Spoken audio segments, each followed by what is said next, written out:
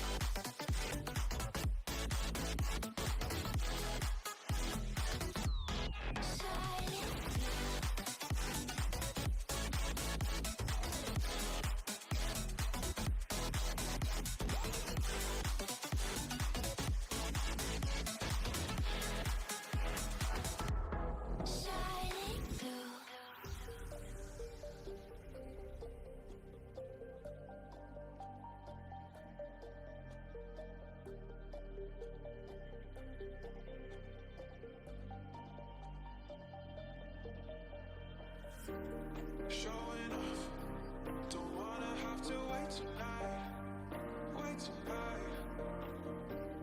Better off, I'm gonna find my way tonight, wait tonight. Won't you talk to me? I wanna heal your sorrow. Won't you talk to me? We'll make a new tomorrow. Won't you talk to me? We'll make this happy.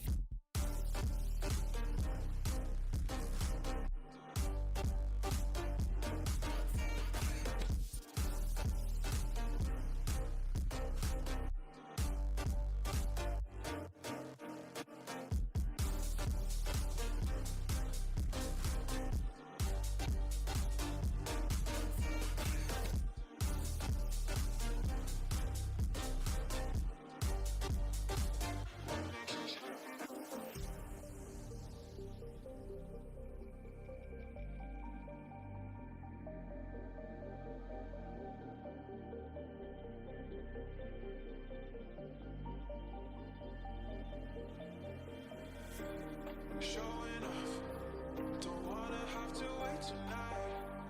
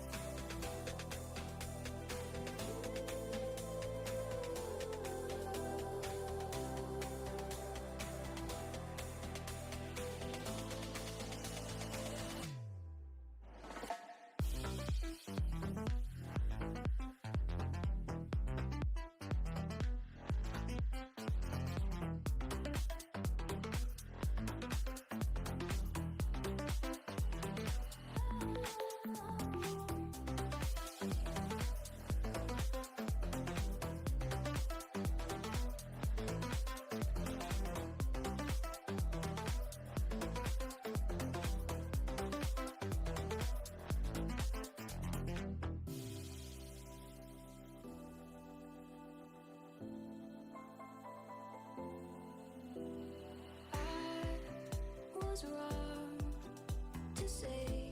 I wouldn't change a thing, 'cause in the story of our lives, the best of times through color glass. Time rolls on enough to let me move on past, but every little now and then it creeps on back to shade my smile.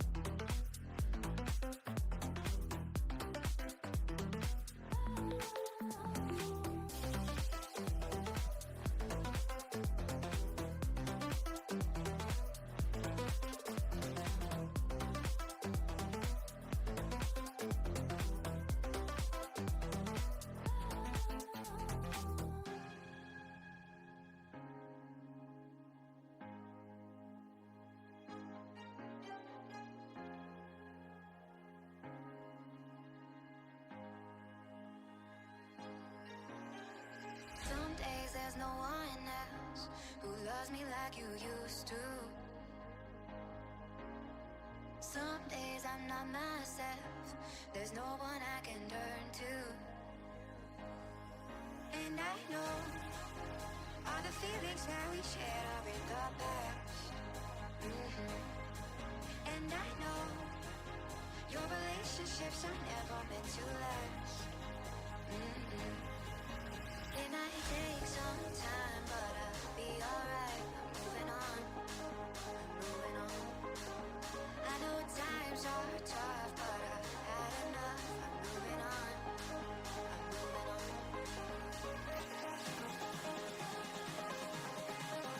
Moving on, moving on. I know times are tough, but I've had enough. I'm moving on, I'm moving on.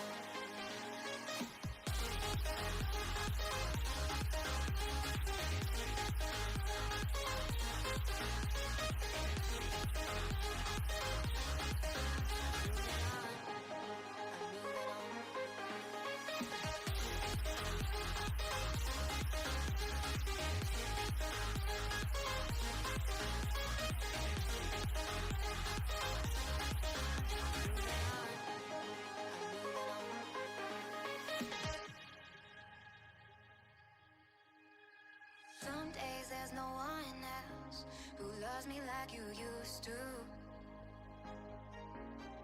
Some days I'm not myself, there's no one I can turn to.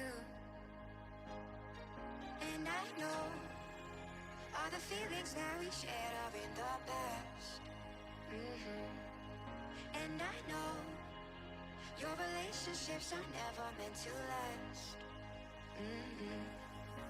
It might take some time, but I'll be alright. I'm moving on, I'm moving on. I know times are tough, but I've had enough. I'm moving on, I'm moving on.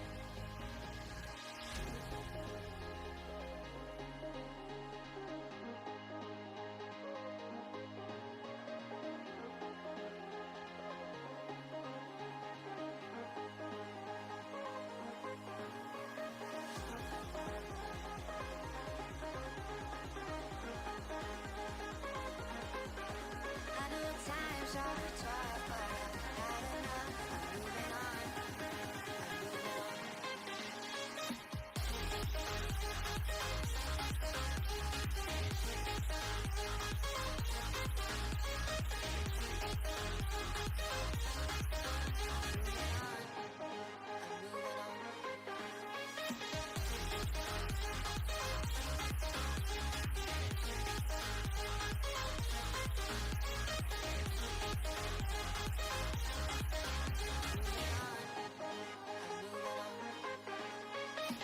Talking to myself and I can't focus.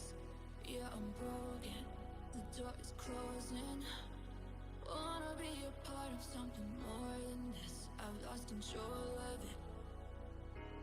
Oh, seeing the stars reminds me of you. Oh, oh, oh. You left me with scars, but I know that one day you'll see it through. You'll see it through. You'll see it through. Yeah. You'll see it through. You'll see it through. We gonna live forever, forever. The afterlife. We gonna live forever, forever. The afterlife.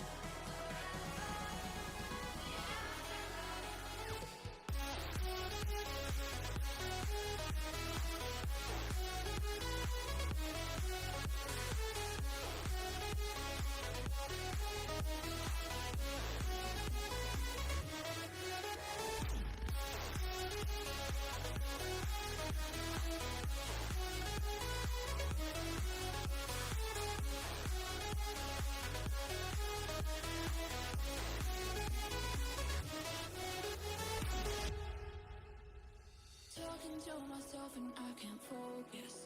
Yeah, I'm broken. The door is closing. Wanna be a part of something more than this. I've lost control of it. Oh, seeing the stars reminds me of you. Oh, oh, oh. You left me with scars, but I know that one day you'll see it through.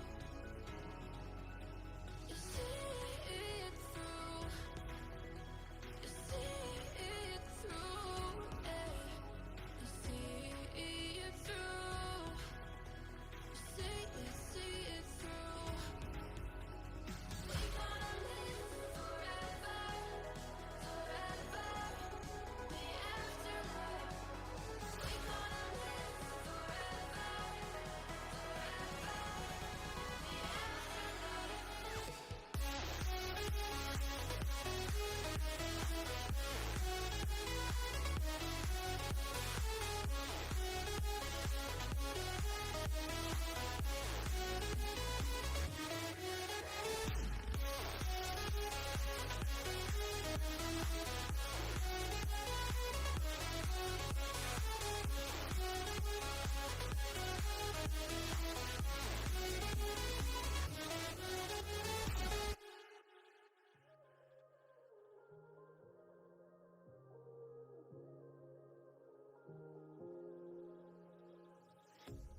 A pair of jeans, a shirt or two.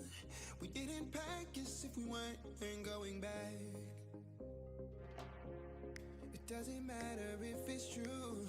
I've got a feeling love will give us what we lack. The world is waiting up. The world is waiting half a step beyond our door. Yeah. And if it's not enough, I wanna see the stuff the world has got in store. I wanna take it all in, I'm falling. The cityscape by night, wanna catch in my photos. Where you go, every corner twice as bright. They'll be my treasures forever. When I can't hold you tight, I'll see the Stockholm lights. The Stockholm lights, the Stockholm lights.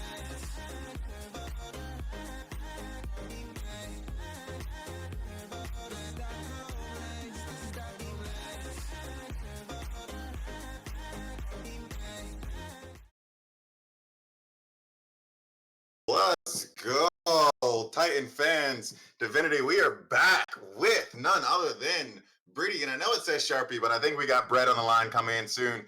My name is Goose, and welcome to the first round of the Divinity League playoffs between Elysium, Omen, and Dorado Gaming side. Two teams that are coming in at the top of the ladder, definitely putting on a show throughout the entire Divinity season. And when they matched up, there was one that was just slightly stronger, and by slightly I mean they swept. But before we get into that, Brady, let's just tap in on let's talk about the Divinity League as a whole, right? Yesterday we had the Divinity League showcase. We had 20 players coming in, I think voted on by their peers as the top, the best of the best.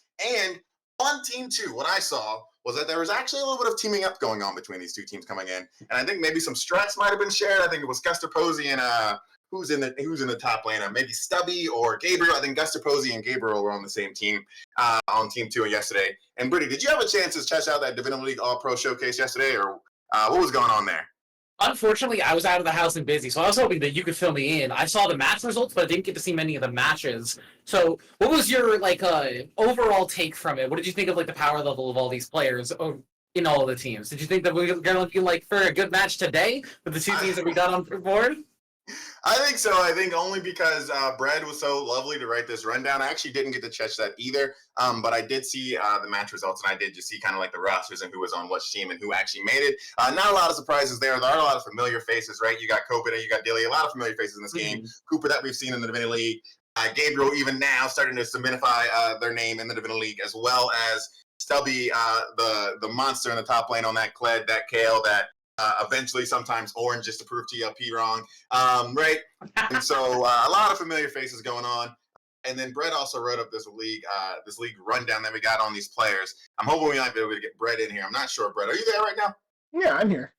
Oh, bet. Say no more. Right? So you're just hiding in Sharpie's abyss right there. That's what's going on? It's that way. Brett, were you able to catch the Divinity League showcase? Were you in the showcase? Oh no, I was too bad. Giga Wash jungler over here. I watched a little bit of it in between trying to get some work done around the house. Got to see 2-5 run it down on the Yone bot. That was pretty fun. 2-5, and 2-5's in this game right here, right? 2-5's going to be he's Dorado's AD carry, I believe. ADC right now. Oh, it's just been the week of Dorado in these playoffs. I think we just saw Dorado Gaming Alpha. We saw Dorado, another Dorado team as well, in the Conqueror League as well in the playoffs. And so Dorado's having a little bit of a hot streak right now. Do you think that hot streak kind of continues? The last time these two teams matched up, Brett and Brady, Dorado Gaming side actually 2-0 at Elysium Omen. And so I didn't get to watch that one either, but 2-0 feels pretty strong right now. And I don't think many changes have happened since then. Again, a lot of these familiar faces. Looking at these familiar faces, Brett, I know you know a lot of these players almost like on a first name basis at this point, well enough to be able to insult them in an essay that you wrote not too long ago. And I'm wondering what position, not specifically players, but what position, if you were to combine the two teams, right? If you were to combine Cooper and Guster Posey, or you were to combine Gabriel and Stubby, what position is the strongest between these two teams if you were to put both of these players on the same team? Probably either, I would say probably jungle or AD carry. Dilly and 2-5 are both really good AD carries, and then you got Guster, who's probably the best jungler in the league at the moment. And then Cooper, who's been around a while and not too far off him, usually in playoffs. So I would probably go with one of those two. I'm not too familiar with Dorado's top laner. And apparently Elton clears Kobita, so yeah, I'm gonna say either AD carry or jungle.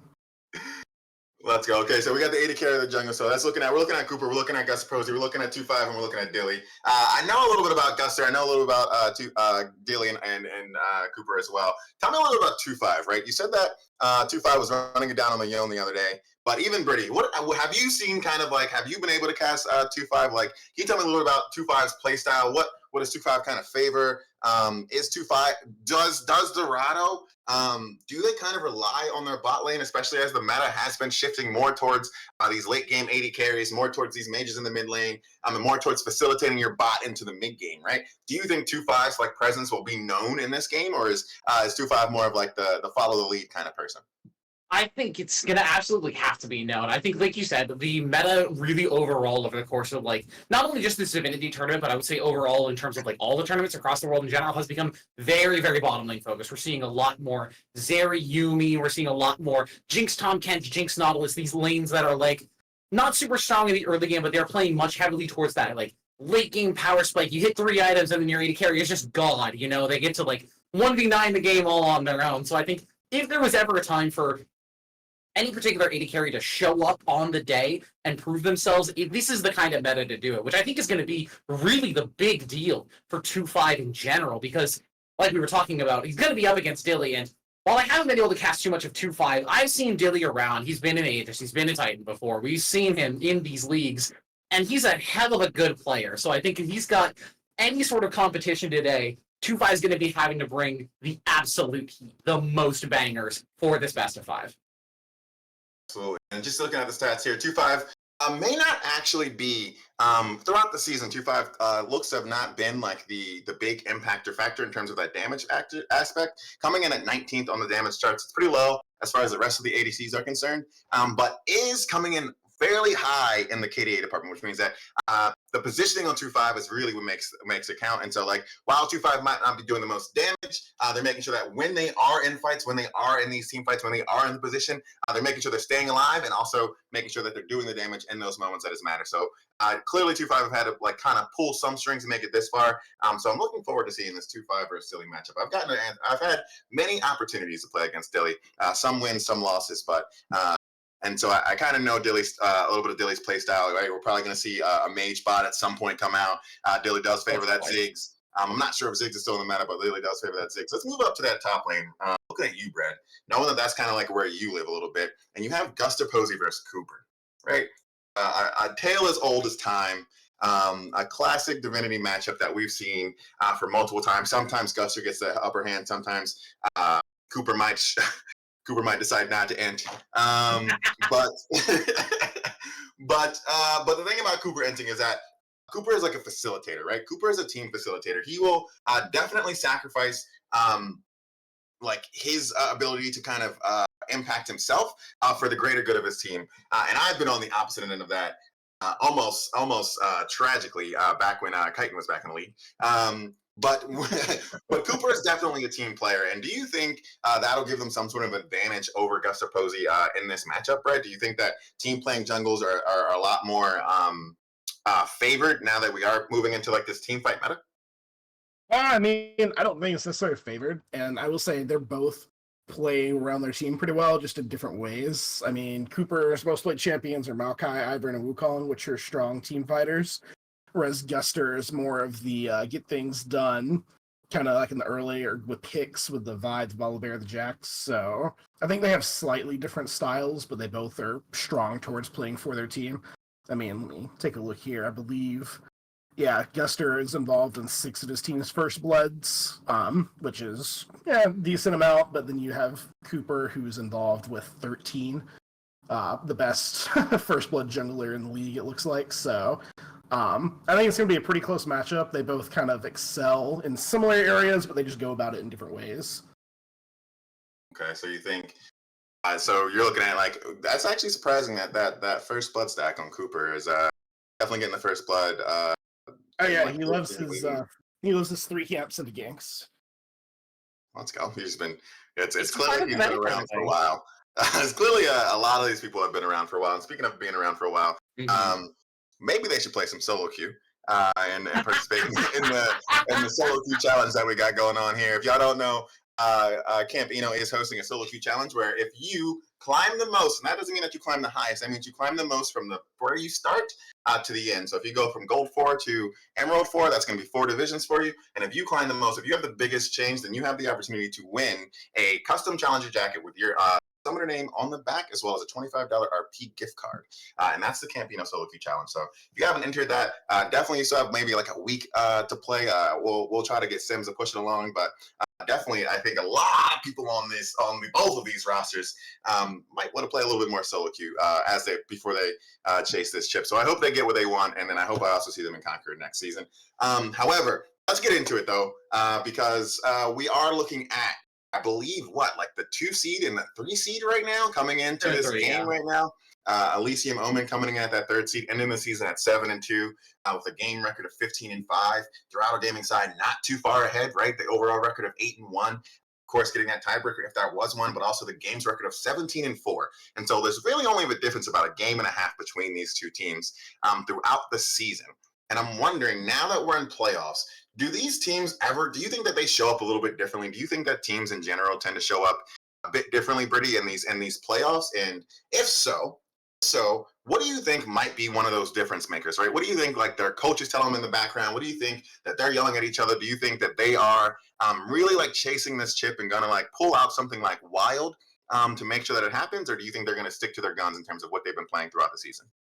I do think there's a lot that changes when you get into the playoffs. There's certainly some players and some teams that might be known for having a little bit of struggling breathing, one might say, maybe some choking in the playoffs, especially. They tend to have some struggles when they get to those best of fives. And I do think the best of fives really are a different breed than the best of threes, even like especially the best of ones, but like you have so much different adaptation. Each series starts to get its own little bit of meta. You have their each like individual players starting to push like more towards comfort as opposed to what's the meta. Maybe sometimes they take champions that might not be as strong, but I do think the thing that like really can allow players to jump over that hurdle is the amount of experience that they have in these best of five situations. Because like I said, it's a whole different type of beast than it is in a best of three.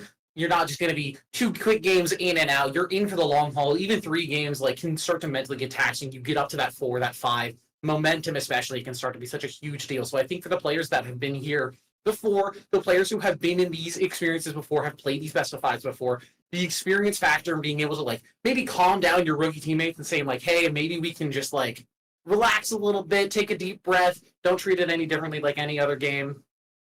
That sort of vibe is the kind of thing that you need to be bringing into your players and trying to like just get them to breathe a little bit, get them to relax, and keep that veterancy, that experience in mind when you're coming into these best of fives. Absolutely. Absolutely. Getting that experience going into this best of fives. And since it is the best of fives, we are to hop into draft. But before we hop into the draft, I want to get a quick kind of opinion from our veteran player. Speaking of that experience, Brett, what do you think, knowing these players so deeply, knowing these players both on and off of the Rift, what are we looking at here? Are we going the distance? Are we going a 2 a.m. a banger 5 series right now? Or do you think that the Dorado Gaming side is going to come in and sweep again? Like, how do you think this plays out? Speaking of like from the junglers, the ADCs, and now the whole team, how do you think this plays out? My rankings, I predicted 3-2 just because I think it's a close game or close matchup. But there is always the opportunity that Elysium shows their past demons and gets reversed, or not even reversed, just gets swept because they're chokers. So we'll kind of see how it plays out.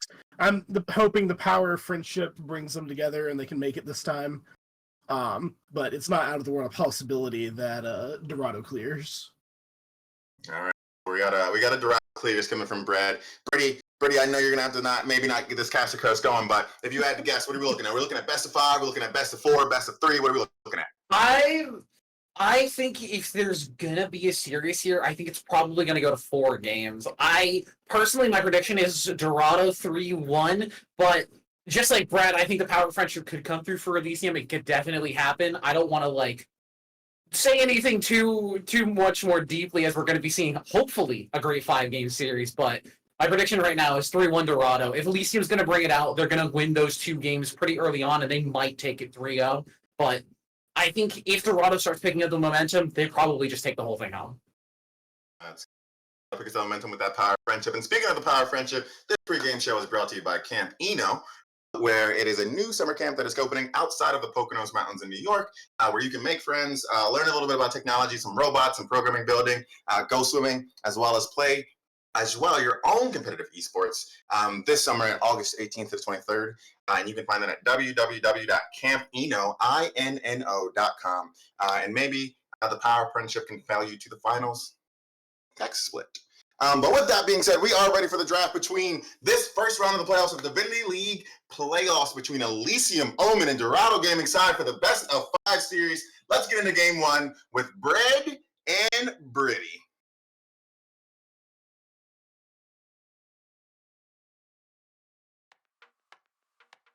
All right, thank you, Goose, for that wonderful send-off. I am What's Birdie, and joining me is not, in fact, Brad. It is one of our good friends here at the Divinity League. It is Sharpie, looking sharp as per usual. How you feeling today?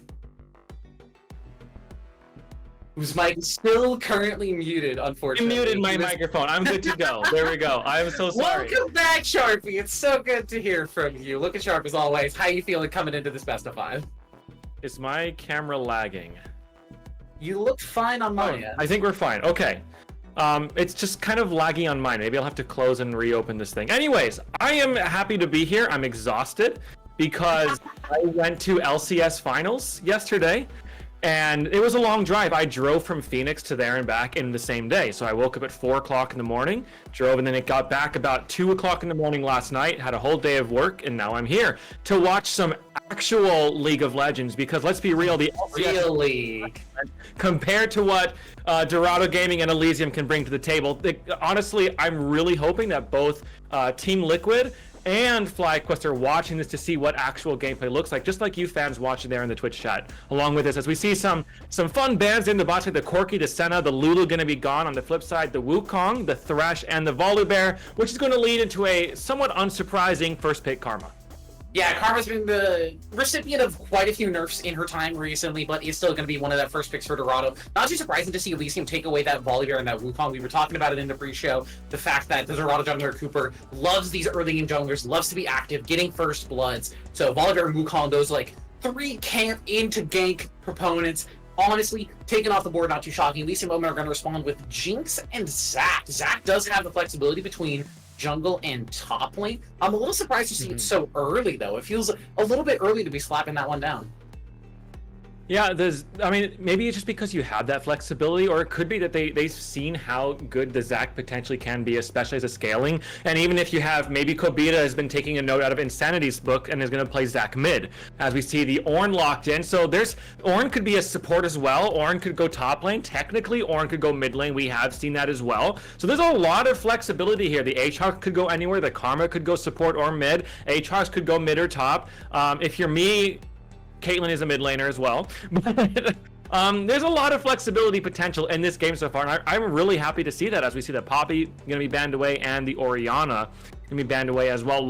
Very interesting comps here so far, though. A lot of engage for Elysium and kind of a more standard kind of team fighting 5v5 front to back for Dorado. Yeah, I say this anytime I see a team draft Jinx early on into their draft. As soon as you have this champion, you need to be piling every single resource that you have into this champion. You're drafting around this particular pick the entire time, sort of like a protect the president kind of composition, and already Elysium Omen, I think, are going off with flying colors. The Zac and the Ornn are great frontliners to enable Jinx to have the space in team fights to play the team fights out however she wants, have the space to just free auto wherever she would like. I do want to see a little bit more support for her. I would love to see an Enchanter or maybe some more engage as they're going to grab up that Rakan. I'm curious how they're going to be able to give that Jinx just that little bit of an extra juice, though, on this last pick.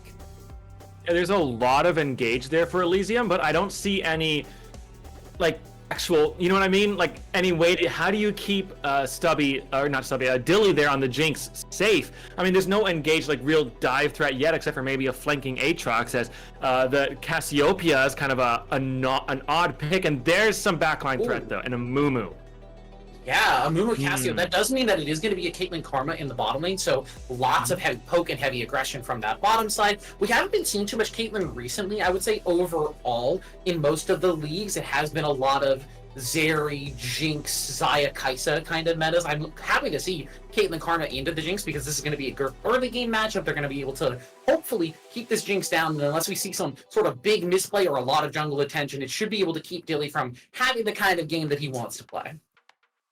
Yeah, I mean, the Syndra is going to be nice a little bit because you have that Scatter the Weak to try to knock people away, but spoiler alert, a Mumu can dash to you twice. So it's going to be difficult because, like I said, the Zac, this Ornn, there's this Rakan who have a lot of engage, they have a lot of frontlining, but they really don't have an awful lot of peel for the Jinx. If someone gets onto them, there's not much a Zac and Ornn and a Rakan can do besides maybe add a little bit of CC, but you can't actually get them away from the Jinx. So it's going to be, I do think I still favor Elysium's comp here just because of how proactive it can be, whereas Dorado's is a bit more of this kind of scaling. You kind of have to navigate team fights with a lot more intentionality, I think, but I think at the end of the day, it's going to come down to execution. Yeah, it always comes down to execution. As much as we like one draft or the other, execution really is where it matters. And speaking of execution, I think it's about time we hop onto the riff for Game 1 of Dorado Gaming Sai versus Elysium Omen. We're in for a good one tonight, I feel. I've got it in my bones, just that good feeling of good vibes coming through. You know, it's always good when a good feeling of good vibes are in store for a first game here in our semifinals.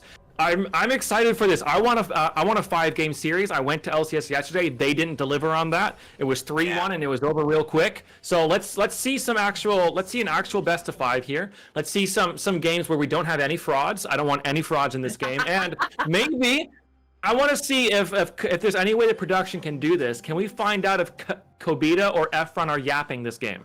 I want to know. We'll try and keep an eye on the all chat, see if anybody is taking some notes from Yapped in America over on TL. But looking across the board, runes and summoner spells, mostly normal overall. I do want to point out that for 2-5 and Jackthon, it is going to be Ghost and Heal, not something like Ghost and Ignite or Ghost and Exhaust. So a little bit more defensive in that summoner choice for the Caitlyn and the Karma. Whereas Dilly and Barolo have a Cleanse and Ignite, so a little bit more aggressive. I think the Cleanse kind of necessary into something like a Mumu, and the Ignite, Barolo maybe can look for some early roams or look to punish 2-5 and Jackthon if they overstep. Yeah, I like the cleanse here because it's going to get so much value. You have really only one serious backline threat, which is that Amumu. And if you just hold on to that cleanse, wait for him to pop the Curse of the Sad Mummy, and then hit that cleanse button, you're going to be basically good to go. And you can just kite back, you get that extra little bit of movement speed, if I remember correctly, for using it, and you can just reposition yourself in the fight and hopefully be able to just auto attack to death and get a nice little team fight for yourself, especially if the Ornn, the Zac, Rakan, etc. can be distracting enough towards the rest of the backline. Yeah, that is really, I think, the advantage for this Elysium Omen composition. You have these 2.5, I'll say, beefy frontliners. Rakan's sort of like kind of a frontliner. He's a little bit more slippery in and out kind of diver, but Ornn and Zac especially are going to be so heavy on that front line and keeping that Jinx safe. It's going to be a struggle, I think, for Caitlyn and Cassio to actually get through them. I'm expecting to see early Kraken Slayer for the Caitlyn, maybe an early Leandris for the Cassio as well, just to start breaking through these health bars a little bit more efficiently. Yeah, a lot of scaling there for Dorado, but there's so much it's such a weird decision to go with an Amumu here, because the Cassio, maybe you want to try to kind of hover for the Zac and just kind of operate as this counter engage, because the Amumu can be such a strong level 2 ganker, but it's just odd because, you know, you've got a Caitlyn who really wants to, you know, you're going to be very proactive early on with that Caitlyn Karma pick. You can really shove the wave if you want to, and actually step forward and try to do that. And then the Cassio really wants to scale as well. And the Aatrox is just kind of a lane neutralizer who wants to be around for team fights mid and late game. And so it's I don't know what the Amumu is supposed to do early mid, even though you have so much potential with it. I'm curious to see how Just Cooper is going to handle this one. I'm curious if, because both of these junglers are just padding entirely towards the bottom side here, full clearing all of their camps, as Jackthon actually stepping up pretty aggressively here into the level lead that Dilly and Barolo have, trying, I think, to bait a little bit for Just Cooper. But like I said, both these junglers on the bottom side of the map, they both opted to full clear their jungles. I think both of them just want to get towards level 6. As flash forward from Just Cooper, he's going to land that blinding on into Barolo, force that grand entrance away. Dilly did have to lose that flash to get away from it, so overall flash for flash traded. Not feeling too bad about that for Dorado.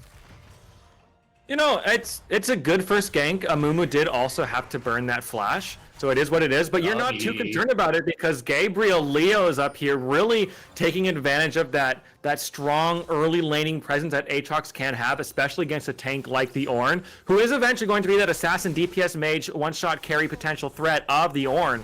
But they're going for another gank here, bot side. Just Cooper wants to get in. Flash forward from Jackthon. They finally found the binding down onto Dilly. He's going to cleanse away from that root from Jackthon. He's still burning down, though. That red buff taking away. Dilly, though, going to get auto attack down. First blood over to 2-5. Barolo now super low.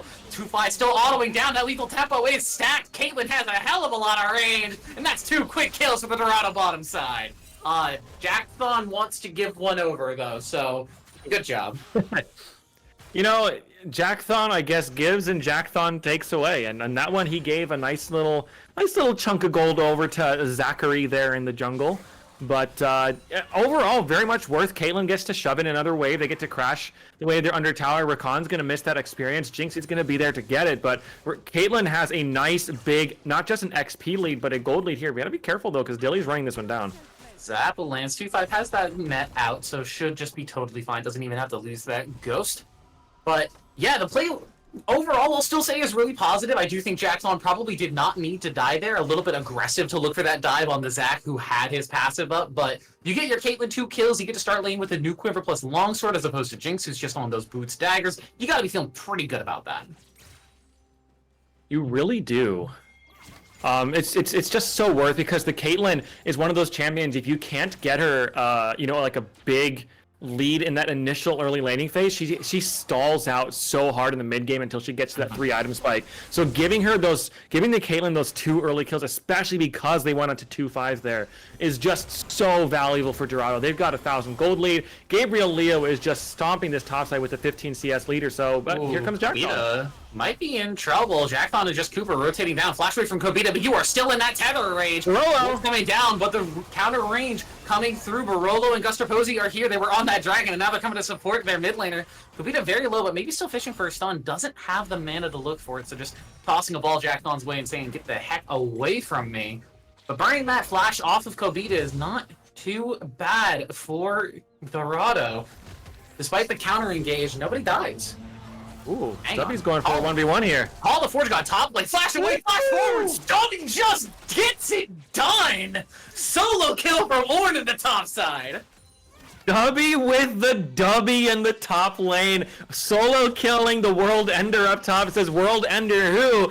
I am the Forge God, and I will send you to death screen. What a nice little angle there to just say, I have the proactivity here. I have the burst damage. I can one-shot you, and just executes perfectly on it. Also blows Gabriel Leo's flash, so that's going to be a very immobile Aatrox there topside. Does burn the TP to get back to topside. Ornn's going to walk back, so he's going to have that extra teleport pressure to look for some of these ganks. But here comes Just Cooper. Maybe the Ornn can respond to this. They might turn around. Zac is here for the counter gank, getting flash forward to get that fling back onto 2-5, but Dilly's already out of there, Barolo's already out of there, so that's going to be the passive pop from Zac. Can Dilly and Barolo get enough work done here to protect their jungler? I don't think they can. They should just be able to donate this kill over to 2-5. They can get one more auto down. There it is. The Caitlyn now on a killing spree down here on the bottom side. Caitlyn has a 3rd kill now. This is going to be a very strong Caitlyn. This is not going to be lore accurate arcane Caitlyn from season 1 because she didn't really do too much that season. But this is I haven't seen season 2, but I'm gonna assume this is season 2 lore accurate Caitlyn because she is putting down a shellacking on Jinx, which I expect we will see in season 2. So lore accurate leaks of the arcane is happening here in this match between Dorado and Elysium, and you know what? Spoiler alert, you're seeing it happen live. Yeah, I mean, this is really what you want to happen, as nice pullback from Gabriel Leo. They're still getting very, very low, but comfortable enough to just walk away from that one. But yeah, this is what you want to have happen. If you have a Caitlyn and Karma in the bottom side, you want to be playing with your jungler down aggressively towards this lane. We've seen Just Cooper have a massive tent down here, just making sure that the Jinx and the Rakan are never comfortable to trade, never comfortable to farm, and just have to play pretty much under their tower. As you can see in the items, it's Noon Quiver for Jinx, but it's already that full static shiv for 2-5. These waves are just going to be permanently sitting underneath Dilly's tower. Yeah, Caitlyn, that shove potential is just going to be ridiculous now as here comes Kobita in trouble yet again. Gonna get caught by that bandage toss. The ace in the hole from the backline just to seal the credit for it. That's the true AD carry mentality right there. Your team gets it done, but 2-5 is the one who gets the reward. And that's so good for Efron as well because that Cassio was down about 20 CS. You can see it looks a little bit more even, but that's because there's such a massive wave that is crashing onto that tower that Kobita is going to miss because of that dive. And that's going to significantly even out that mid lane deficit that this Cassio is in, is going for that what is it? The rod? What is that item called? Rod of Ages. It is Rod of Ages. Yeah, it's going for the Rod of Ages, so it's a very kind of a late game scaling, the double one with the Rod and the Seraphs. And so that's going to really help Efron get past Barolo. Nice last slingshot from Gusterposi, but there's that curse of the sad mommy catching every member. Super low on Just Cooper though. Dilly now level 6. That Super Mega Death Rocket didn't get just enough done, but the zap comes through. Dilly now gets excited. Jackthon might be in trouble. Gets that slowdown on to the Jinx. Was going to be able to survive a 2-5 on the other side of the fight with a trap in the brush. Says hello Barolo, goodbye Barolo. Now, on the wrong side of the map, however, Dilly and Guster Posey potentially still looking to hunt down this Caitlyn. That's 500 gold of juicy shutdown waiting to go over. Dilly, though, can't 1v1 this Caitlyn. 2-5 goes dominating before dying to Guster Posey. Competing in the meantime versus Efron. Flash flip traded for Flash, but Efron already has the twin fangs sunk into the Sandra. Man, that fight was just chaos. It was all together into one fight, and then it got split up into two separate ones. Dilly steps too far forward against the Caitlyn and forgets this is a 5-0 Caitlyn. This is a Caitlyn who's got a lot of crit. Never mind, Stubby's going for another 1v1 real quick. God, Stubby wants another, but Gabriel Leo a little bit healthier this time. Those Umbral Glaives doing a little bit too much damage. Has to be able to walk away. Both of these top laners with a sliver of HP surviving. But yeah, back to that bottom lane fight. I know Dilly and Guster Posey must have been communicating there that the Caitlyn was, in fact, on that side of the map and they needed to go and deal with her, but Dilly just stepped a little bit too far forward too early.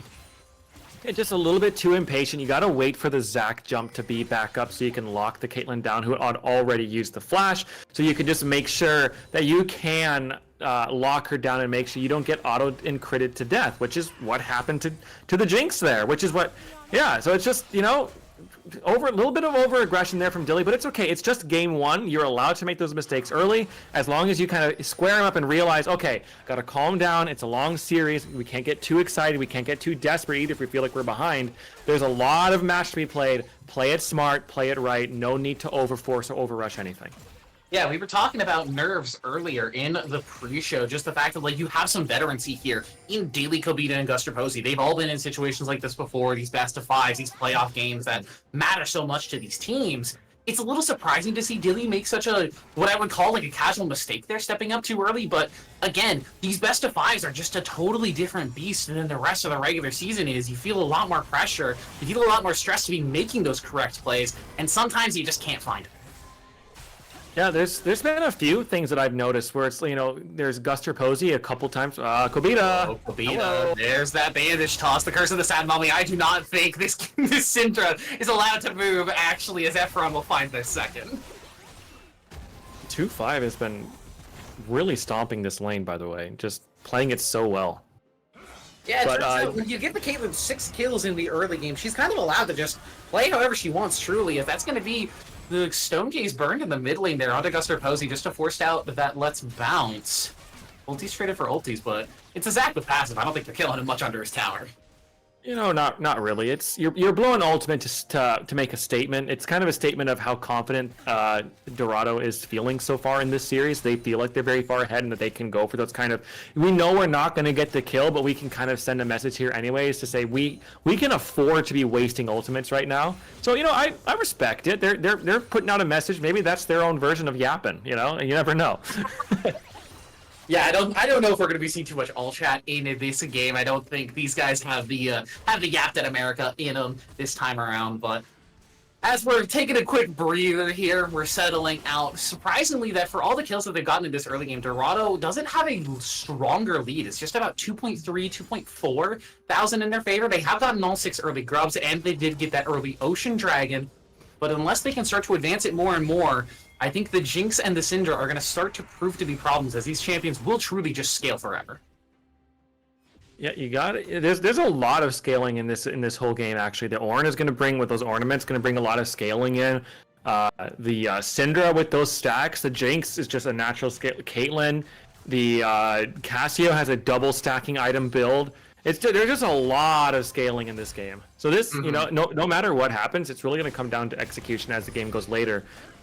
But so far though, Dorado has had such good objective control. Like you were saying, all 6 scrubs, they took that first dragon. Here they are taking a Herald, and they're probably going to rotate up topside to drop that.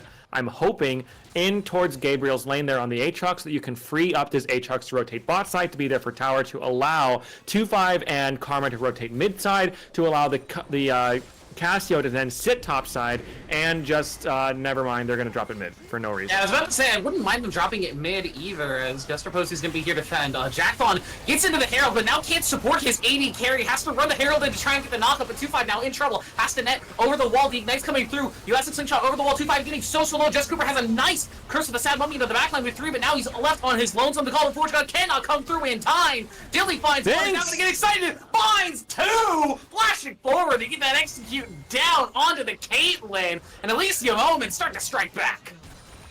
Jackthon was so funny to watch in that fight, just sitting there on top of Rift Herald's back, cruising around, trying to knock people up, and does land a couple knockups, but it's Dilly in the backline staying alive, finally able to find the angle to get 2-5 there on the Caitlyn, picks up a shutdown on the Jinx, picks up another kill afterwards, is now 3-2, has that static shift completed and is starting to build towards that second item now as well. Is going to significantly even up the goal difference, not all the way, I don't believe, but it's going to do a lot to help close that gold gap and get Jinx into a lot more comfortable of a position as we're getting into around the 15-minute mark, which is when we're going to start contesting for the second dragons, and we want to stop Dorado from that stack. So big team fight rather win there for Elysium to really stem the bleeding and get themselves right back into this game.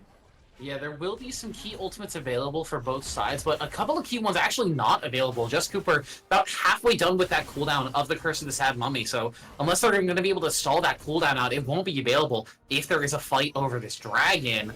And similarly, Barolo just about a couple seconds away from that quickness cooldown. Stubby still waiting for that call to Forge God, but it looks like Elysium Omen happy to just start up this dragon. They have full vision control of the pit, and this should just be stopping the stacking. They'll even up the dragons 1-1 and get themselves started towards the soul. Yeah, it's going to be a dragon gone back over to Elysium, so the dragon stacking is going to be even. That's going to mean we won't see a soul until 30 minutes if one team manages to capture the next 3, which is really nice for both teams actually, because they want to take a bit more time to scale, so they don't have to worry so much about the threat right away of someone just snowballing the game out with dragons. But yeah, this game is going to go the distance, it looks like, just because of how they're playing it. Yeah, Cassio wants to scale, and Jinx and Syndra both want to scale. Caitlyn, a little bit happier on that mid lane spike, or on that mid game spike. As you can see, she's pretty close to that Infinity Edge completion. The item recently buffed. Getting that extra crit damage has been so huge for these crit-based AD carries as Jackthon actually may be in trouble here. Stubby wants to find that call to Forge God, gets it down onto Jackthon. Barolo with the quickness, the Super Mega Death Rocket. They're going to guarantee that kill. 2-5 on the bottom side of the fight just picks up Dilly. Positioned a little poorly there, but now 2-5, maybe the one in trouble is Guster Pose is going to get that fling back, and Barolo gets the knock up. It's all airborne for 2-5. Can they finally finish off this Caitlyn? No, she manages to walk away, picks up Barolo. Kavita will finally shut them down, but now the Syndra left alone in the front line as the passive was popped from Guster Posey. Stubby is forced to just walk away sadly as his jungler dies in his arms, and Dorado continued to strike and strike more. That was very fortunate for Elysium that it didn't go worse. Kobita threw a QW into that bush blindly, and it barely clipped the edge of 2-5 to execute that Caitlyn, who also had the ace in the hole still available, so they could have chased a lot further onto Stubby than they did. Nevertheless, Aatrox comes flying in, pops the World Ender, and absolutely shreds through that fight. Cassio staying alive through it as well, does a bunch of damage, gets a bunch of kills, and it was just a great turnaround there by Dorado, able to just pull out that fight after the aggression there from Stubby after they picked off that Karma. It was, Caitlyn just being able to step forward and get that kill onto the Jinx, and it just wins out from there, even though the Caitlyn did drop. So a great turnaround from them. Well played. Yeah, no Infinity Edge completed during that fight. 2-5 now finally has that one available, but even without that Infinity Edge, you can see how much damage this AD carry can pump out when you get them ahead, and now with that Infinity Edge 8 inventory, it's only going to be worse as, hang on, 2-5, getting a little bit dangerous, but I think Kobita's actually the one in trouble as the Avengers assemble and say goodbye to Elysium's mid lane. They're going to grab another turret as well and advance their lead, rounding out at just about 5,000 now. Kobita was doing quite well in that mid lane, but ever since that first gank there from Just Cooper, and with Jackthon roaming up in that perfect sync with that jungler, this jungle support here from Dorado has been in such good sync. They've been, ganking from both sides on that river multiple times there onto the Syndra, and it has put this mid laner so far behind against the Cassio. Now, Cassio now on 2 items. The Seraphs is done. The Rod on 8 stacks will be completed there by 21 minutes. And Kobita just kind of sitting on that Luden's Echo. Or what is it called? Luden's something. Luden's Companion. I think Luden's Companion. Is it Luden's Companion? Is it Caster's Companion? It's one of those two. It's Luden's Companion. It was Luden's something. It is Luden's Companion. Thank you, production. But yeah, it's just tragic there for Kobita, who's, you're still gonna be collecting up those shards, but you're just not gonna have the damage to do so much with it anymore because your ultimate is relying on getting them. That ultimate bonus is relying on getting them below a certain amount. Here comes Guster Posey though. Hello, Gabriel. All the force god. Gabriel Leo gonna pop that world ender, but is gonna get crowd controlled up a little bit. Stubby does have that Leviathan inventory, that upgraded heart steel. So every once in a while, that auto will come through very, very hard as some extra damage comes through. But Jack on here to support the top laner. Dilly doesn't have anybody to block this ace in the hole, and it's a beautiful curse of the sad mummy onto the backline. It's just Cooper getting away from all of the crowd control just to chase down this AD carry. Dilly will survive for a little bit longer. That Knight's about keeping this ADC alive for so long, but finally gets picked up. Just Cooper finds one and finds two. They're gonna donate one over to the Aatrox, the target of all this bullying in the early game. 2-5 will find the last, and Kobita on the bottom side of the map just unable to help his team. It's 4-0 in favor of Dorado. Yep, they're going to go on to the Baron here as well. It just spawned. It's 20 minutes and 40 seconds in. Caitlyn is, the Cassio is going to respawn and try to push out mid there as well to keep the Syndra from trying to roam in and maybe get some damage onto that. So they're going to take a Baron absolutely for free, a 4-0, basically a clean ace in that fight because the mid laners were just sitting bot lane, screwing around, collecting farm like it was Farmville back in 2013 is what it is. They're going to pick up that last tick there of damage onto the Baron. They're going to be wearing purple. Dragon spawning here in about 15 seconds. This is going to propel Dorado significantly forward into this game as they're already at about a 9,000 gold lead. Yeah, this is the spike that you want for the Caitlyn. Those two items, Infinity Edge and Static Chip, putting in so much work during the team fights. And as much as it was the Caitlyn getting that ace in the hole on Dylan, getting some extra damage down, credit where credit's due. Just Cooper with a beautiful ultimate on that back line, making sure that there was no room to play for this Jinx. And we were talking about that in the draft. This is how the Elysium Omen wants to play as Kobita caught sleeping on the teleport. Efron is going to cancel that out with the ground, and I don't think he's going to be moving anywhere else. Gabriel Leo now on a killing spree. And it's how you want to Jinx compositions. As the Rocket does not manage to find a steal. You want her to have freedom in the backline. You want her to be able to be safe, and we were worried about the lack of dive that Dorado has, but just Cooper just getting it done on the backline. Just Cooper has been piloting this sad boy so well. Has been just continuously able to find backline, continuously able to use that bandage toss in the early mid game to propel Kobita, or to propel Efron rather, just through that early game like stagnancy that a Cassio can often have, and just really help to get over that slump because a Syndra can absolutely run over a game early, and Just Cooper and Jackthon together absolutely shut that down. And then with 2-5 just being so strong there in the bot lane, now on double-digit kills, this is looking like a very quick game one. I wouldn't be surprised if this game's going to be over in the next couple minutes. They might do a reset right here and then do their final pushes out to start opening up the base. Yeah, I don't think we'll be seeing a soul in this first game unless we see a miracle defense from Elysium Omen. The gold lead just now rounding out to about 10,000 in the favor of Dorado. Barolo and Dilly are going to try and push down this mid lane turret a little bit, pick up some objective bounties. Discuster Posey, maybe looking for some threat out to 2-5. The Curse of the Sad Mummy doing a decent job of defense, but they do find Barolo dying on that backline. Dilly now the target, just says goodbye as it's a haste in the hole. It's a triple kill for 2-5. Stubby forced to run away, but it's a Lord Dominic's regard. Finished for his 80 carry. It's a quadra kill for 2-5 on the Caitlyn. Yeah, that right there, I mean, the death timers aren't significantly long, but it's going to be more than long enough for them to be able to march into the base with these Baron empowered minions. They're going to for sure clear out that mid lane tower, clear out that mid lane inhibitor most likely as well as they step forward. Just Cooper needs to just walk forward and zone off Kobita. He's up there. We see him stepping forward to the other side of the tower. So that's going to be that inhibitor tower gone. That's going to be the inhibitor dropped as well. Aatrox roaming up topside to help get that tower pushed so the team can rotate out for that as well and pick up another tower as well. That's going to propel them up to a 12,000 gold lead here at 24 minutes. Yeah, the Baron buff should be falling off fairly soon, but picking up that mid lane inhibitor will start to open up the map for them as Guster. I'm not sure this is the trade that you want to be taking. Efron is happy to just continue to bite into the squishy Zac. Tick, tick, boom! The fade away with the Hextech portal! Efron gets it done with style. That was just disrespectful. You throw down that last Twin Fangs, throw down the Q, turn around Iron Man style, cool guys don't look at explosions, pop the Hextech gate to get out of there as Guster Posey drops to gray screen in the background. What a Giga Chad play from Efron. That's just mean at that point, but it is that third item completed for Efron, that Leandres, that just guarantees the burn on this health stacking Zac.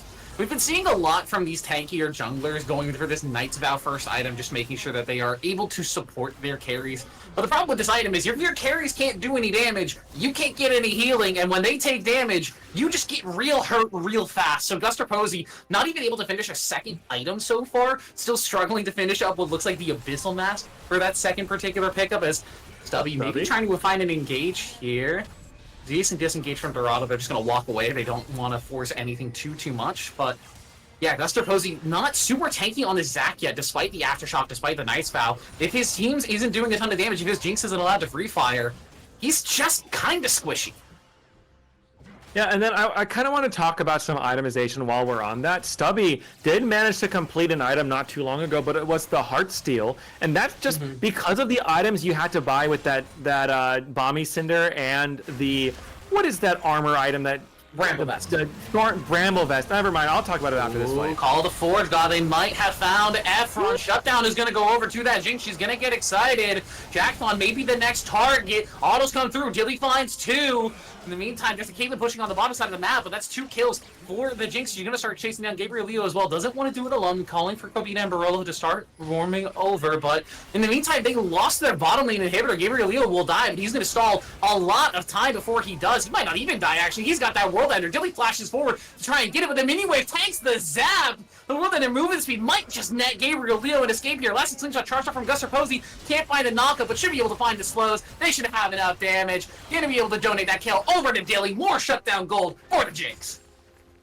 That was a really nice call there from Stubby to walk forward. 2-5 showed by themselves bot lane to clear out that inhibitor tower. Yes, you did take the inhibitor tower. You did take the inhibitor, but you were sitting at around a 13,000 gold lead, and that was a 3,000 gold swing with a big shutdown going over to Dilly's Jinx, who has now completed that Infinity Edge, has the Kraken Slayer done, has that Static Shiv done, is sitting on 60% crit. Jinx is starting to come online, and if you're Dorado, you've got to be careful, especially because those ornaments are coming in as well. Yeah, this is the point of the game where Dorado, I think, has to look for an end pretty quickly. Granted, there are only 2 towers left standing on the map. 2 inhibitors are down. That last one in top lane exposed. So if Dorado wins a team fight, the game should just end. It should just be over. But if Elysium Omen can continue to defend their base like they have been, if Dilly is continuing to just be given time in team fights to start stacking up, to start getting autos, this game looks pretty over, but it's not done yet. It is not done yet at all. Ornaments are coming online. Zac has picked up that second item. The Syndra is slowly scaling up towards what I assume is going to be that death cap. So if you can hang out for a little bit longer and allow Syndra to get that really big third item, Jinx as well has that Last Whisperer working towards building that. That is Last Whisperer, right? Yeah, Last Whisper going into Lord Dom's regard. Lord Dom's, going towards Lord Dom's. Yeah, as long as you do that, Just Cooper gotta be careful here. Cooper, it is just the jungle and support. They're not going to be able to do too much damage to this Amumu, but if they stall time for Kobita to get over, Amumu could start feeling a bit more pain. Stun comes through, some extra damage. They're not going to be able to one-shot him, but they're going to be able to one-shot Guster! Goes into the passive immediately, and it's the instant turnaround from Just Cooper. Dilly will go on a rampage and pick one up, but it's immediately traded back. 2-5 finds the headshot, finds another, just blows up Kobita. Stubby teleports in, but it's just too little, too late. Call of the Forge God finds some nice knockouts, but it's just not enough. Give 2-5 another quadra kill. We need this game to go a little bit longer because we need to actually, you know what, screw that. We're gonna go into the client after this, and we're gonna tell 2-5 to change your name to 2-4 because he just picked up his second quadra kill of the game. That's gonna be the game winning quadra kill to put Dorado Gaming up 1-0 over Elysium here in the semifinals. Well played to 2-5. What a great Amumu performance there as well for Just Cooper. They're up 1-0 in the series. 18-3-5 for 2-5's first showing here in the playoffs. Now that is a hell of a statement game for Dorado, and what a performance from them to get this started. What a performance indeed, coming out absolutely swinging in this match. Man, I have nothing to say. That was just a dominant showing by them. Just very impressive. Very impressive.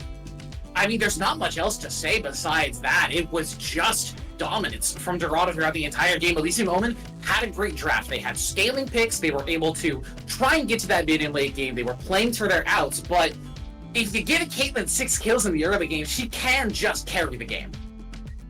She can, and she absolutely did. Arcane Season 2 lore accurate Caitlyn came through, pulled out the victory here in Game 1. Don't go anywhere. We've got Game 2 coming shortly right after this.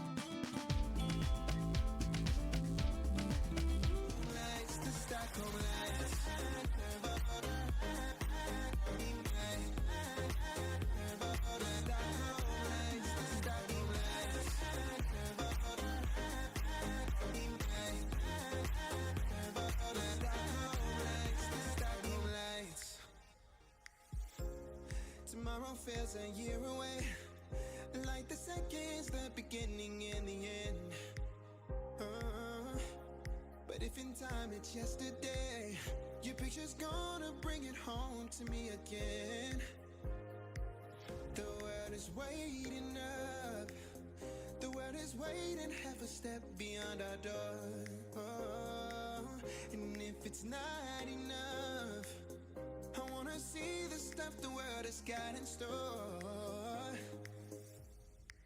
I wanna take it all in, I'm falling. The cityscape by night, wanna catch in my photos. Where you go, every corner twice as bright. They'll be my treasures forever. When I can't hold you tight, I'll see the Stockholm lights. The Stockholm lights, the Stockholm lights.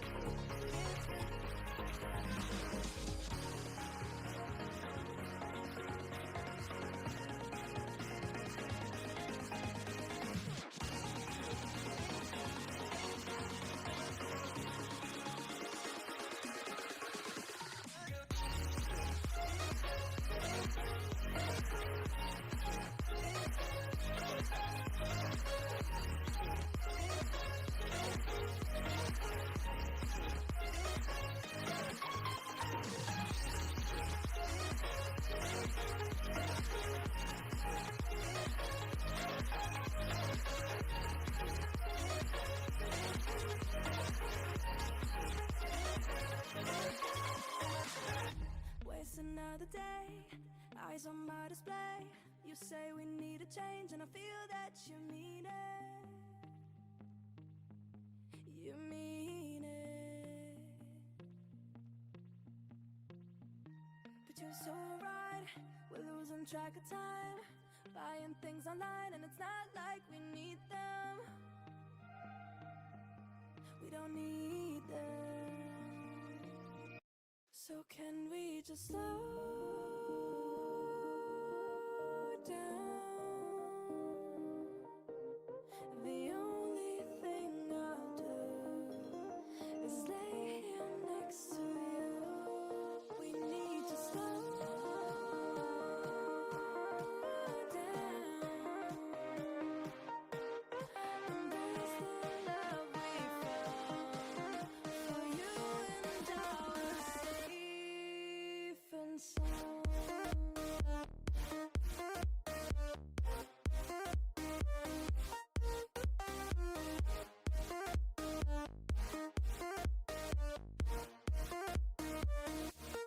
And we just slow down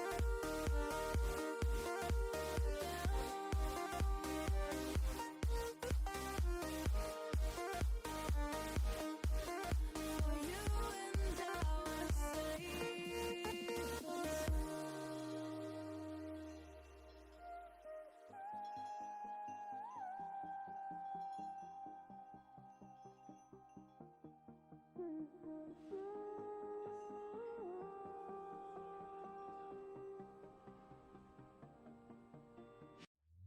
We were on the run, rocking around the clock. Now all we need is right here in front of us. In front of us. So can we just slow down?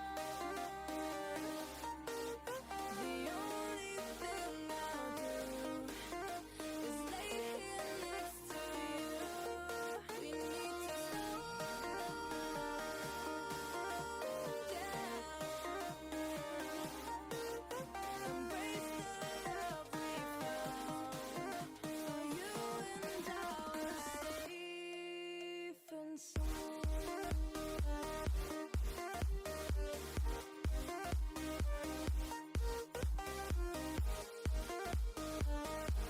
Can we just slow down? And we just slow waste another day. I don't know how to say. You say we need a change, and I feel that you mean it. But you're so right, we're losing track of time, buying things online, it's not like we need them.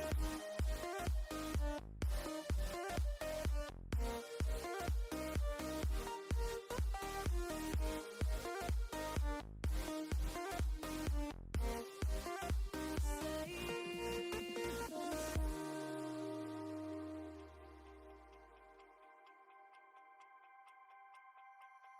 Can I be your star tonight? You fill my soul with light the day we met. I don't wanna leave your side, no. Have me by your side when the sun sets. I hope you'll still want me, I hope you'll still need me a million years from now. The seasons are changing, the nights ever fading. It's time we left the ground. Let's leave for an eternity. Sail across the lights beyond the sky. I'll be with you eternally. Night for your love and keeps me high. Keeps me high.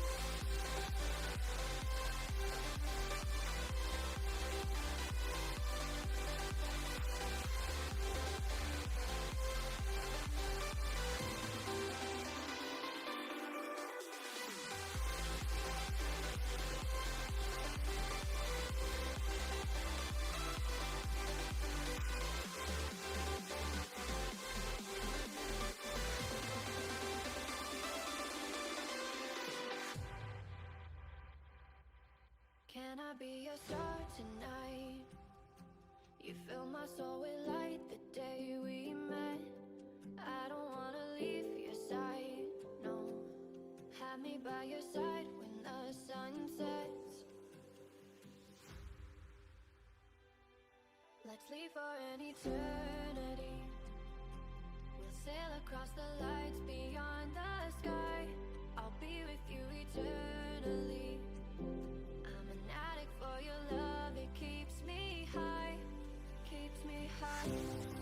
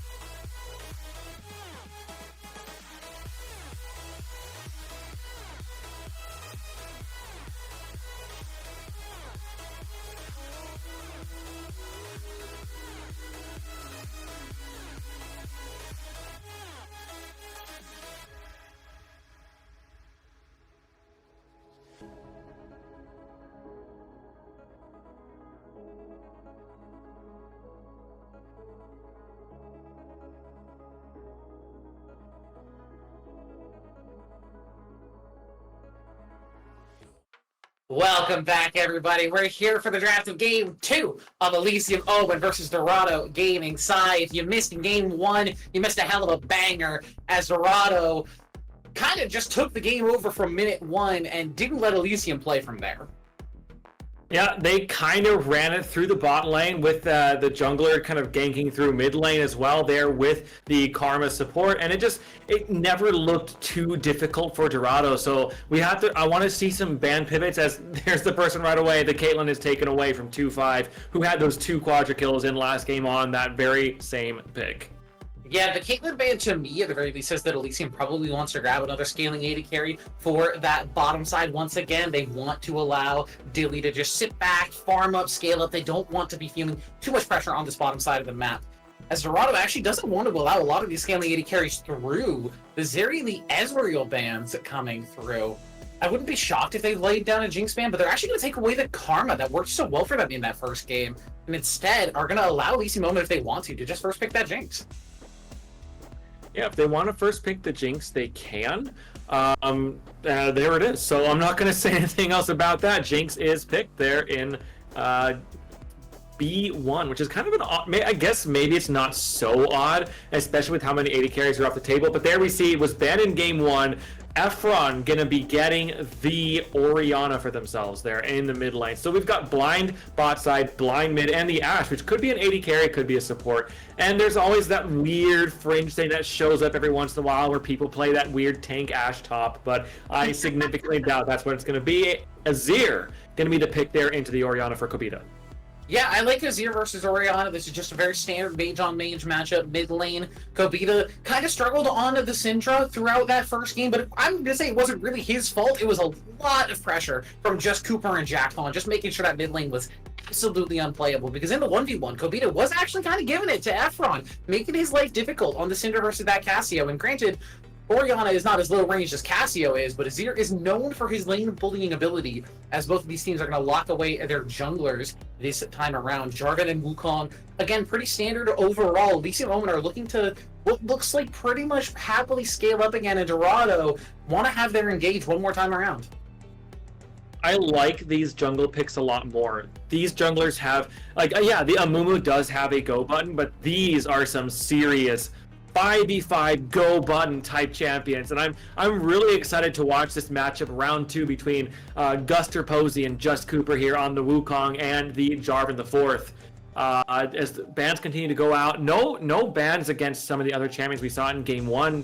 Trundle Gwen going to be taken away from Gabriel Leo, the Leona and the Lulu taken away from Barolo, trying to take away some of that power that you could pair with the Jinx there to make sure this Jinx isn't going to be that, trying to take away some of the power, at least in some of the scaling in those team fights from Dilly. Yeah, importantly, I want to say Aatrox is still open for Gabriel Leo. They're going to lock that one away. I'm not too shocked to say, because despite some of the struggles that he had on Stubby versus that Ornn, he was doing fine. In the mid and late game team fights, he was able to play Aatrox in the way that you want to see Aatrox played. Sundered Sky, auto-attacking, healing for like 600 health, and Elysium Omen actually just want to give it to him in the top side. Stubby throwing down the gauntlet and saying, hey, you want to pick Aatrox again? I'm taking the Aurelia. We're gonna 1v1 every time. I like this. Stubby is feeling confident, and we've got a flamboyant man in the bot lane there as well for Barolo to pair along with the Jinx. We've got truly outrageous Taric there, and the support going to go along with the Ashe is going to be the Seraphine. And so we've got some really fun musical prodigy supermodel style characters here in the bot lane who, Taric, if I take this bun out, I've got some hair to flow like it as well. So I can get my truly outrageous looks going, and so can you. So we can be truly outrageous in this game, but Barolo says I can do it best. Locks in the Taric, Seraphine bot side. We're going to have some fun games here, ladies and gentlemen. Yeah, I do really like the Taric into this Dorado gaming composition. You have Wukong and Aatrox who want to be sprinting forward, carrying that ball with them, setting up those shockwaves, and Taric is at his absolute best when he's able to just sit back, absorb that pressure, you engage into him, he pops down that Cosmic Radiance, he throws out the stuns, he plays that purely defensive position that I think Elysium Omen was kind of missing in that game one. They had that Rakan on the bottom side, who was great for engages, but when you already have the the Ornn in the top side and the Zac in your jungle as your go buttons, you don't really need that third. And Elysium Omen has Guster Posey on the Jarvan this time around. They have Kobita on the Azir. They have their go buttons, and they realized, hey, as long as we keep Jinx safe, as long as she's allowed to free fire from the back line, she can actually play the game. We saw it a couple times in the team fights last game. But now Dilly will have a lot more of that flexibility and that defense able to support him from this Wukong, from this Aatrox trying to dive on him in the backside. Now, you do have to be careful because there's a couple really powerful combos that Dorado can throw down. Wukong, go invisible and go flying into the backline. Seraphine can ult chain off of an invisible Wukong. Orianna can put an invisible ball on top of Wukong. And there's just a lot of proactivity. And here's the thing, Tarek's ultimate takes a second or two to charge up before it actually pops. And if you get a level 16 Orianna with a couple items on her back, that ult shockwave combined with like an Aatrox Q3 over the top and a Wukong Cyclone and a Seraphine ultimate flying through all of that as well, that is going to be a lot of burst right away, and it may be that the team fight is over before Tarek can be truly, truly outrageous.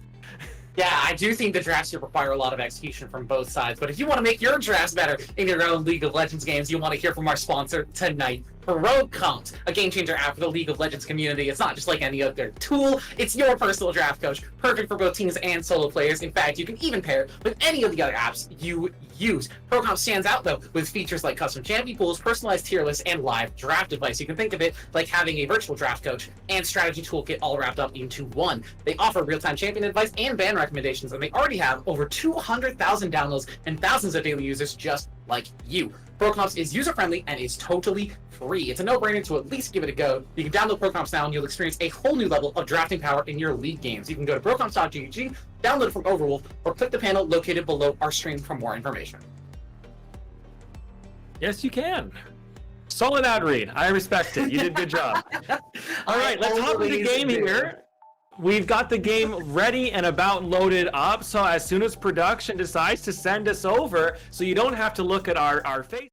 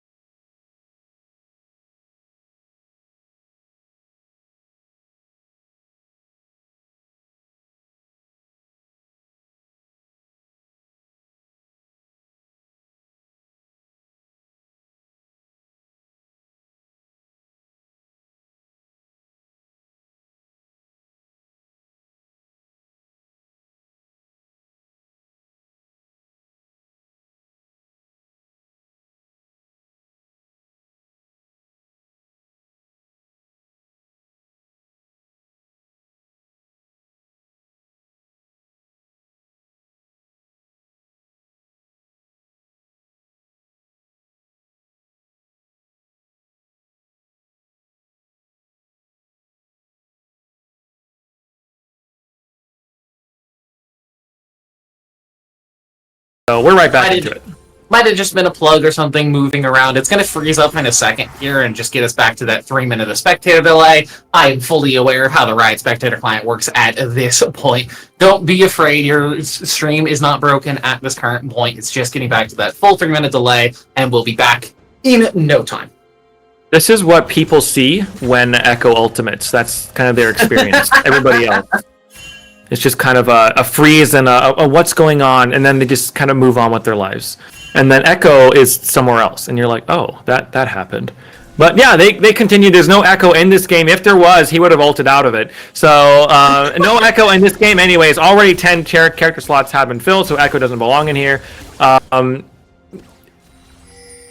We're back to League of Legends. We're back to League of Legends. If you're just now joining us, says, hang on, Guster Posey may be looking for an engage here in the mid lane, but it's the counter engage from Just Cooper. The Shockwave will find absolute air as Stubby now may be looking for the engage with the Vanguard's edge. It's a nice Seraphine ulti onto 3 though. Dilly finds 1. Guster Posey hits a huge cataclysm, but he gets shut down immediately as Gabriel lands that big slam off the Q. Dilly now maybe in trouble. Uses that cleanse, but still gets caught by the chains. He's going to get knocked up. Shut down. Gold is going to go over. The shuttle is into the backline, but it's just too little too late. Covinus exhausted. He can't do enough damage. Gabriel Leo still surviving on the front line. It's a triple kill for the Aatrox. Somebody gets up on the back line and picks up Jackson, but it's just the support. It's 2 kills for 2-5. It's 3 for Gabriel Leo. Dorado Gaming strike back hard.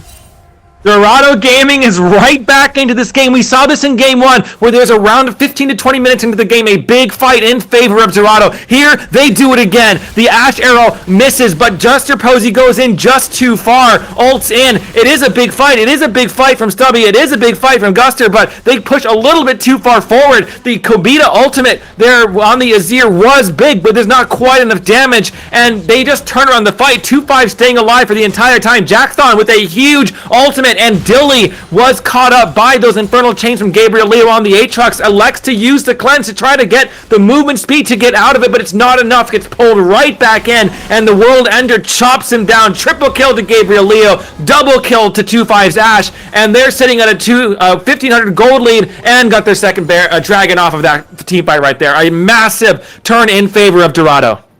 Yeah.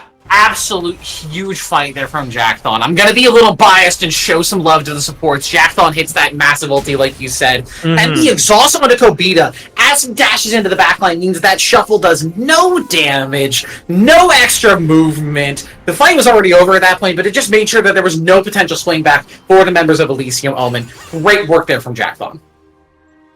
Yeah, that fight was super close to going either way, though. So both of these teams playing right on the edge of what their champions can do, and it's a pleasure to watch these two teams play because they've been really playing their hearts out here today so far in these first 2 games. Yeah, now as we get a second to breathe, as that mid lane turret did end up falling, like you said, Dorado Gaming get themselves a gold lead now, swing about 2,000, so now it's about 1,000 in their favor. As Gabriel Leo, the recipient of a lot of gold there off the back half of that fight, now finishes up that second item, looking to get towards a third. A very fed Aatrox is not something you want to be seeing if you are playing Jinx in this game. Again, the Jinx has defensive capability. She's got a flash up. She's got a Taric who's going to be sitting in front of her. But at the same time, Gabriel Leo does quite a bit of damage, as you can see Guster Posey forced to flag and drag out of his own jungle. Gabriel Leo at this point is such a massive threat in this game. 5 kills, the 2 items there completed, and like you said, building towards that third. And this Aatrox is just a monster in these fights. If Aatrox can find some big flanks in these the subsequent team fights that are coming up ahead and get some big Qs onto the Jinx or onto the Azir before the Taric ultimate can pop, which it's been so long since I've seen a Taric, I don't even remember what the ultimate is called. Cosmic Radiance. The Cosmic Radiance, thank you. Before that Cosmic Radiance can kind of fully go through and turn those carries golden or whatever color they go, that sparkly, glittery kind of existence that Taric sends them into, Aatrox can absolutely at this point 1v9 a team fight. So it's a lot of pressure now has to be on this Aatrox shoulders, because you have an Ashe which is going to do a lot of damage, but it's nothing like having that late game assurance of a 2 patches ago Smolder or a Jinx or a Zeri or something or Kog'Maw. It's one of those bit more utilitarian AD carries, and same with the support, very utility. Most of your damage is actually going to be coming from this Orianna and from this Aatrox, and so if Gabriel Leo continues to play like they've been playing here in this first game and for sure here in the second one as well, this is Gabriel's game to lose at this point. Yeah, I do want to say that team fight was very much on a razor's edge. It was very close both ways.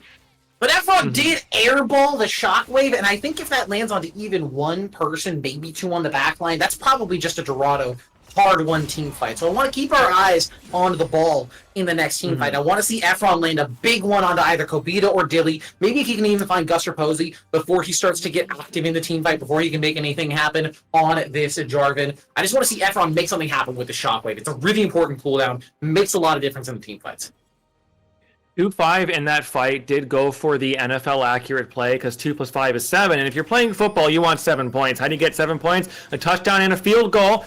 2-5 sent that Ashe ultimate right through the uprights between 2 players. The field goal was good. Got the 2-5 there for the team. And so that was 2 ultimates whiffed there in that team fight that they still managed to pull out a win on, largely because of a big ult from Jackthon and Just Cooper staying alive with that Cyclone for so long, and Gabriel Leo with those Infernal Chains onto Dilly.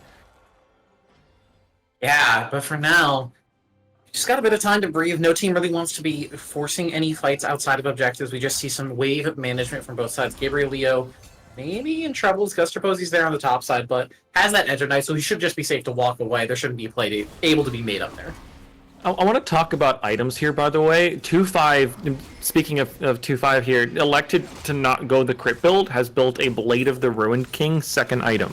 Thoughts? Yeah. It's there's not a ton of HP being built overall between most of the members, as hang on, Gabriel Leo. Gonna pop that World Ender actually pretty defensively. The Ashe ult's coming out topside as well. 2 very big cooldowns not able to be used now as Jackthon maybe in trouble. Teleport up from Kobita. Jackthon just forced a flash over the wall. An aggressive teleport there from Kobita, I think. I like the look, but just couldn't find anything off of it. They need to be safe here because Just Cooper and Efron were taking the drag. They do take it, so that puts them on drag's sole point. But Gabriel, they got to be really careful. Gabriel has flash. It's just holding on to it for so long. Great Seraphine ulti onto 2. The Cosmic Radiance will deny that shockwave from Efron. He doesn't want to use it just yet. Manages to find a couple, but it's under his own tower. And it's all 5 members of Elysium coming to shut him down. But in the meantime, mid lane, 2-5 and Just Cooper happy to just push away down here.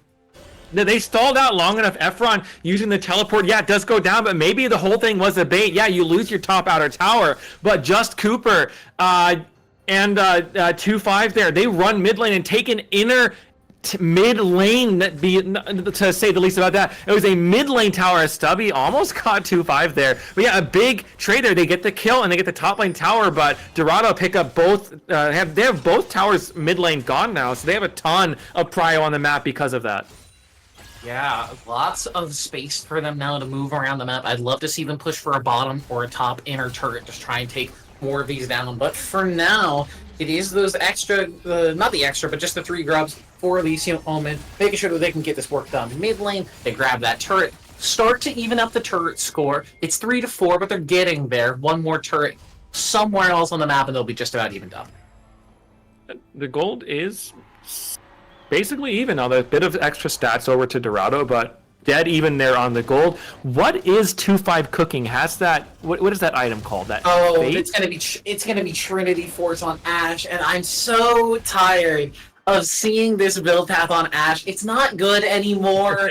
They nerfed Trinity Force. It's not a mythic anymore. It's just not great anymore. You don't have to do it. Yeah, 2-5 is definitely cooking here in game 2 with this item build. He's picking up leftovers. That's from like 3 seasons ago. Put that down. Maybe it's building into what is that? It's a phage, right? It's phage, so it would either be Trinity Force or Black Cleaver, and I don't think we're going to be seeing Black Cleaver Ashe in this game. I'm gonna look it up. What else can phage build into? I'm fairly certain it's just those two. It might be Stridebreaker as well, but if we see Stridebreaker on Ashe, I think I just quit my casting career here and now. Yep, it's Black Cleaver, Trinity Force, and Stridebreaker. So take your picks here. Is it the Stridebreaker Ashe where It's Guster for sure Posey or Stubby? Hear me out though. Stubby jumps in, and then the Ashe Stridebreaker, so Stubby can't follow up, and then pops the ghost and runs away. It is the Stridebreaker Ashe tech as the counter against the Irelia Jarvan. That would actually be so funny to see.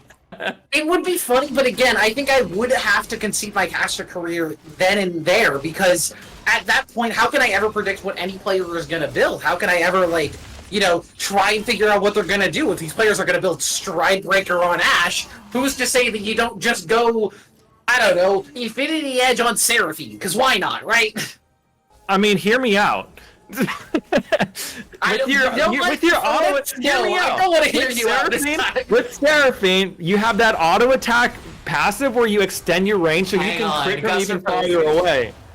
Guster Posey's gonna be fine, but Seraphine's passive will allow you to extend the range of your auto attack, so you can crit. You can crit from a lot farther away. So maybe crit Seraphine could be a thing. Chat, do not try this in your solo queue games. Don't try this in your quick play games. Don't try it in any games. No. Champions have items that give good stats for them. Infinity Edge is not one of those for Seraphine. And right now, in my opinion, Triforce really isn't one of those for Ashe either, but 2-5 will still be running it with that Phage inventory. But it is already 3 items completed for Dilly on the other side of the map as we jump back into game. Super Mega Death Rocket is going to scout out the Baron here. Jackthon just going to use that double W for a bit of disengage. Both these teams just dancing around the Baron buff. Nobody wants to pull the trigger and full engage on it just yet. Dorado is using the pressure from the fact that they have Soul Point. They have a triple Soul Point effect, essentially. So they know that they can hover around this Baron and not worry too much. Because if they give over a dragon over to Elysium, it's just their second dragon. They have 2 more Soul Points after that. So it's not too big of a deal. Now they have seeded mid lane prio, though. Kobita has dropped the tower there, and they've pushed in mid lane. And they're going to draw a TP. They get that asshole, but just Cooper's actually one-shot in the front line. You cannot be tanking with your team that far away. Toxic Radius doesn't find much value, but it's the jungler dead from Dorado, which will probably just net Elysium Omen the Drake. Yep, they're going to pick up the dragon here, especially because Kobita's tower is going to prevent the wave from pushing, which means Elysium's wave is going to push their up towards that inner tower, in that outer tower rather, and that's going to be the dragon, like you said, going over. So they're going to even it up here a little bit. They have a bit of a gold lead. They picked up a kill there. 4th one there onto the Wukong, and like you said, just Wukong going a bit too aggressive there. It was a very nice, yet again, beautiful ultimate there from the Seraphine that did catch Dilly again, but this time Dilly is safe under the Azir tower, and there's just no real backline threat for that, and so teamfight win over, and Baron control now going over to Elysium. This game is neck and neck right now. And guaranteed 5 more minutes for Jinx scaling with that dragon pick. At the very least, they have 5 more minutes to get her farther ahead. Again, she already is on 3 items as opposed to 2-5, who's trying to finish up at that 3rd. And 3 items really is where Jinx starts to pop off. She gets that Infinity Edge in inventory, and suddenly she is just a massive problem for the enemy team to deal with. We were talking about in Game 1 the amount of dive that you could get on to this AD carry, and Jess Cooper did a great job with the Amumu in that game, but has been kind of struggling on the Wukong in this game too. So without that extra access to the backline, I'm wondering, how do Dorado actually deal with this Jinx? I think it needs to be a flank. I think it needs to be Aatrox getting a good flank. And then Wukong needs to dive in with Efron having the ball on the Wukong so they can go in and get a big ult, followed up by the Seraphine to really pull everybody in. You need to see them being cohesive and kind of all collapsing at the same time. We saw Jackthon and Just Cooper doing that early game in Game 1 there on the Amumu and the, I believe was the Karma. But this game, it just, that synergized dive and collapse from all angles has not been there in Game 2. Yeah, Jackthon looking to finish up that Rhyalize. Barolo getting close to that Frozen Heart. Items coming through from most of the members. Kobita nearly finishing up that Rabadon's Death Cap. We haven't actually been able to talk about this Azir very much over the course of this game, but very quietly, not a bunch of KP, but has farmed up 280 at 31 minutes. Pretty good, nearing 3 items. And I think when we do see a shuffle out of Kobita, when he can finally get onto the backline without being exhausted or immediately stunned, it's going to have a lot of effect. It's Kobita really needs to, if Kobita can pull off a big Shurima shuffle there with Irelia's ultimate and maybe pull it into like a big shuffle into an Irelia ultimate into a Jarvan Cataclysm, that's just a huge wombo combo that is simply waiting to happen. So if they can pull that off, that will be beautiful. Yeah, it's going to be a matter. Your casting career is saved. It is a Trinity Force Ash, so you're okay to keep casting. As I told you it would be, even though this build is like 4 seasons old, you don't need to go Triforce on Ashe anymore. They removed the threefold strikes. It's not as viable on her as it used to be. You can just build more on-hit items like Wit's End or Ginsu's, or even just go full crit as Infinity Edge got recently buffed. You have a lot of options on Ashe. I just don't think Triforce is really the call nowadays. Yeah, well, yeah, I agree. I think there are some on-hit builds that can work. I know I've messed around with some on-hit stuff that is pretty fun, but I think for Ashe, like for sure, the crit build is just kind of generally better. Mm-hmm. But we'll have to see how 2-5 can pilot this one. I have faith. 2-5 had a very nice game 1, so maybe 2-5 is just, waiting for that game 2. What is it? The Trinity Force, Blade of the Ruined King, and Kraken Slayer Power Spike on Ashe that we all definitely read about on pro player guides and all those other, from the watching whoever it was that was streaming and picked this. Maybe it was like an old Night Blue 3 build or something, and here we are bringing it out. And this is an older Ashe build. It's one that AD carries did go when Triforce was a mythic. It's not as though it's unplayable nowadays, but it's just like not the best nowadays. I think if Ashe can salvage this build like a Terminus next item, I could see it being very, very useful. Terminus is one of the best items in the game currently still, even with the Infinity Edge buffs, but we'll have to see how 2-5 ends up building it. We're talking a lot about item builds this game just because there isn't too much happening. These teams, I would say, are playing, rather conservatively this time around, as game 1 was fairly bloody. We had a lot of action, a lot of potential damage and fights going around, but for now, it's just been a very slow game. Neither team wants to really be the one to pull the trigger. Elysium, Omen happy to just scale up with the Jinx composition, and Dorado not able to find their angles for fights just yet, but they've been scaling up in Dragons, so they're forcing the Baron fight. Left, they're going to start forcing this Baron. Gabriel Leo is on a ward, but is looking for a flank position currently. The ward in the pit is going to be denied. Guster Posey does get that flag in there. They're going to flip it. They're looking like they want to commit to it. Dilly's here now, trying to get some poke down. The Ashe Arrow does manage to land onto that backline, but it's immediately canceled out as just Cooper's caught by Guster Posey. Has to immediately flash away from that Cataclysm. But in the meantime, Stubby's on the front line. Absolutely unkillable on Aurelia. The Seraphine ulti doesn't get a lot of value. It's over. The shockwave is massive from Ephron, but it's not big enough. 2-5 though, still untouched on this Ashe. Finally started to get some autos thrown into him. Stubby diving onto that backline. Do they have the safety? Do they have the damage? No! Not enough damage from the Ashe build. Stubby picks up 1, Stubby picks up 2, and it's Elysium Omen striking them down in the Baron pit. That fight was really close to going the other way. 2-5 almost turned that one around there with Jackthon in the pocket, but this Ashe just doesn't do any damage. The Irelia just face tanks the Trinity Force Blade of the Ruined King build there from 2-5 and just walks right up to Ashe, smacks her in the face and says, give me that 300 gold and give me that Baron. They're up 5,000 gold. They're going to pick up their 3rd dragon here to even up the soul point. And they're priming themselves up really well, especially because they're scaling better to even up the series 1-1 here. So this is now their game to lose for sure. Yeah, this is just a series of questionable decisions, I want to say, from the Dorado gaming side. The Ashe build, I think we haven't managed to talk about, but the Orianna build, very, very defensive. Seraphs and Zhonya's finished up before we get any real damage items alongside that Luden's Companion. It's just not a lot of actual damage to start bursting through this team before that Terror Culty comes down. And when Barolo is able to get that Cosmic Radiance off, when Dilly can't be touched on this backline, you can finally see this Jinx composition come to fruition as the Dilly and Stubby are just able to free fire on whatever targets they want. Dilly is having a very nice Jinx game here. Barolo has had some very useful ultimates, but Stubby, in my opinion, has just been a menace here in these fights. Had that solo kill, has top lane earlier, and just has brought so much attention and says, I can throw down the gauntlet on this kind of duelist character, and has been team fighting brilliantly and just playing so well here on the Irelia So, and Guster Posey as well, no slouch either, has had some really nice cataclysms and flag and drags. So this game 2 here from Elysium is a stark contrast to how game 1 played out. And yeah, I think that if unless something goes horribly wrong, they have the scaling advantage here, and they should be looking to start pushing in to close this one out.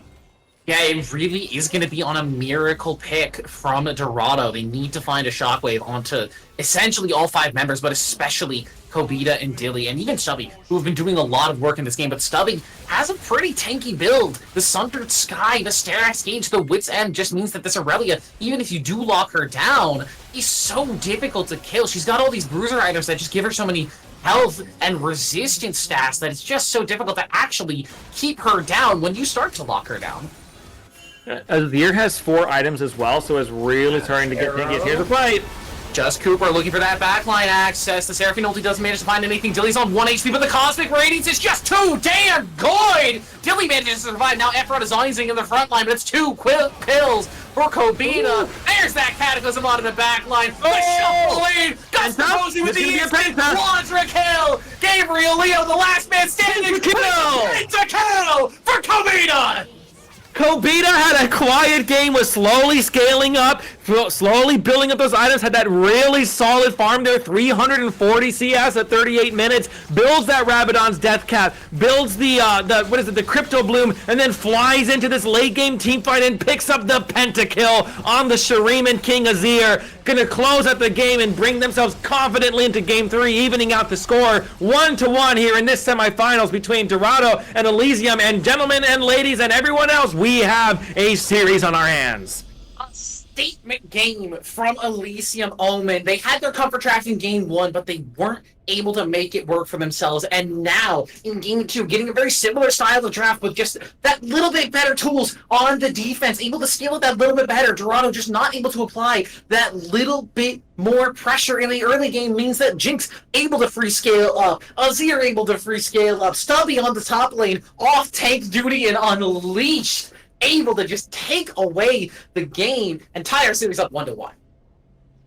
Tie match indeed. Kobita coming through and saying all eyes on me as they fly through and pick up the pentakill to end up the game. That is definitely going to be a career moment for Kobita. Very exciting. What a time to get a pentakill as well. Semifinals game. You're down a game. You need to have that clutch factor, and they fly through and put an absolute stamp, seal, and approve to bring themselves into game 3. What a play from Kobita.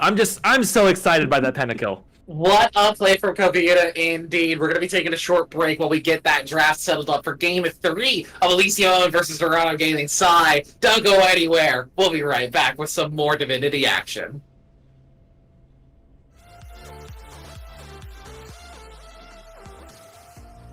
Wait for me, I'm not far behind. I know that I can change. Remembering all of those nights beneath the window frame. Don't know why we keep going round and round in the same place. Can't decide.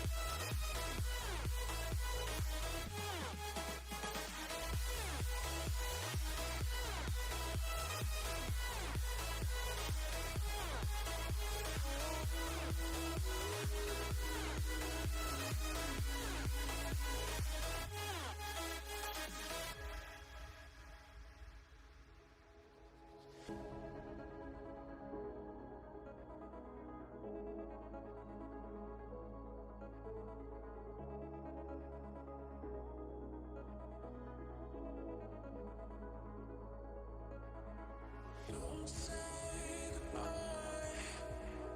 Don't make me cry.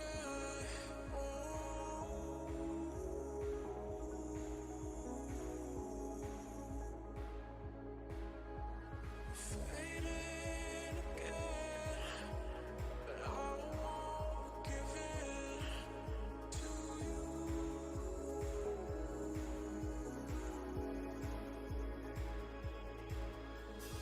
Don't say goodbye.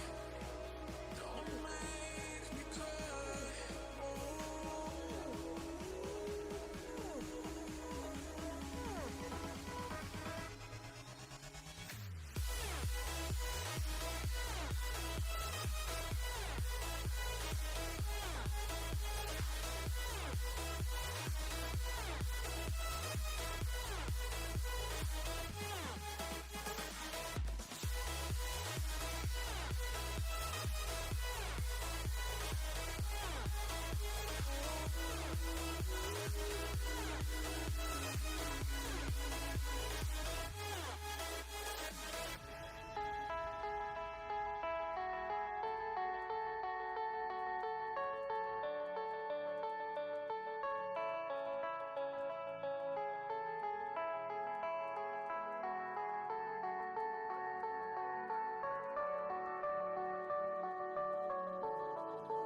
Heard them say our best days pass us by,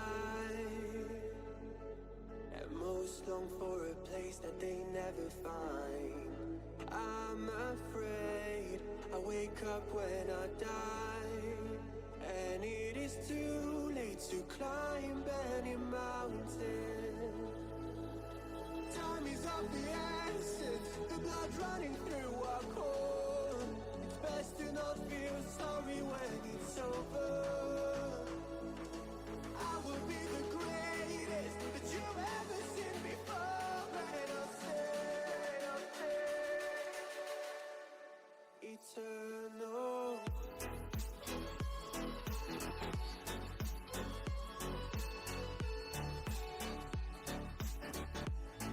Eternal.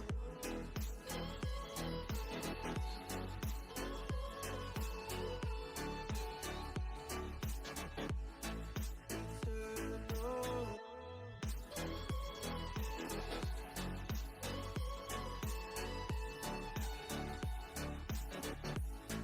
Eternal.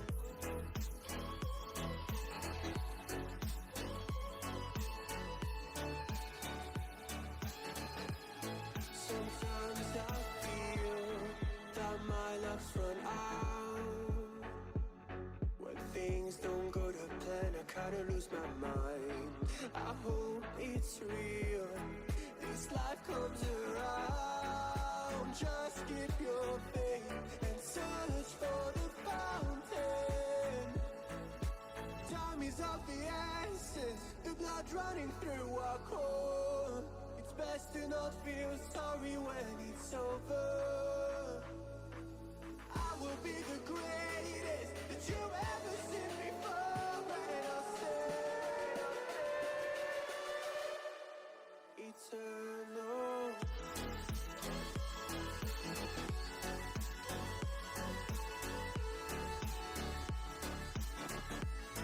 Eternal.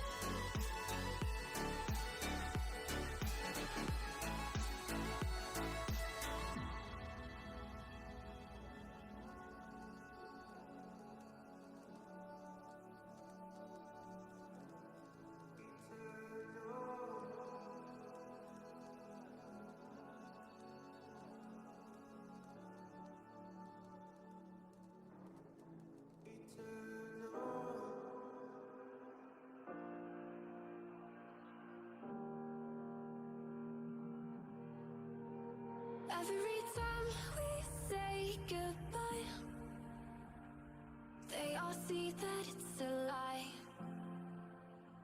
we always give it one last try. Yeah, you've watched me break 1,000 times. Now I'm all alone, 'cause you never show. You say you will, but then you don't. That's how it goes. Don't wanna know. I'm turning off my mind so I get by. I just wanna be happy, happy tonight.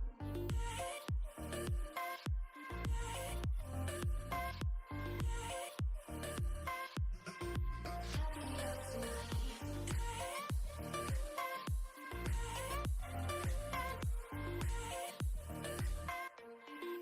Happier tonight. Can't be waiting for you in the morning. I'ma leave without giving a warning. I'ma leave without giving a. But every time we say goodbye, we all know that it's a lie. Now I'm all alone, 'cause you never show. You say you will, but then you don't. That's how it goes. Don't wanna know. I'm turning off my mind so I get by.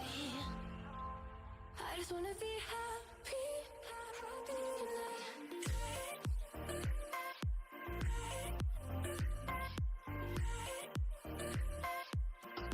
Happier tonight.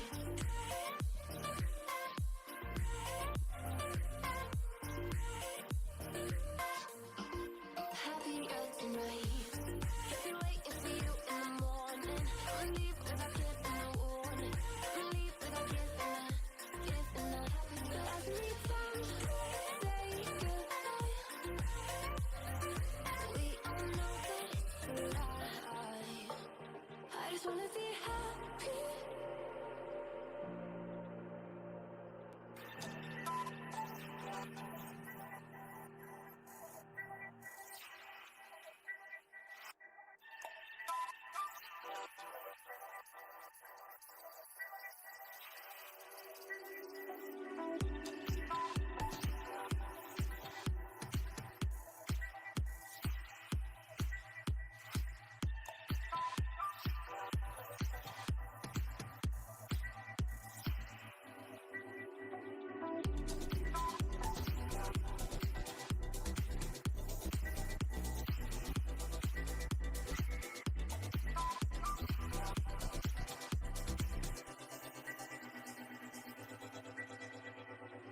Voices going through my head. These voices telling me what I said about you, about us and what we do.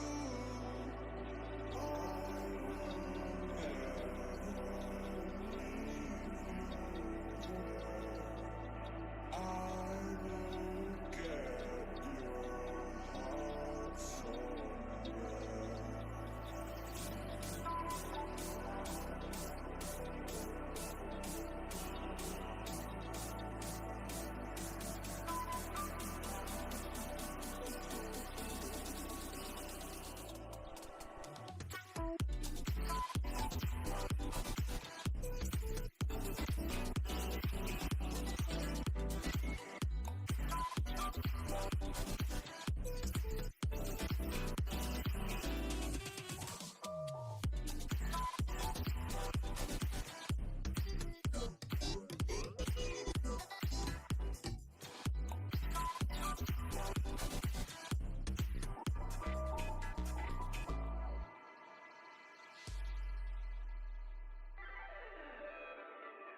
Voices going through my head. These voices telling me what I said about you, about us and what we do.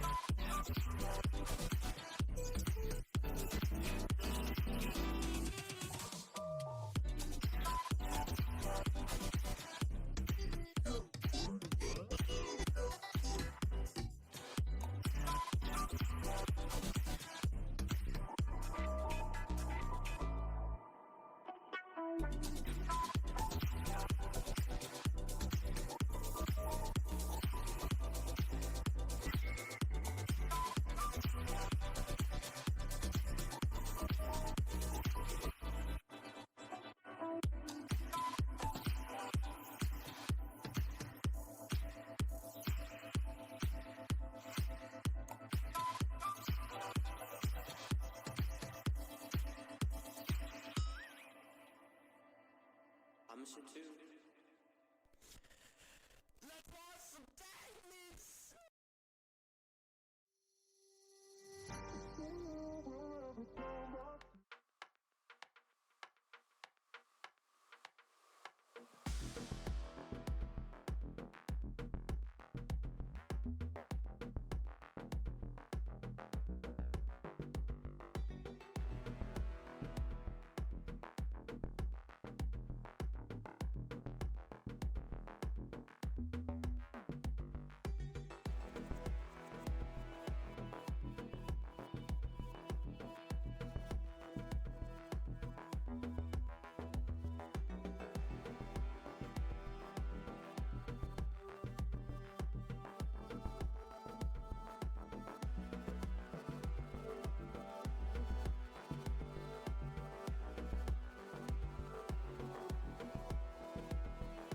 That one, and Dorado actually going to be the ones to ban away the Ashe this time around. Lots of bottom lane focus over the course of this entire draft, as Caitlyn as well, taken away by Elysium. Just every 80 carry on the map, not allowed, but there's one that got slipped through that I'm wondering if Dorado is just going to pick up first.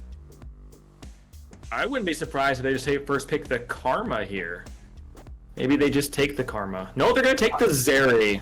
Yeah, that's the one. There it Zeri is very, very good right now with the Infinity as well. So in her pocket, she's such a strong single target and AoE carry. The Lightning Crash throughout all of the damage just does too much work overall. And Elysium Omen, like you said, we're just going to respond to that Karma, immediately pick that one away, not allow that one to get paired up either in mid lane or in support. They're actually going to lock in the Kaisa, which to me at the very least says that Karma is probably going mid lane.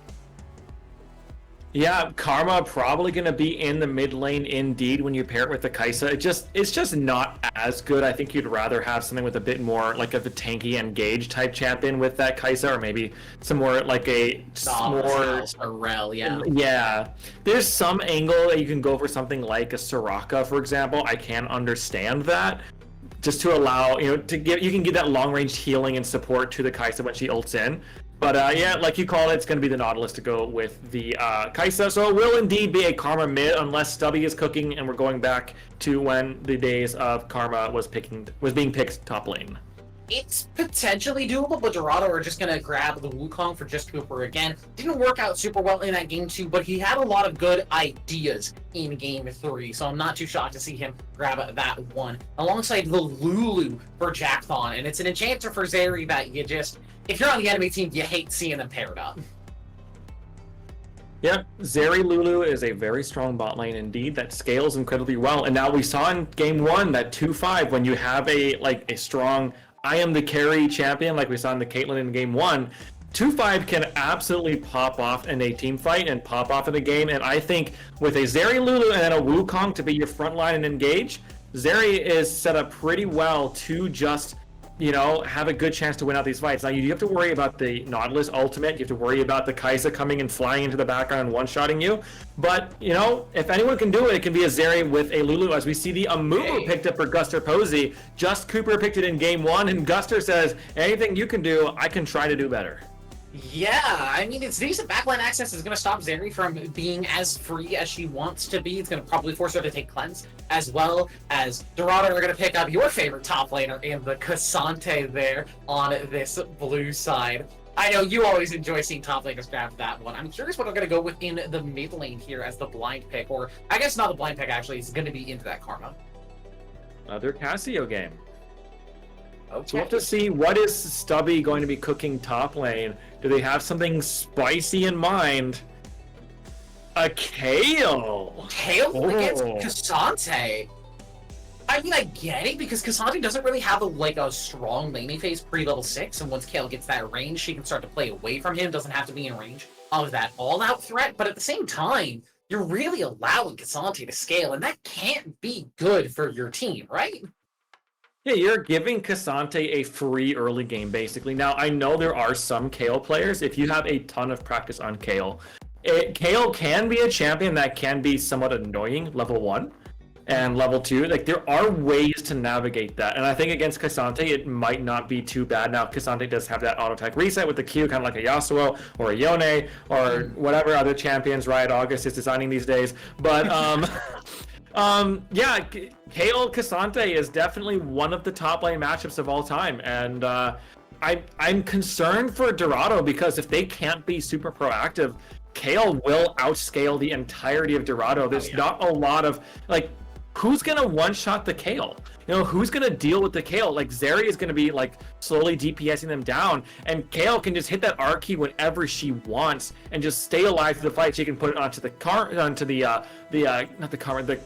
Kaisa. She can put it onto an Amumu who goes flying in to just secure a massive burst of damage. There's a lot of options for the Kale to use this ultimate, and I think Elysium actually pretty big brain draft this game and gave themselves a really good shot at winning this game 3. Yeah, I'm interested to see how this Kale will actually do. I'm wondering if we will see any sort of action towards that top lane. I'm wondering if the junglers are going to try and gank that one early, maybe set either that Cassante or the Kale behind, depending on which jungler you're supporting here, or if that's really going to be towards the bottom lane, because Elysium Omen has this Kaisa Nautilus that wants to be aggressive early game. They're playing versus the Zeri Lulu that don't really want to be fighting pre-level, like, I want to say like 9, pre-first item. You don't really want to be seeing a lot of action there if you're playing the Zeri Lulu side of that matchup. So I wonder if we're going to be seeing Gus or Posey move towards that bottom side, get that Kaisa Nautilus ahead, maybe try and play for those grubs early in the game, or if we're going to be playing for that top lane, try and keep this Kale safe, or if it's going to be just Cooper trying to shut that matchup down. Yeah, a lot of different options that these players could go with, these junglers, because like we saw in game 1 with that Amumu was, you know, how well that Just Cooper was able to put so much pressure down on the map with the Sad Mummy, and can Guster Posey replicate that here again? Also, 2-5 is back on a DPS carry, has Jack down on the Lulu to really bolster that Zeri carry potential.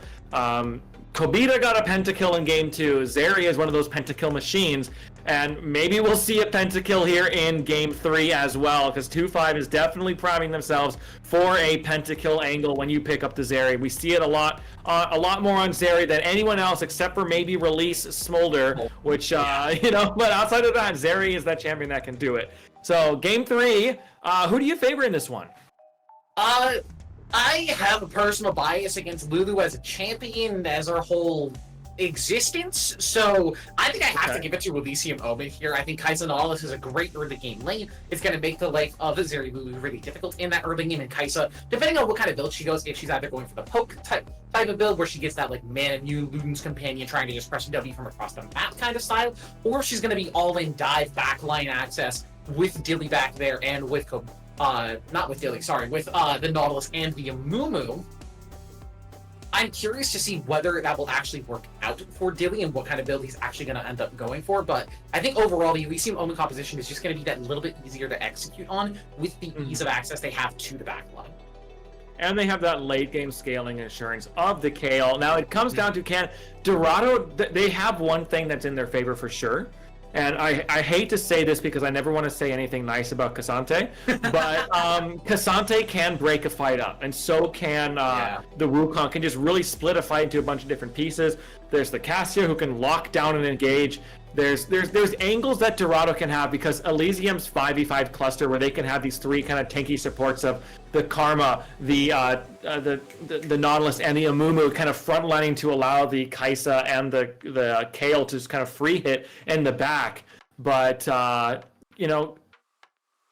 Cassante and a Wukong can really split that up and make it a chaotic fight, and I think that's where Zeri likes to thrive. Zeri loves those chaotic fights. They can kind of hop all over the place and pull out a pentakill out of their pocket. So Elysium, if they can play it well, if they can play to their strengths, I think Elysium can definitely win this. But if Dorado can start making the game more chaotic, they will definitely be favored in this one. Yeah, will it be the chaos of Dorado's composition, or will Elysium's stock, standard, and sturdy scaling and team fight be able to win this game 3 out? We're going to be hopping onto the Rift pretty shortly here. I think we're pretty much available onto the Rift now. And here we go, coming into game number 3, Dorado and Elysium. Game number 3. Are we going to see any spicy engages? Maybe. I mean, they have an Amumu Nautilus, so there's a lot of engage they could look for, but it looks like we're just going to see another Beautiful instance of the 5-point S. I just want to call production really quick. We have the Jackthon Lulu in the wrong place, so if we could get that swapped really quick just for casting, would make it a little bit easier for me to. Yeah, they didn't get in order correctly. Oh, so. these.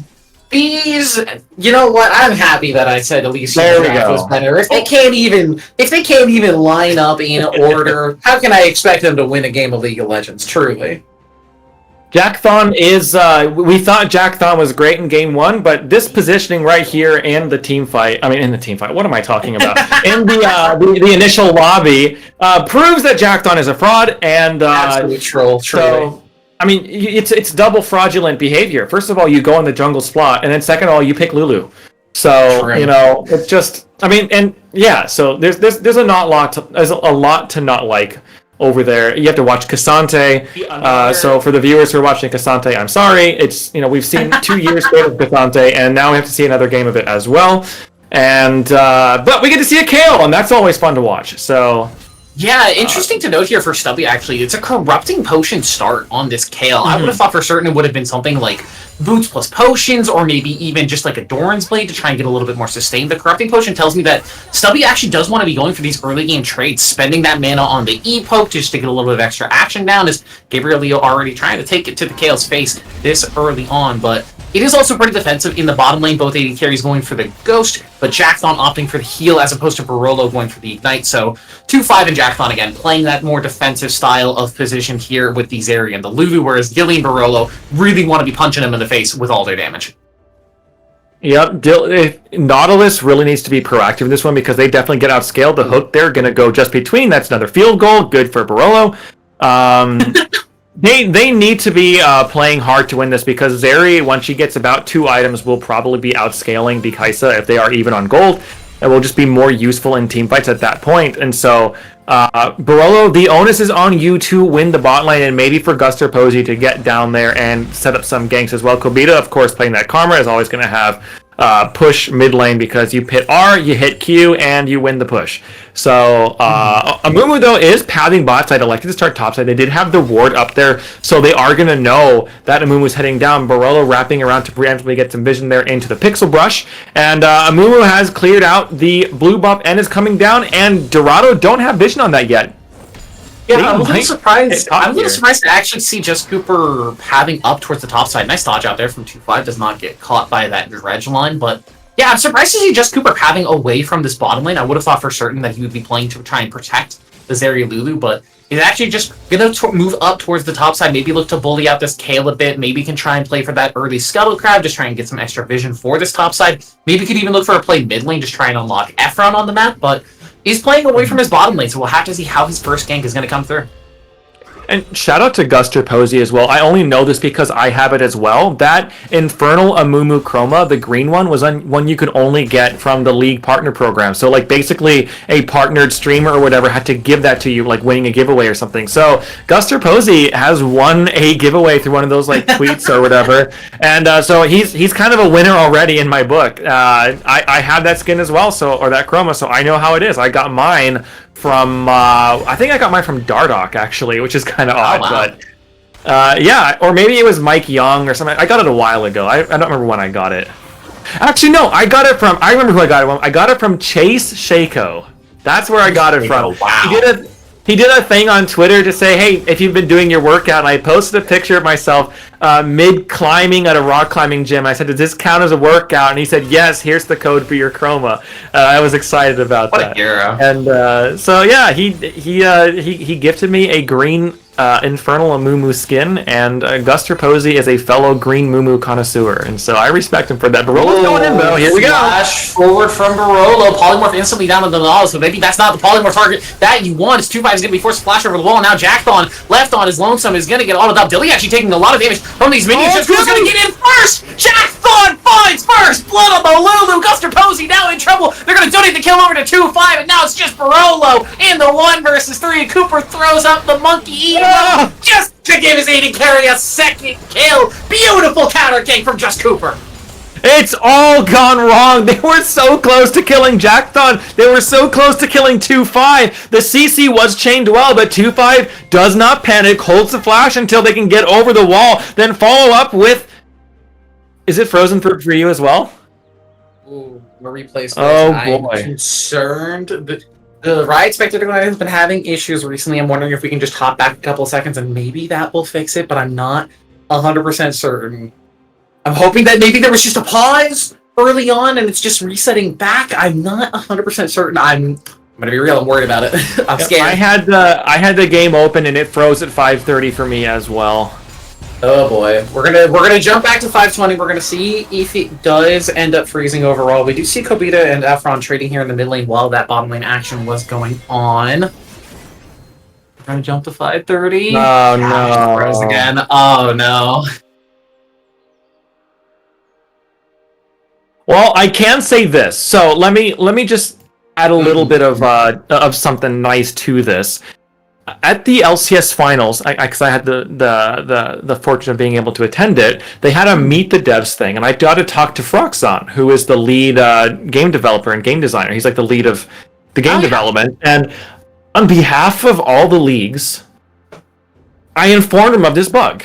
And he did not know it existed. He had no idea that this was happening, and he gave me his personal email address and said, collect up the game IDs for the different ones where it crashes, and I will look into it and figure out why this spectator bug is happening. He at first said maybe it's some setting on your computer, but I said because it's been happening across multiple leagues and it's happening at the same time for everyone. He goes, okay, that is definitely a server or client side thing, and send me some game IDs and we will be able to dig into it and figure out what is causing it. So this is going to give Riot more info to figure out why these games are crashing, and hopefully I can follow up with you guys in the future and be able to say Froxon got back to me and they've fixed this. Meanwhile, though, we're kind of sunk right at the moment. Yeah, I think what we're going to do for now is we're going to cut it to a quick break while we get the Spectator figured out. I think we have another tool to try and get back into the Spectator client and figure this out, but for now we're going to hop to a break while we get that figured out. Don't go anywhere. Hopefully we'll be right back with some more League of Legends actions. Pray for us in the meantime. like you used to. Some days I'm not myself. There's no one I can turn to. And I know all the feelings that we shared are in the past. And I know your relationships are never meant to last. It might take some time, but I'll be alright. I'm moving on. I know times are tough, but I've had enough. I'm moving on.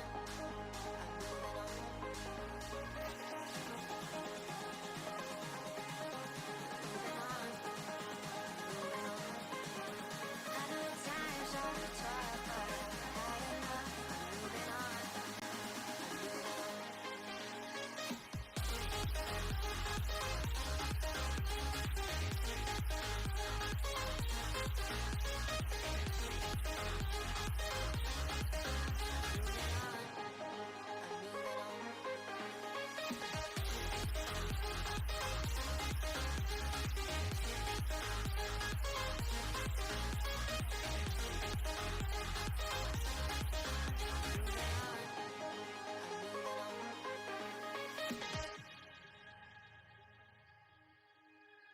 Some days there's no one else who loves me like you used to. Some days I'm not myself. There's no one I can turn to. And I know all the feelings that we shared are in the past. And I know your relationships are never meant to last. It might take some time, but I'll be alright. I'm moving on. I know times are tough, but I've had enough. I'm moving on.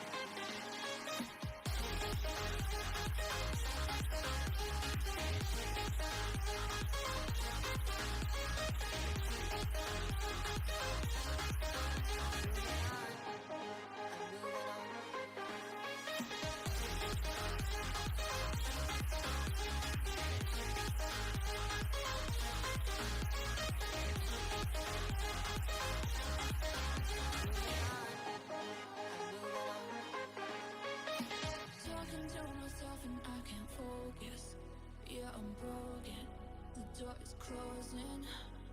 Wanna be a part of something more than this. I've lost control of it. Oh, seeing the stars reminds me of you. Oh, oh, oh. You left me with scars, but I know that one day you'll see it through. You'll see it through. You'll see it through. Eh. You'll see it through. You'll see it through. We gonna live forever, forever. The afterlife. We gonna live forever, forever.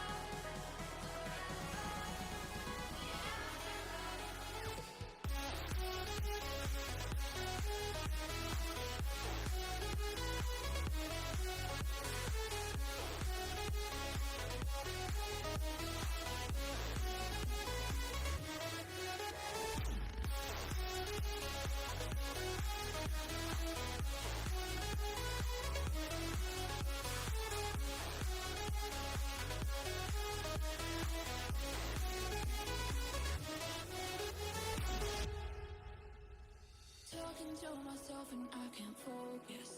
Yeah, I'm broken. The door is closing. Wanna be a part of something more than this. I've lost control of it.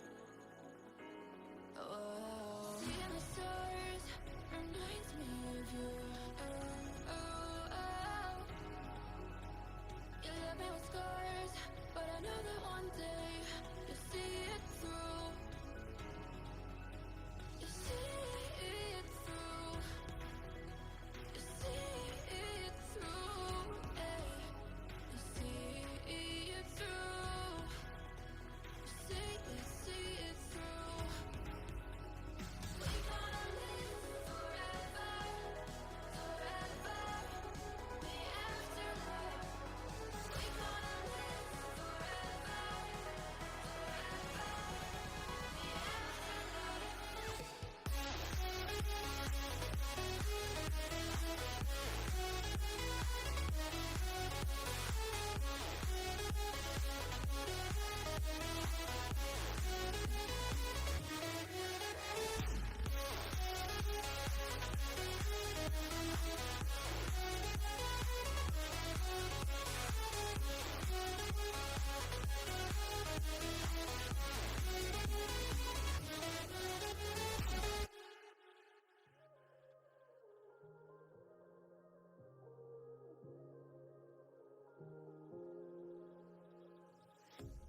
A pair of jeans, a shirt or two.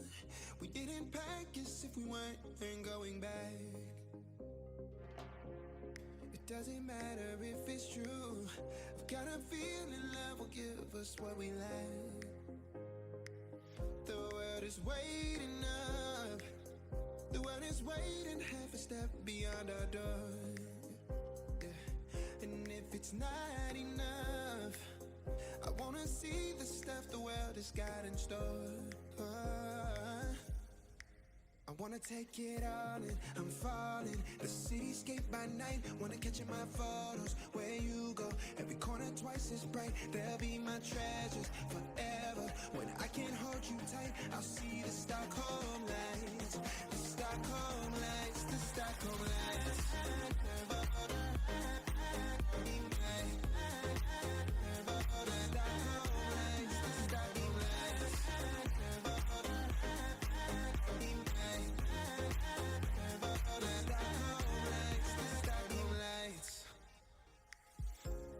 Tomorrow feels a year away, like the seconds, the beginning and the end.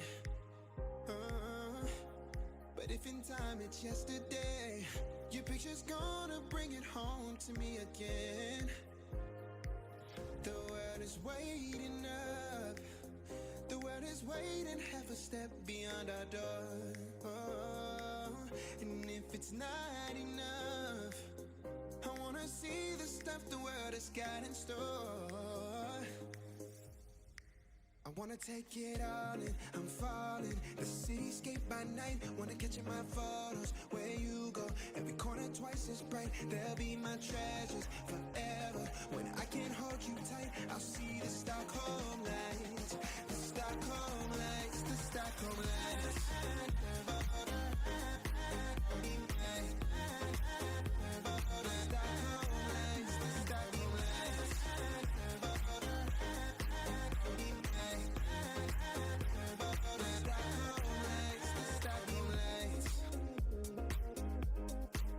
I'll see the Stockholm lights, the Stockholm lights, the Stockholm lights.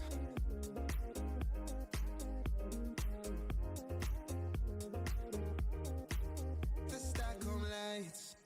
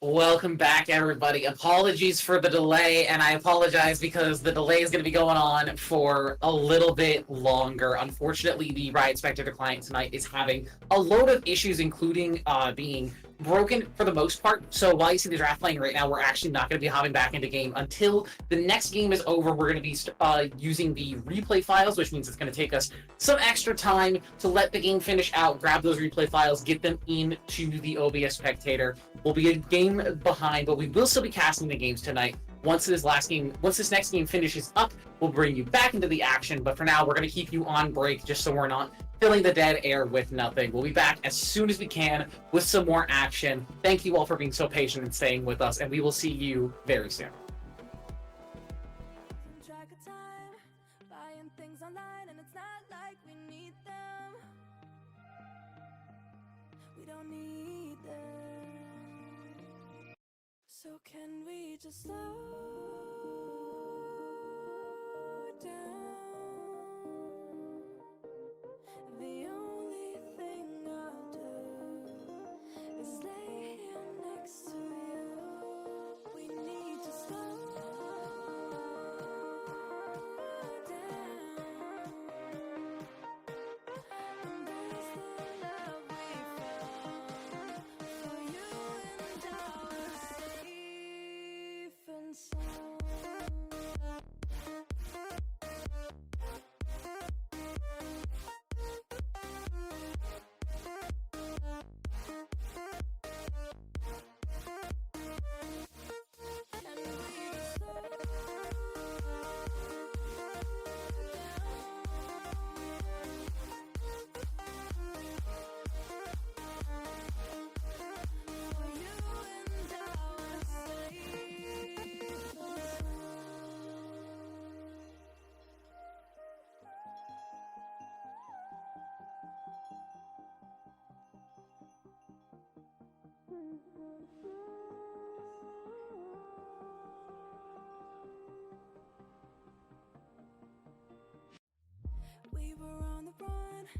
rocking around the clock. Now all we need is right here in front of us. In front of us. So can we just slow down?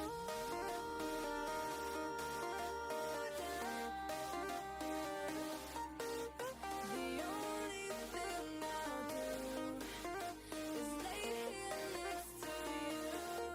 We need to slow down. Embrace the love we found. For you and I are safe and sound.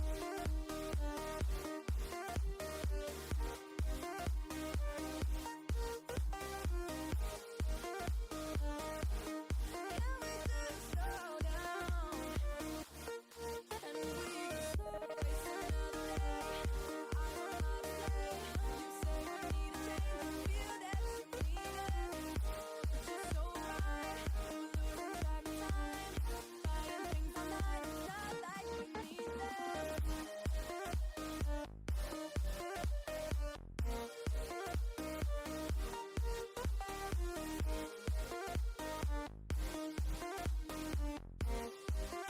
Safe and sound.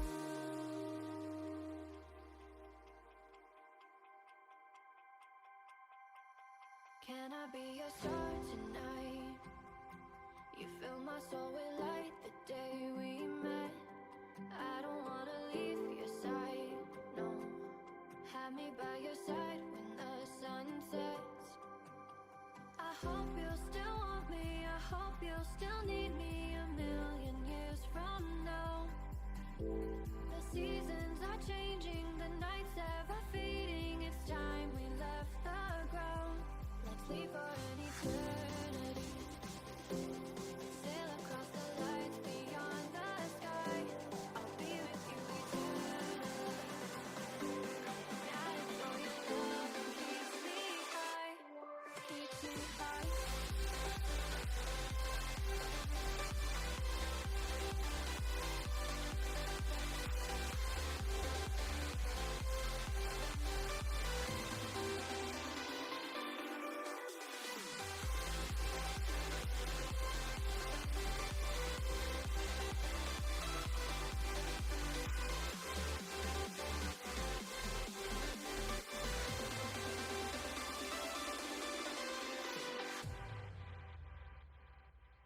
Can I be your star tonight? You fill my soul with light the day we met. I don't wanna leave your side, no.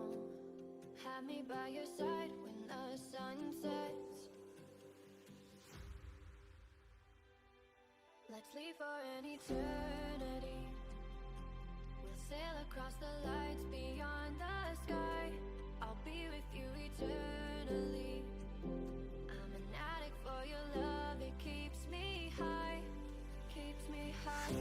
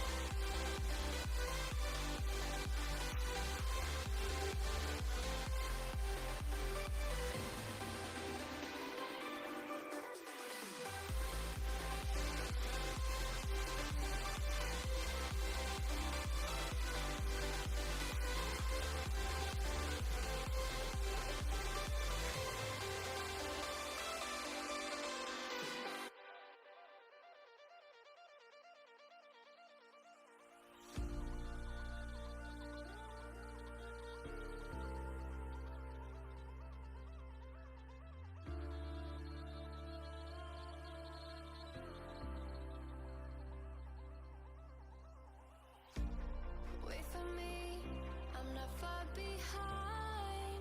I know that I can change. Remembering all of those nights beneath the window frame. Don't know why we keep going running around in the same place. Can't decide.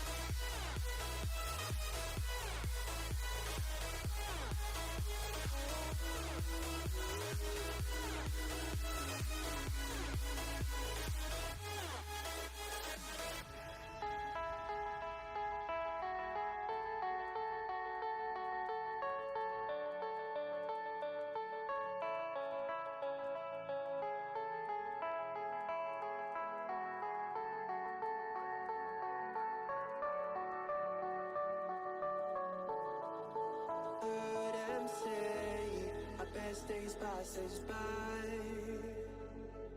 And most long for a place that they never find.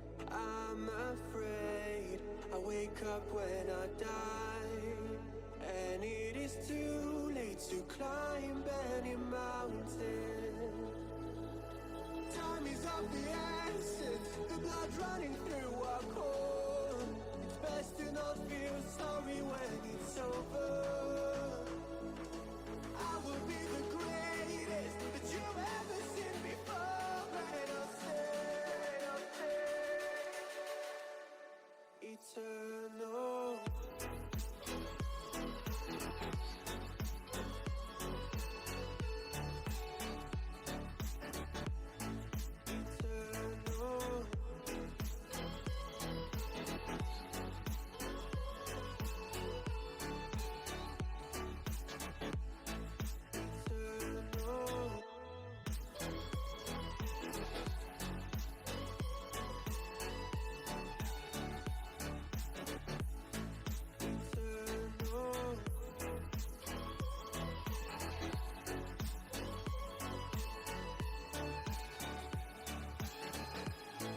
Sometimes I feel that my love's run out.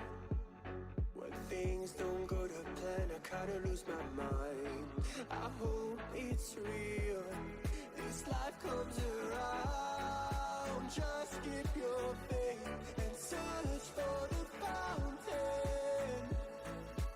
Time is of the essence, the blood running through our core. It's best to not feel sorry when it's over. I will be the greatest that you've ever seen before, and I'll stay eternal.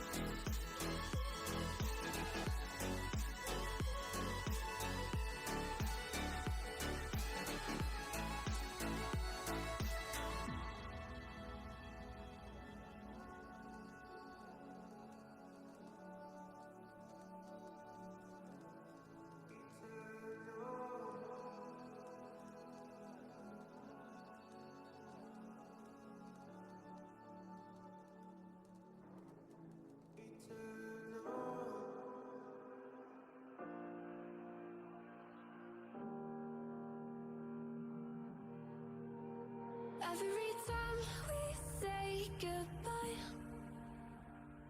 they all see that it's a lie. 'Cause we always give it one last try. Yeah, you've watched me break 1,000 times. Now I'm all alone, 'cause you never show. You say you will, but then you don't. That's how it goes. Don't wanna know. I'm turning off my mind so I get by. I just wanna be happy, happy tonight.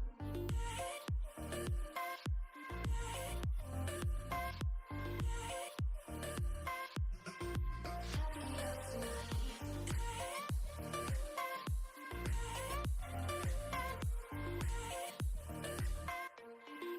Happier tonight.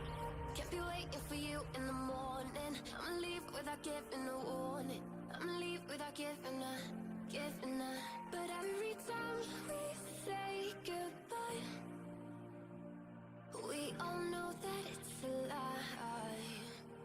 Now I'm all alone, 'cause you never show. You say you will, but then you don't. That's how it goes. Don't wanna know. I'm turning off my mind so I get by. I just wanna be happy, happy tonight.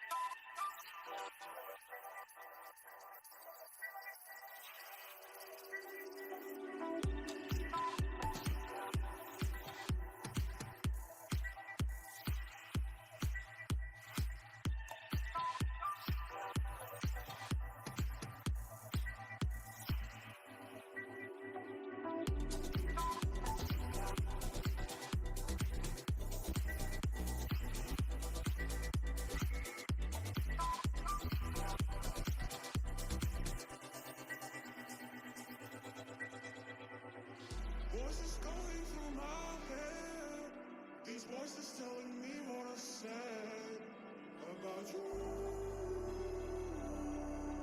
about us and what we do. I will never leave you. I will get your heart somewhere.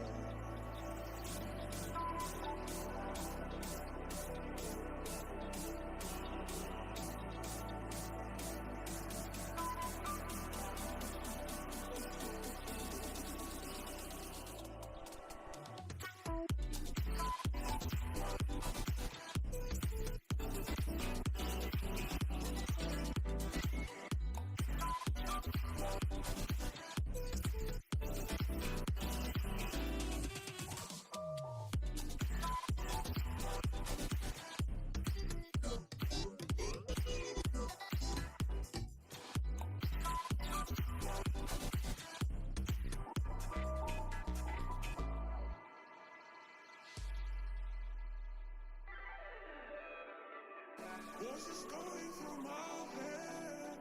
These voices telling me what I said about you, about us and what we do.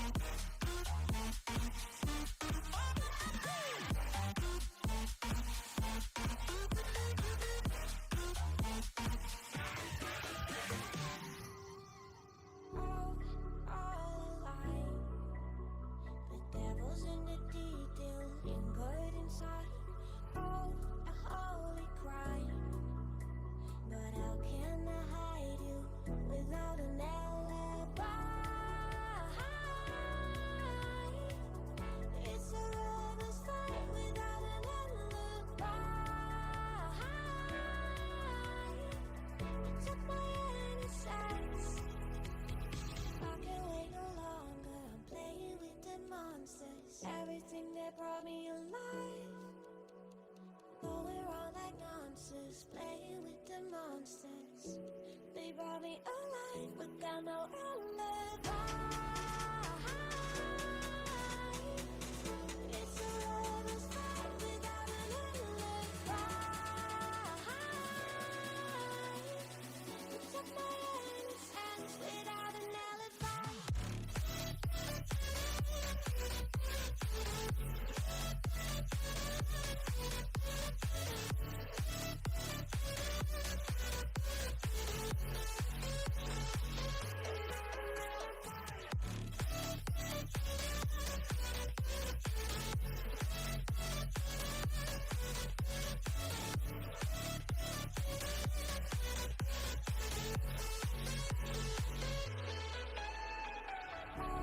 Smoking gun, you got me on the wrong. We know that will come.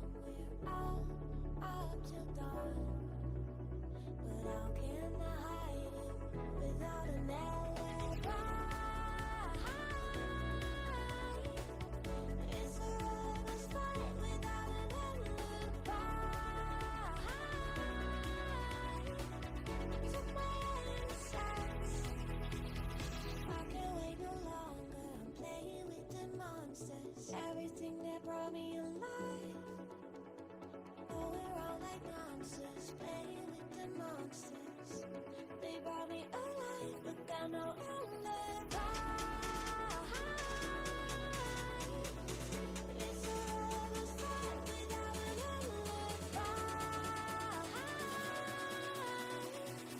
Took my hands without an alibi.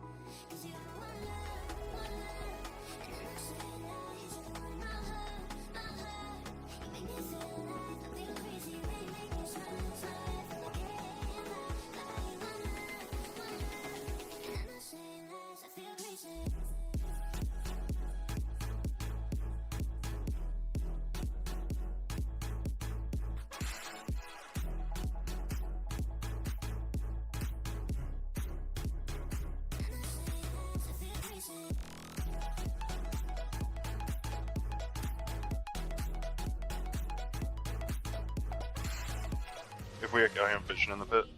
Oh my goodness, is that League of Legends on my screen? Let's go at least one. That can't be right. This is not right. No, it is actually right. We're back. We're here. We have gameplay. Apologies for the delay. We have to work off of the raffle files currently because the spectator client is in fact broken. Thank you, Riot Games. So in the meantime, we're going to be continuing back to where we left off in Game 3.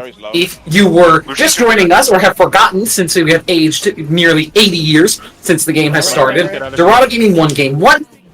Elysium Omen struck back hard in a dominating win in Game 2, and we are now here in Game 3, where Dorado is actually handling themselves fairly well, even though Elysium Omen just secured the draft. I'm scared. Yeah, Dorado is very much ahead. Also, I need to call production really quick to move around the Lulu and Zeri again, please, so that we can have Oh my god.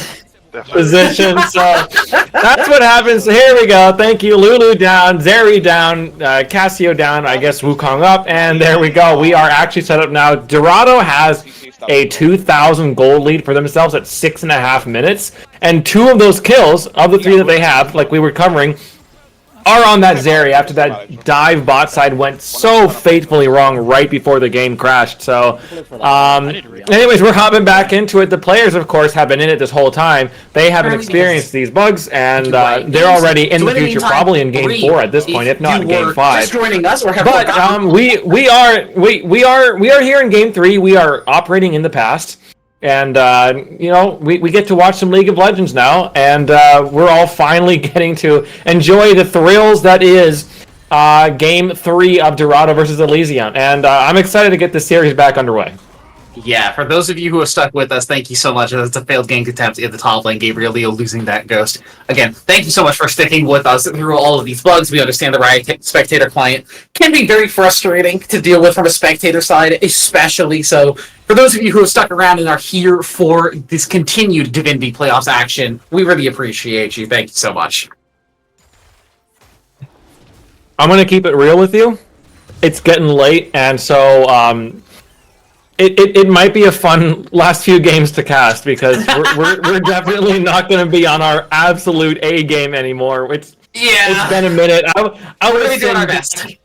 I was trying to, it's always frustrating when you're casting and you're excited to get watch all the games and see who's going to move on to the finals, and when you have Legends now a delay of nearly an hour, it gets frustrating. So I had to go and find, I wanted to find some solace as Guster Posey's peeking up top side. Gabriel Leo is going to be just fine. I wanted to find some solace, so of course I had to go onto YouTube and find the report of the week to get that legendary "My disappointment is immeasurable and my day is ruined" quote, so that I felt like I wasn't alone. And now that I have his solidarity locked in for the rest of the series, I'm ready to get back into it. I've got my bottle of grapefruit juice, and I've got my watermelon popsicle, and I'm ready to go. Yeah, hopefully we should be in for a pretty exciting game at the very least, as things have slowed down here, I would say, in the early game. Those early kills in bottom lane going in favor of Dorado really being the most of the action that we've seen so far.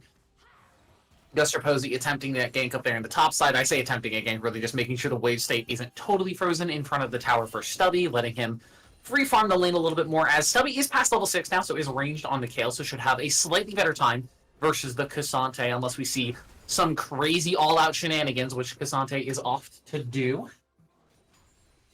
But for now, I think we just have a little bit of time, as both of these teams, I'm not going to say they both want to scale hard, but they do both have scaling champions that appreciate being later in the game. As 2-5, maybe in trouble, is going to dash over the wall, but you're on the wrong side of the map, my friend. As Barolo is right there. Shutdown goals is going to go over to Guster Posey with that curse of the sad mummy. Now Jackthon and Just Cooper forced to run away. A little bit of a misplay there from 2-5, just a little bit too aggressively pushed up, and a great punish from Elysium. A little bit unfortunate that the kill did go over to Guster Posey's Amumu. It's probably not the end of the world, because you can get to that tank item a little bit quicker, but I would have liked to see that kill go on to Dilly's Kaisa. Either way, kill is secured, and that is the shutdown going to be taken away from 2-5. Amumu is going to be able to hit that first item spike a little bit sooner, and hopefully be able to use that to roam around the map anymore. As Stubby, now that you have that level 6 threshold passed, that's the range advantage significantly over this Cassante. It's going to be looking to even up that CS differential. As you can see already, Gabriel Leo is really getting bullied out, and that's going to force Just Cooper to come up here, although you're on vision. So Stubby is just fine to kind of watch for this. Wukong sees him hop over the wall and steps back. It says, joke's on you. I can see you this entire time. And yeah, you can see that CS is starting to slowly even out topside and go slowly more and more into Stubby's favor as Stubby's going to have that push up there topside as well.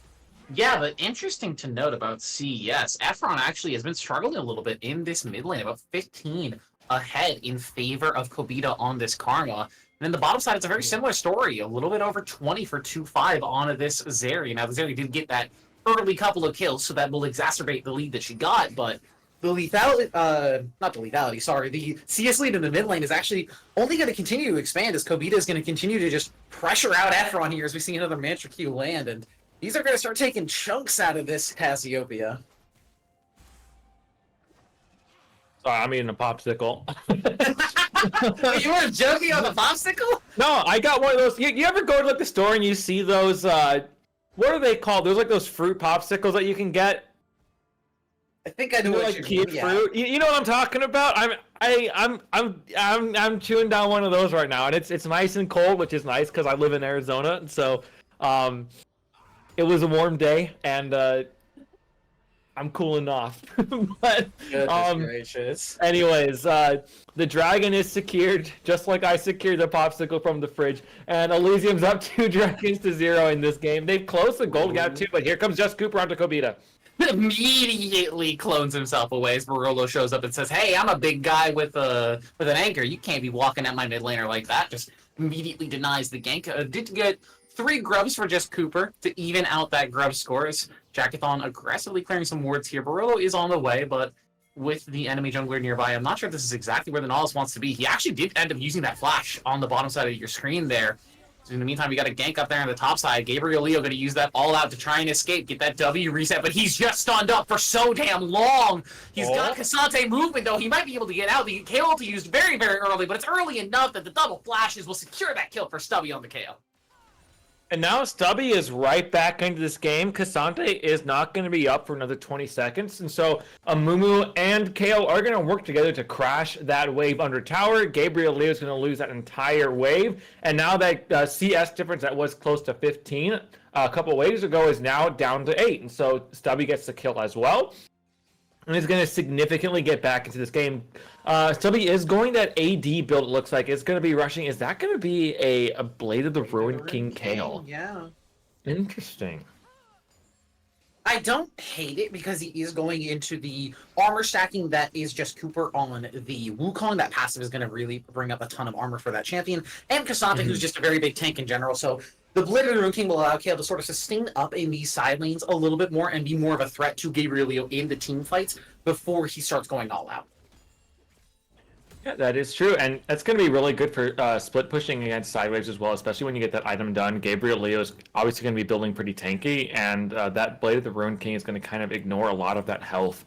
It's going to kind of, or I guess, neutralize a lot of that advantage that a very health stacking Cassante can bring to a side lane. Mm-hmm. He can't just sit in a side lane and win because he has so much health that you can't really kill him anymore. So I guess it makes a lot of sense, especially because Amumu's going to be doing AP. Karma has that Malignance now completed. She's going to be doing AP. And Nautilus, of course, does basically entirely AP as well. So having these double AD carries with the Kai'Sa... I mean, yeah, Kai'Sa does passive damage, but she's going a very crit-centric build. And so... Unless this is, of course, another on-hit style build, but Guster is hanging out hot. Nice stun, nice sidestep away from a bandage toss. Fancy footwork there for Efron. Does not get caught by the gank from Guster Posey. Does not get caught. That was a nice ult there from Efron, as you put it, and sidestep. And just, you can't say that Efron has the fancy feet because it's Cassiopeia and she doesn't wear boots. But, does have the fancy slither, I guess.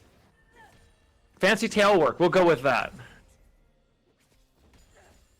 Yeah, but for now, again, the game slowing down a fair bit, despite the gold lead earlier, about 1,000 in favor for Dorado. Now it is just about evened out, a couple hundred gold.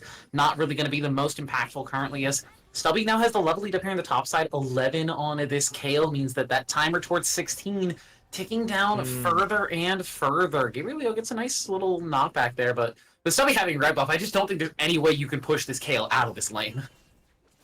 Yep, here's Stubby turning around.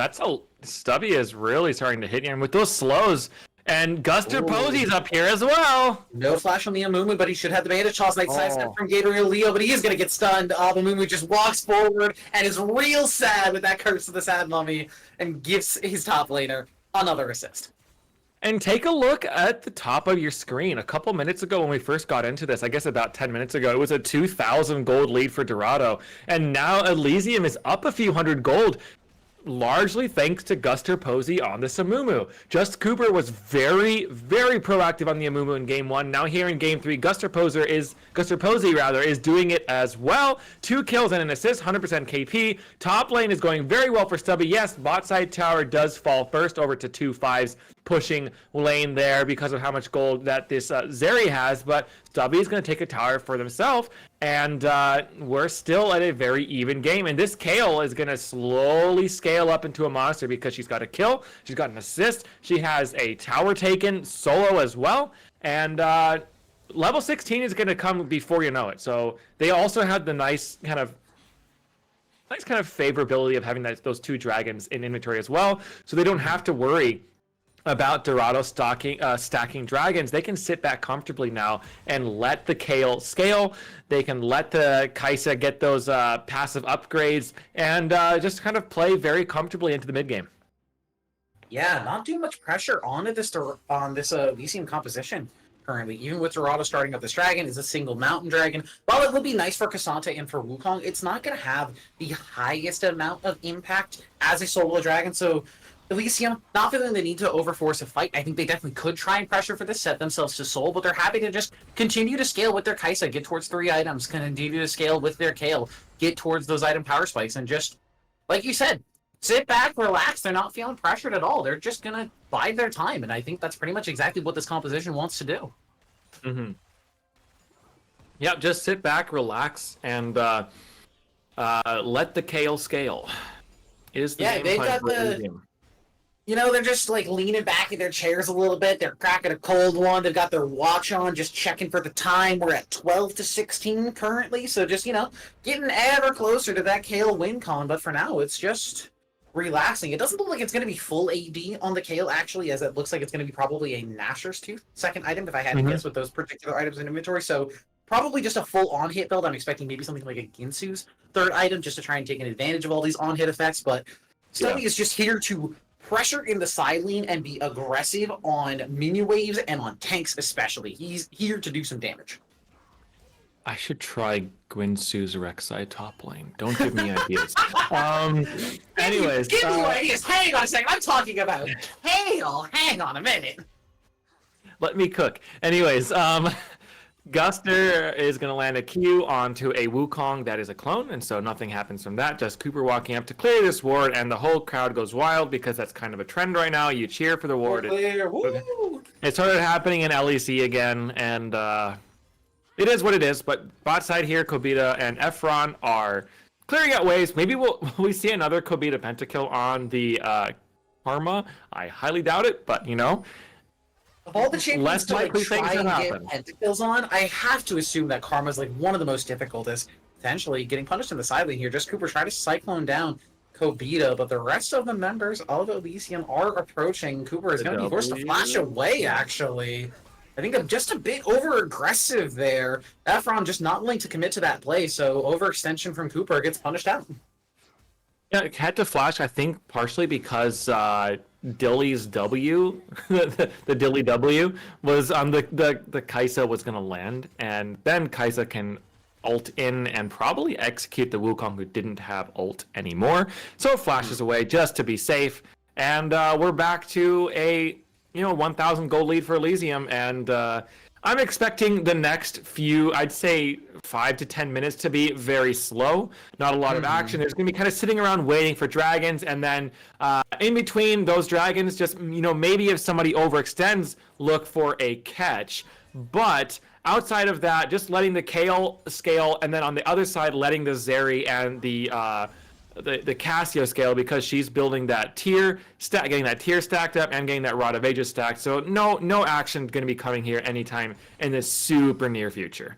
I was so ready when we jumped back into game. I was like, yeah, we've been having action in the bottom. Like, junglers are getting on the map. We're going to have, like, some fight time. Maybe trying to shut down this tail earlier. Trying to get, like, aggressive on this top lane. But it's just been kind of a snooze fest, really. These teams are happy to scale. And I think for Dorado, that's actually kind of a problem. Because as much of a scaling monster as Zeri is, as she's now hit 2 items, Kayle is kind of that, but extra. While she doesn't have an enchanter behind her, she does kind of have a karma, which is like I'm going to call her a pseudo enchanter nowadays, as she's not going to be providing the same utilities like a Lulu will, but some shield, some movement speed, a little bit of peel is not going to hurt a Kayle by any means. But Kayle is just the monster scaler. It's not casseted, but it is pretty hefty. And speaking of that monster scaler, Just Cooper wants to get in, pops that Cyclone, gets a little bit of extra damage now onto the Kayle. Is going to force the flash out of them. But get that cooldown, but that's just about it. Yep, Stubby is forced to flash, but is able to come back and catch this wave. And like I was talking about with that CS, Kayle is actually ahead, but they might be looking for a dive here. Yeah, this may be ill-advised, as Kayle does have the ulti. Gabriel immediately is going to go all out. That wave is not cleared, so they will be able to tank up some minions. And Gabriel will grab that kill, but it's immediately traded back. Stubby grabs that one in the 2v1. Going 1-for-1 does not feel bad if you're playing that Kayle. No, that's a nice pickup there for Stubby. It was here comes 2-5 though, flying over the wall. A little bit ill-advised. Is going to be forced to immediately run away as his tower dies, and he realizes Gustaposi and Barolo are both nearby. So, again, not a lot of action happening, but Elysium Omen continuing to just slowly keep control of the map. Their lead is not advancing, but they're happy to just do nothing. They're happy to just sit back, continue to scale. Kayle died, kind of sucks, but it's whatever. You're getting towers mid lane. You're getting vision control around Dragon. You're doing what you want to do with this composition. Zeri has completed the Infinity Edge down there. It's kind of important to note that. Has the Infinity Edge with that static Shiv. So big item purchase there for 2-5. Yeah, I think something important that people don't always remember about the Infinity Edge is Zeri W crits when it hits enemy minions, so it will apply that extra Infinity Edge damage, as Gusterpose is actually going to get in onto the back line, finds Jackathon, is going to be forced to use that growth on himself, get himself out of there. The teleport's coming in from Stubby. Gusterpose maybe looking for a re-engage. 2-5 is going to pop that Lightning Crash, immediately get zoned out with that Depth Charge, trying to get those autos down, trying to get that Lightning Crash stacked up. Just Cooper's in the back line with that cleanse with the Cyclone. Zeri finds a double kill, getting these autos down. It's a triple kill for 2-5. He's going to try and chase down a little more, but the rest of the members of Elysium are going to run away. And just as I said, they were happy to do nothing. They take a fight, and Dorado Gaming punish them hard. 2-5 had such a good team fight there. Was able to get all the way into the back line. The Nautilus ultimate does basically nothing, and then cleans up the fight with that double crit itemization that 2-5 has done so far. The Kayle is just not online yet. Didn't even use the ultimate, and this could be trouble. Baron take. Gabriel getting very, very low. That Baron is still active, Gabriel. You gotta be careful. That Baron will kill you. Nowadays, that Baron buff is a real threat. The Dragon is gonna be taken for Dorado, so they will get their second Mountain Dragon of the game, but a little bit of greed there from Dorado. They're not able to take the Baron in the face of Kobita on this Karma.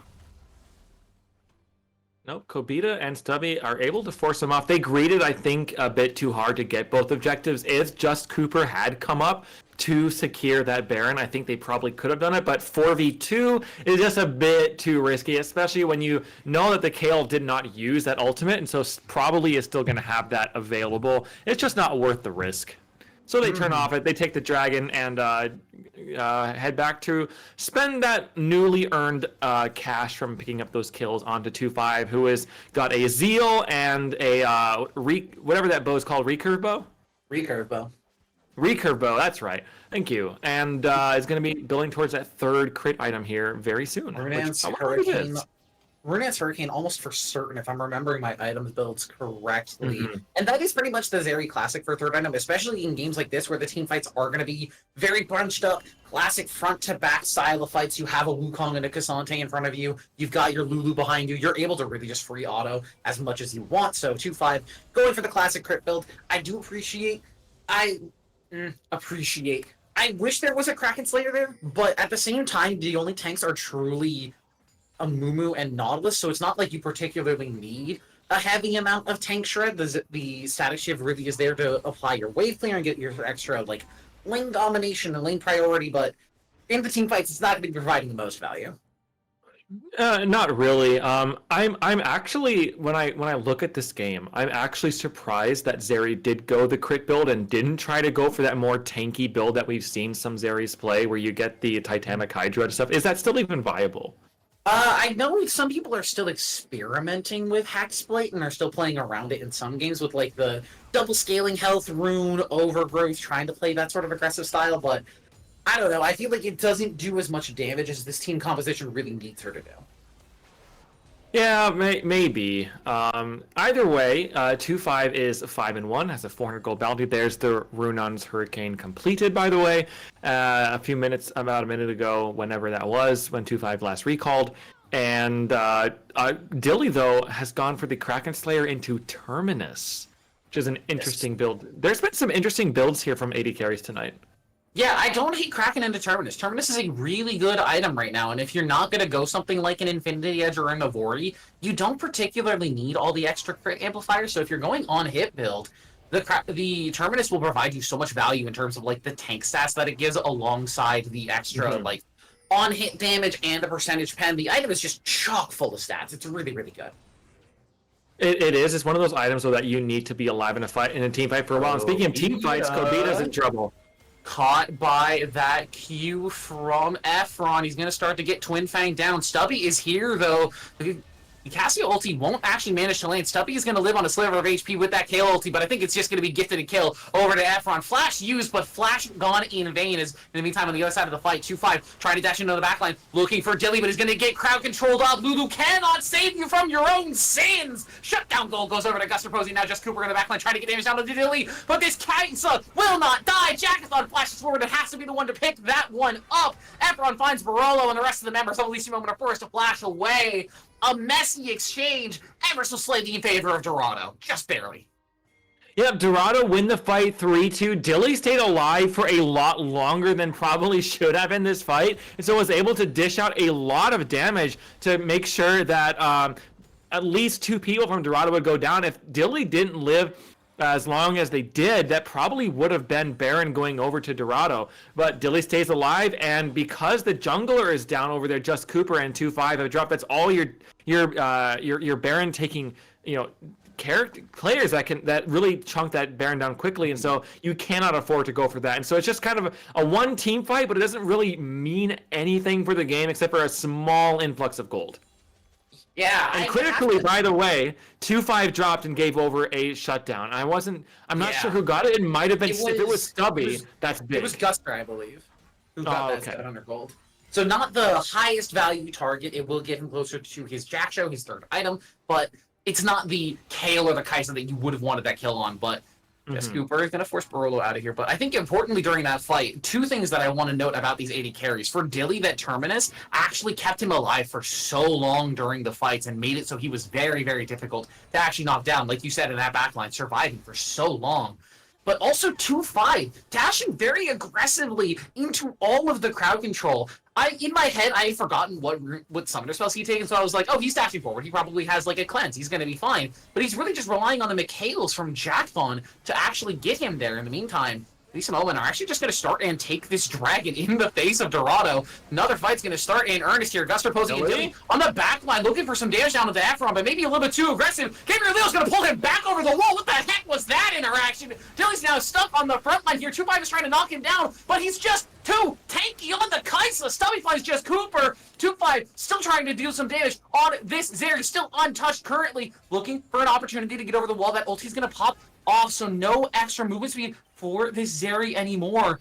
Just sort of posing aggressively on the wrong side of the jungle. 2-5 wants to continue this fight, but it might just be a little too aggressive. Efron has teleport, so maybe they can look for something, but this is very, very dangerous. Stubby's level 16. Doesn't have access to that kill ulti. Efron's going to teleport in, but it's just going to be the disengage, I think, from Elysium Omen. They're just trying to walk away from this fight. Efron wants to chase them down, but it's just too little too late. A little over-aggressive from Dorado after the objective had already gone.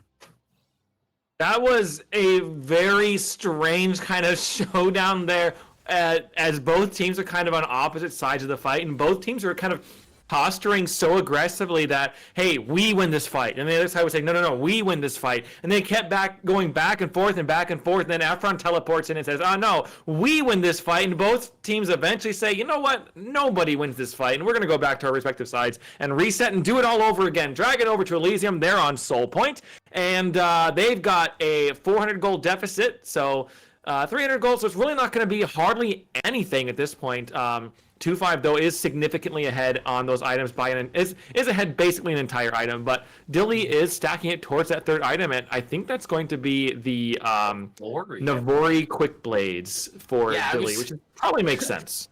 Yeah, I was just talking earlier about how, like, hey, if you're going Determinist, like, on-hit build, you don't really need, like, Navori for your item spike, but I don't hate it on the Kaisa either. There's a lot of times where you don't fully need the 100% crit on your completed 80 carry build to actually get most of your damage out, as Dorado very aggressively here are going to start this Baron. I don't know about this call. They do Baron pretty quickly with this Zeri, but every member of Elysium Omen is here. Kobita is not actually close by. He doesn't have the teleport like I thought he did, as Gabriel Leo is just doing his best to keep Guster Posey out of this pit, but they're just flipping it. They're just doing a one-for-one coin flip, and it goes over to just Cooper. Guster Posey can't get that steal.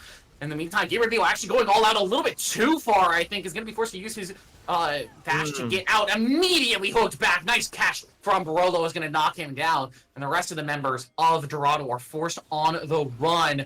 Jackthon and Just Cooper on the top side, but they are just going to be able to walk out here.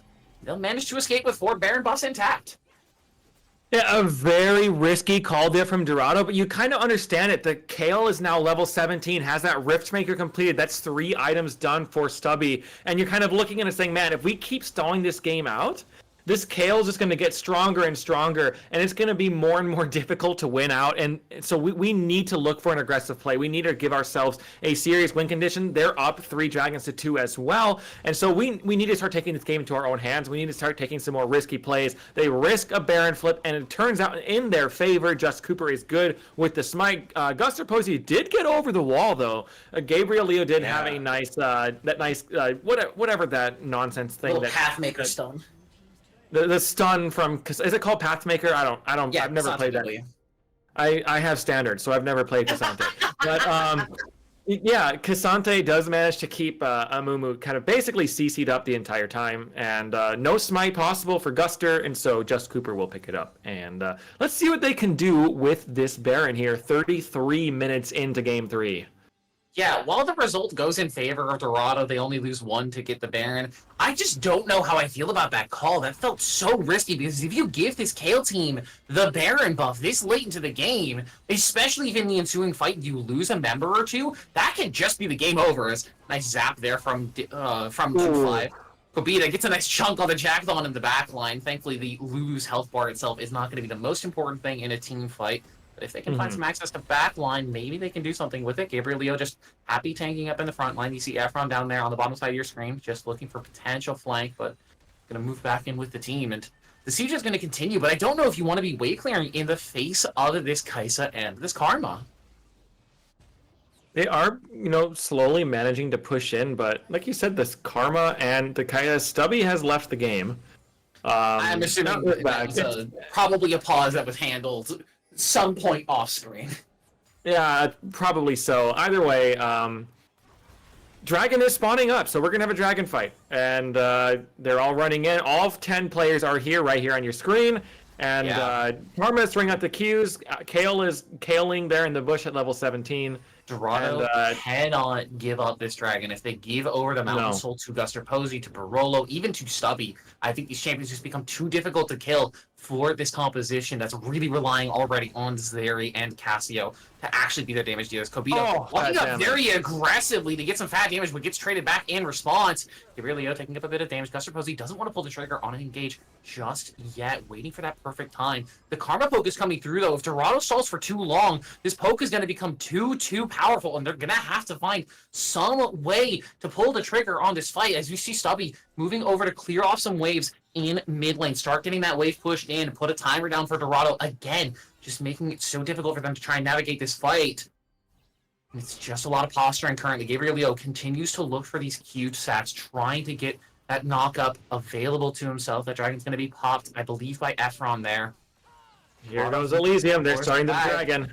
They've zoned them off enough to get into the pit. Yeah, Elysium's there in the pit. Dragon's already down to 5k. They do it so quickly with this Kaisa build. Can just Cooper get in there and look for a steal? It's down to 2k. 1k, stolen away! Nice smite there by the Dorado jungler. Now they can look for a fight in earnest. The Lulu ulti is huge on the backline. 2-5, still untouched, looking to execute. Dilly onto the backline, has the crits, has the damage. Stubby's trying to carry on the front line, but it's just not enough for the Kale. It's a double kill for Efron. It's a double for Zeri, making it a triple. Dorado Gaming, ace Elysium Omen.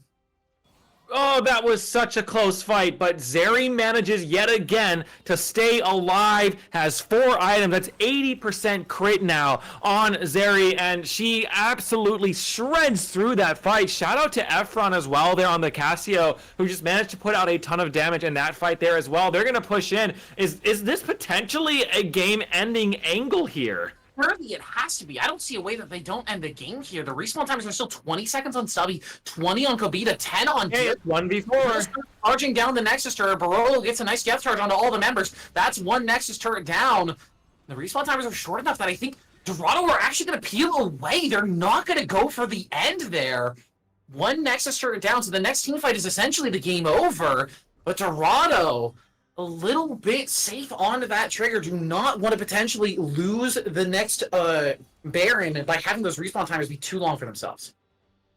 Yep, it's probably the smart play. You could definitely throw if you go too hard for that. And, you know, the Kaisa was about to respawn. If Nautilus can somehow stall for long enough, the wave was spawning in there as well. You could easily throw that. And with Baron spawning here in 30 seconds, there is definitely an angle where Elysium could have came right back, snagged a Baron for themselves, then bam, there goes your 5,000 gold lead, and it's right back into the hands of Elysium, who have now a level 18 Kale in the top lane. Yeah. Just as a personal note here, I really don't like this Lulu build. I don't think you need the Shirelia's second item for your Zeri. She's already super fast, and I would really prefer something like a Ardent Sensor just to power her up a little bit more. Hell, maybe even a Staff of Flowing Water if you want to provide some movement speed, but Shirelia's right now is just in a really bad spot, and speaking of bad spots, just Cooper clones himself but can't get over the wall, has to burn that Cyclone, try and be defensive, but it's immediately the pick trying to be engaged on by Guster Posey. In the meantime, Gabriel trying to get his exit out, but he can't get over the wall. Gabriel Leo is picked off. Dilly finds that last hit, and now it's 4 members of Dorado that need to stall for their top laner to come back. He has that teleport, but he's 50 seconds away. Just Cooper actually looking to go in here onto Barolo. Maybe not the best call. Charlie's pots by Jack Thon. They're getting some chip down on the Barolo. This support is getting very, very low with 2-5, taking a chunk of his health bar in the back line there. Efron trying to kite away as Kobita continues to land inner fire after inner fire, just setting the team ablaze. Just Cooper caught by that bandage toss. He's going to heal up a little bit, but it's not enough. Stubby finds that one. Dilly's now executing into the back line with that killer instinct. He can't find the damage on 2-5, but Kobita's over the wall. He should just be able to find him with the Mantra W and pops him down. Shutdown goal goes over to the Karma. And just like you said, it would be a disaster if Elysium Omen could find a fight and take the Baron. It's coming true. Yeah, they're going to take the Baron here. It was Dorado. They just played a little bit too aggressively, stepping forward to try to rush the Baron down. They should have stepped back. They have that pushing mid lane because they've cleared out that inhibitor, and they should have just played a bit more patiently to make sure that they had the mid prio say, hey, we can teleport in Efron and Gabriel to threaten your base if you want to contest this. They play it way too aggressively.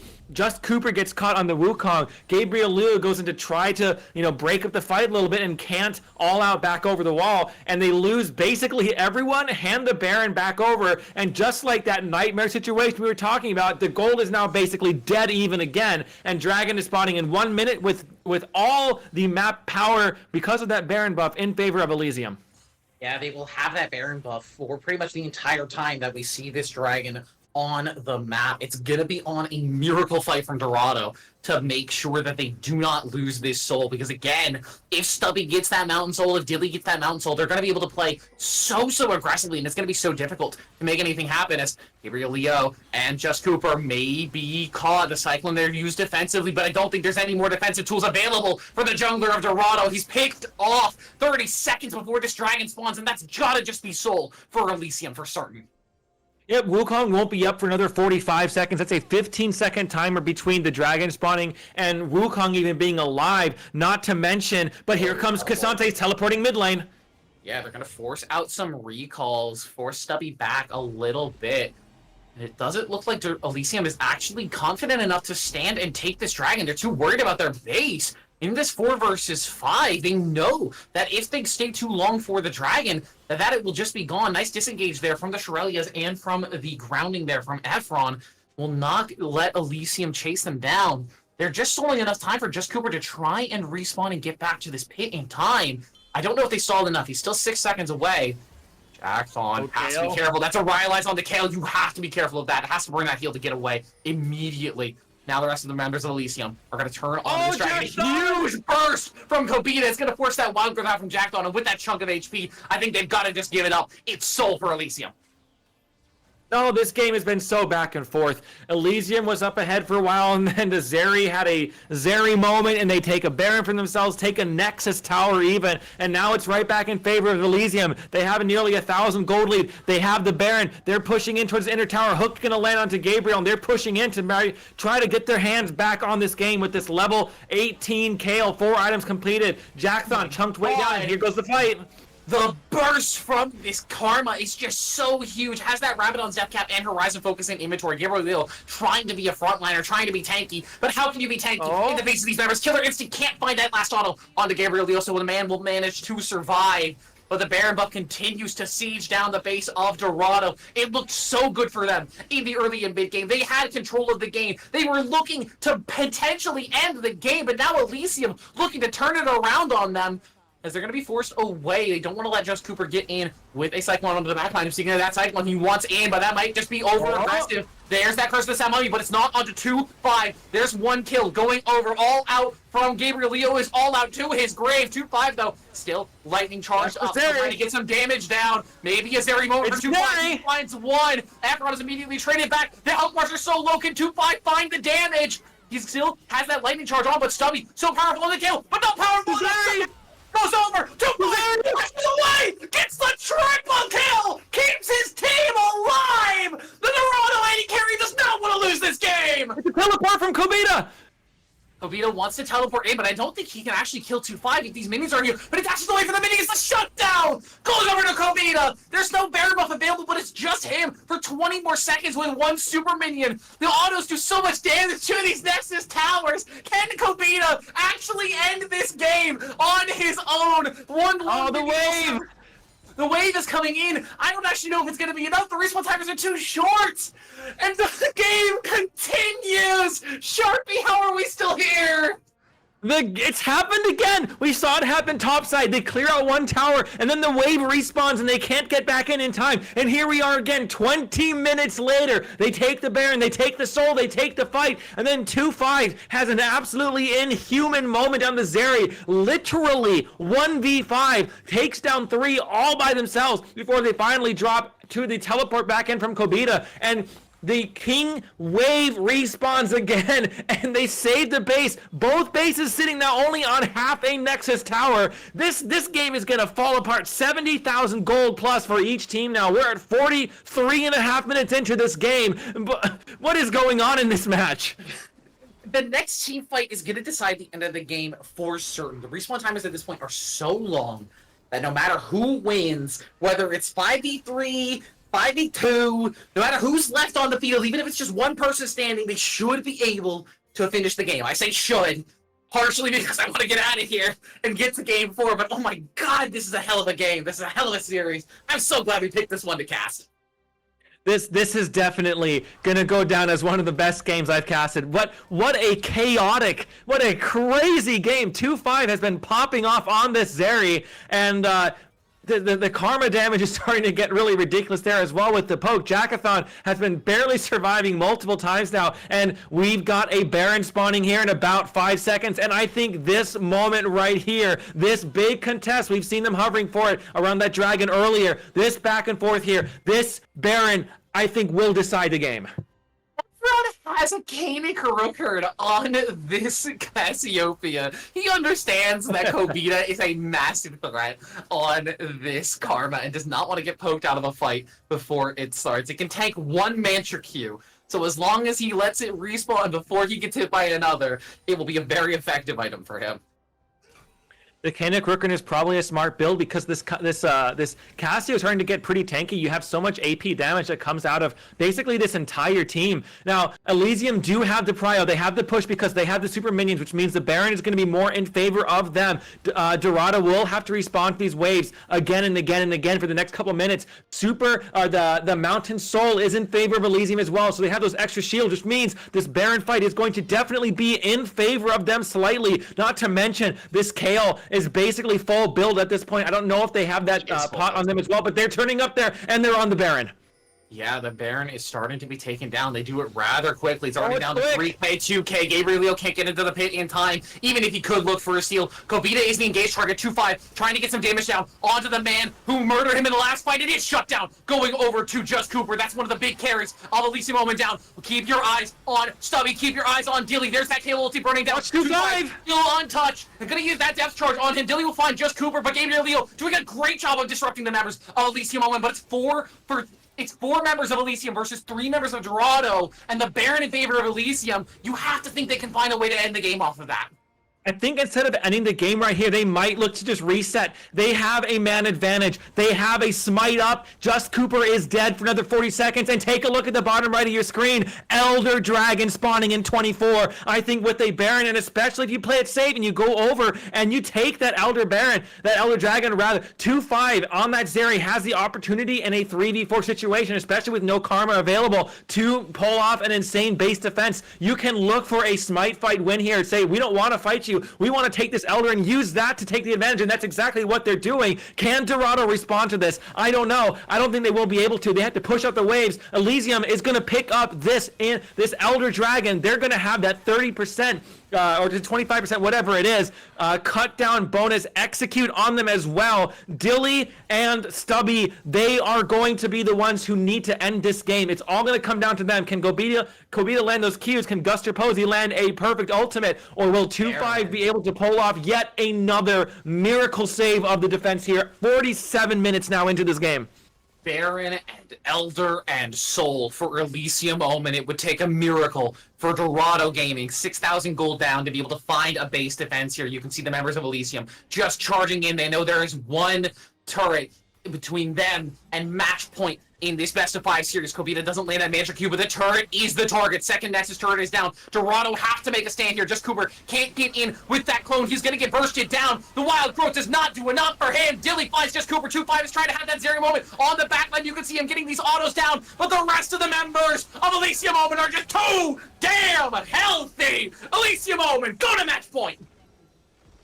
What a game! That game was absolute chaos. 47 minutes and 54 seconds of absolute stressful, intense gameplay. But Elysium, after a very back and forth match, managed to finally pull off a win with that Baron, Soul, and Elder combo. What a crazy, crazy game here in Game 3. This series is definitely living up to what should be a series that determines who will go to the finals. Don't go anywhere, everybody. We've got Game 4 coming around the corner. You do not want to miss it. Stay around. It's a lover's fight without an end goodbye. To my innocence, I can't wait no longer. I'm playing with the monsters. Everything that brought me alive.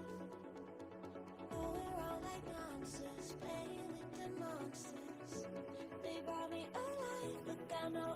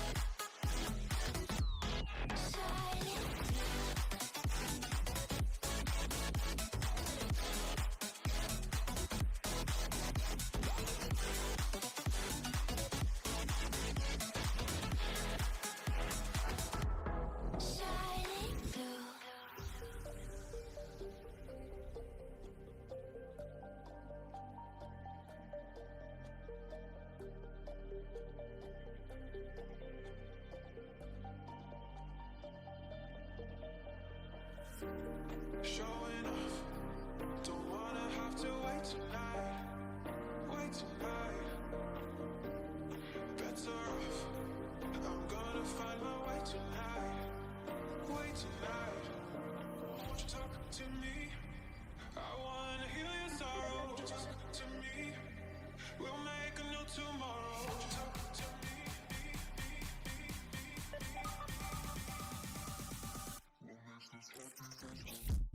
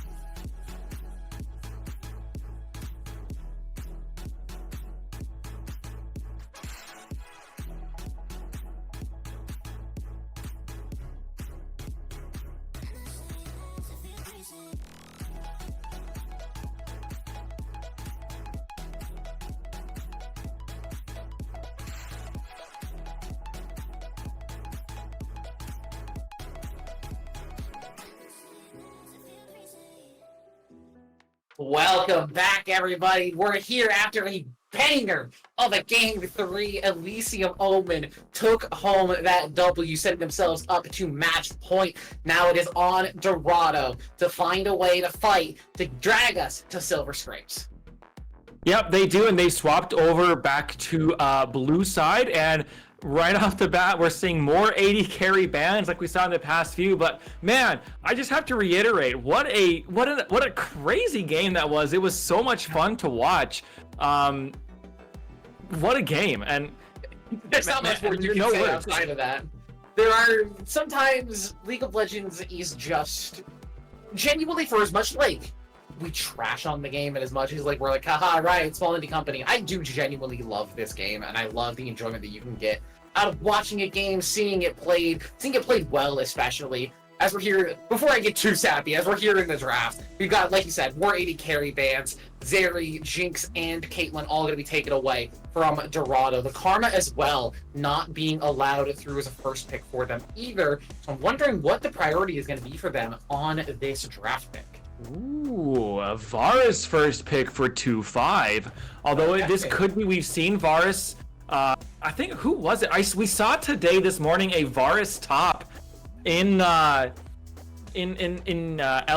I believe it was, that they picked that up there. So you never know where this Varus could go. I'm not 100% sure who it was, but I would put a lot of faith in that being in the bottom side here, as 2-5 has been putting on a clinic in the bottom lane, so getting that priority pick for him would not be too shocking. And I would say one of the champions that has really popped up as like our series meta is this Amumu for the junglers here. Going to be grabbed by Dorado as well, as Elysium Omen responds with Stubby grabbing that Ashe and Guster Posey grabbing that Lilia. They have a lot of team fight power here on Dorado's side. The Varus ultimate, the Amumu ultimate, and the the quickness is the ultimate for Rakan.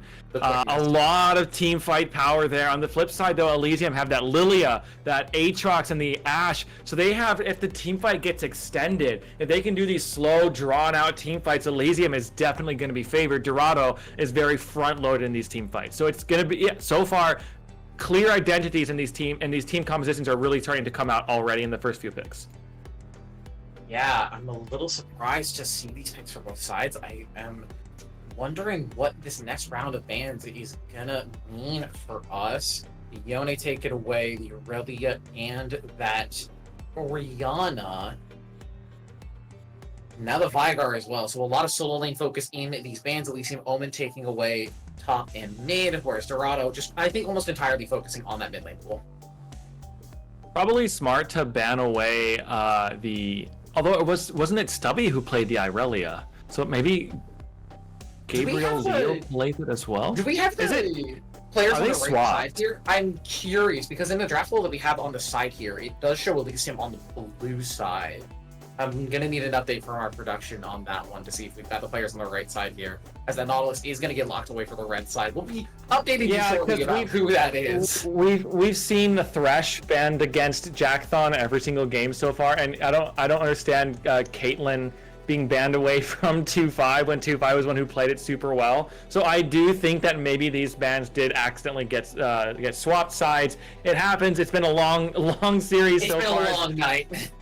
Yep. Either way, whoever ends up playing these champions, Urgot and Azir, are going to be picked up for 4 and 5 here. We'll have to see what the final pick is here. Most likely going to be in that mid lane. It's going to be the Talia. Okay, I do like this draft. I'm assuming that it is Elysium on the blue side and Dorado on the red. Ashe for 2-5. There we go. We saw him pilot that one. He was pretty proficient at it. The Amumu again for Guster Posey. Not too shocking to see him lock that one in. Kobita getting his Azir again, and Stubby with another kind of out there counter pick in the top side to this Aatrox. The Aurelia banned away from him, but now getting his hands on the Urgot. I'm wondering how much work he's actually going to be able to put up there in that top side.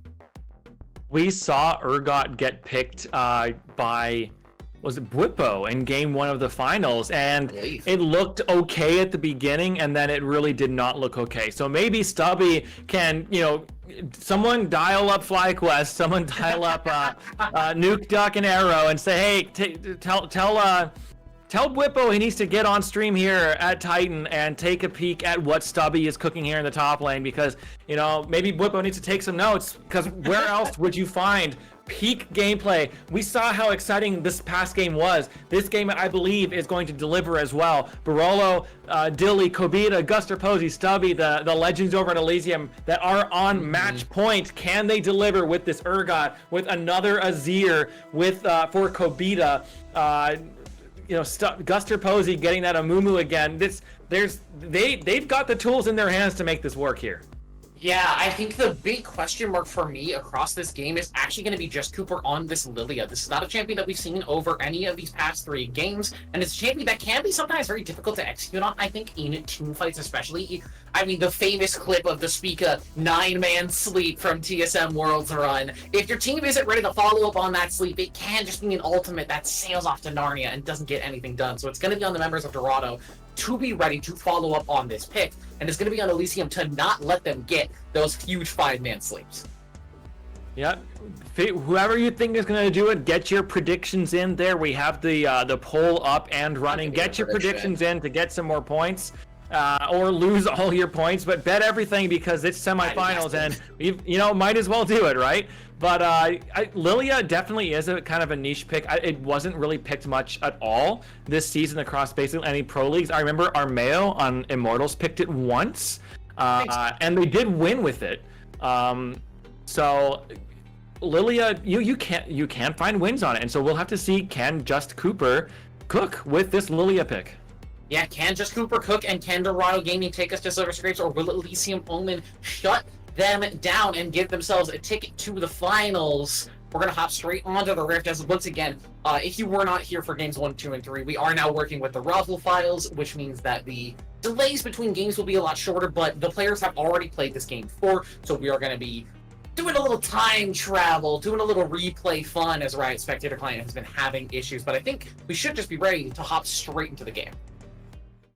Yep, we're hopping right in, so Just Cooper is already leaving the game, and Efron is leaving the game. So these, Just Cooper and Efron, they hopped into the game and they said, here's Kobita on the Azir again. He's gonna pentakill us one more time.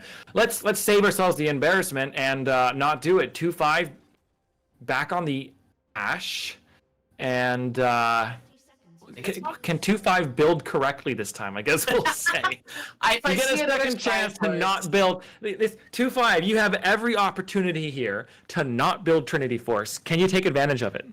Yeah, he has the option to not. He could build, Terminus. He could build Infinity Edge. He could build Gimsters. He has a lot of options here. But the nice thing I think about the replay files here is we don't get stuck in pauses. While we are working from the past, it means that we don't get stuck on any of the pause timings. As Gabrielio getting a little aggressive there onto Guster Posey. He's just going to trade auto for auto, get a little information about where the Amumu is starting. And speaking of information, you can see that ward on the Raptors from Elysium Omen, just making sure they get full knowledge of where Just Cooper is going to be starting on this Lilia, as she does have the ability to solo start on Raptor. She's one of those junglers that doesn't particularly need a leash to be effective in the game. No, Lilia can typically clear relatively simply on her own, so she's going to start their top side, be pathing towards bot to help out 2-5 and the Nautilus against this Varus Recon lane, which is pretty strong. Varus is kind of becoming a more and more popular and premier bot lane first pick and blind pick, just because of how much power the champion has, and you can take so many different build paths with it. So top side, Aatrox, Urgot. Once Urgot does get either that Black Cleaver or the Hull Breaker, Urgot really starts to come online. I would expect Aatrox to do the smart thing and get a, not the Thorn Mail, whatever that item is before it.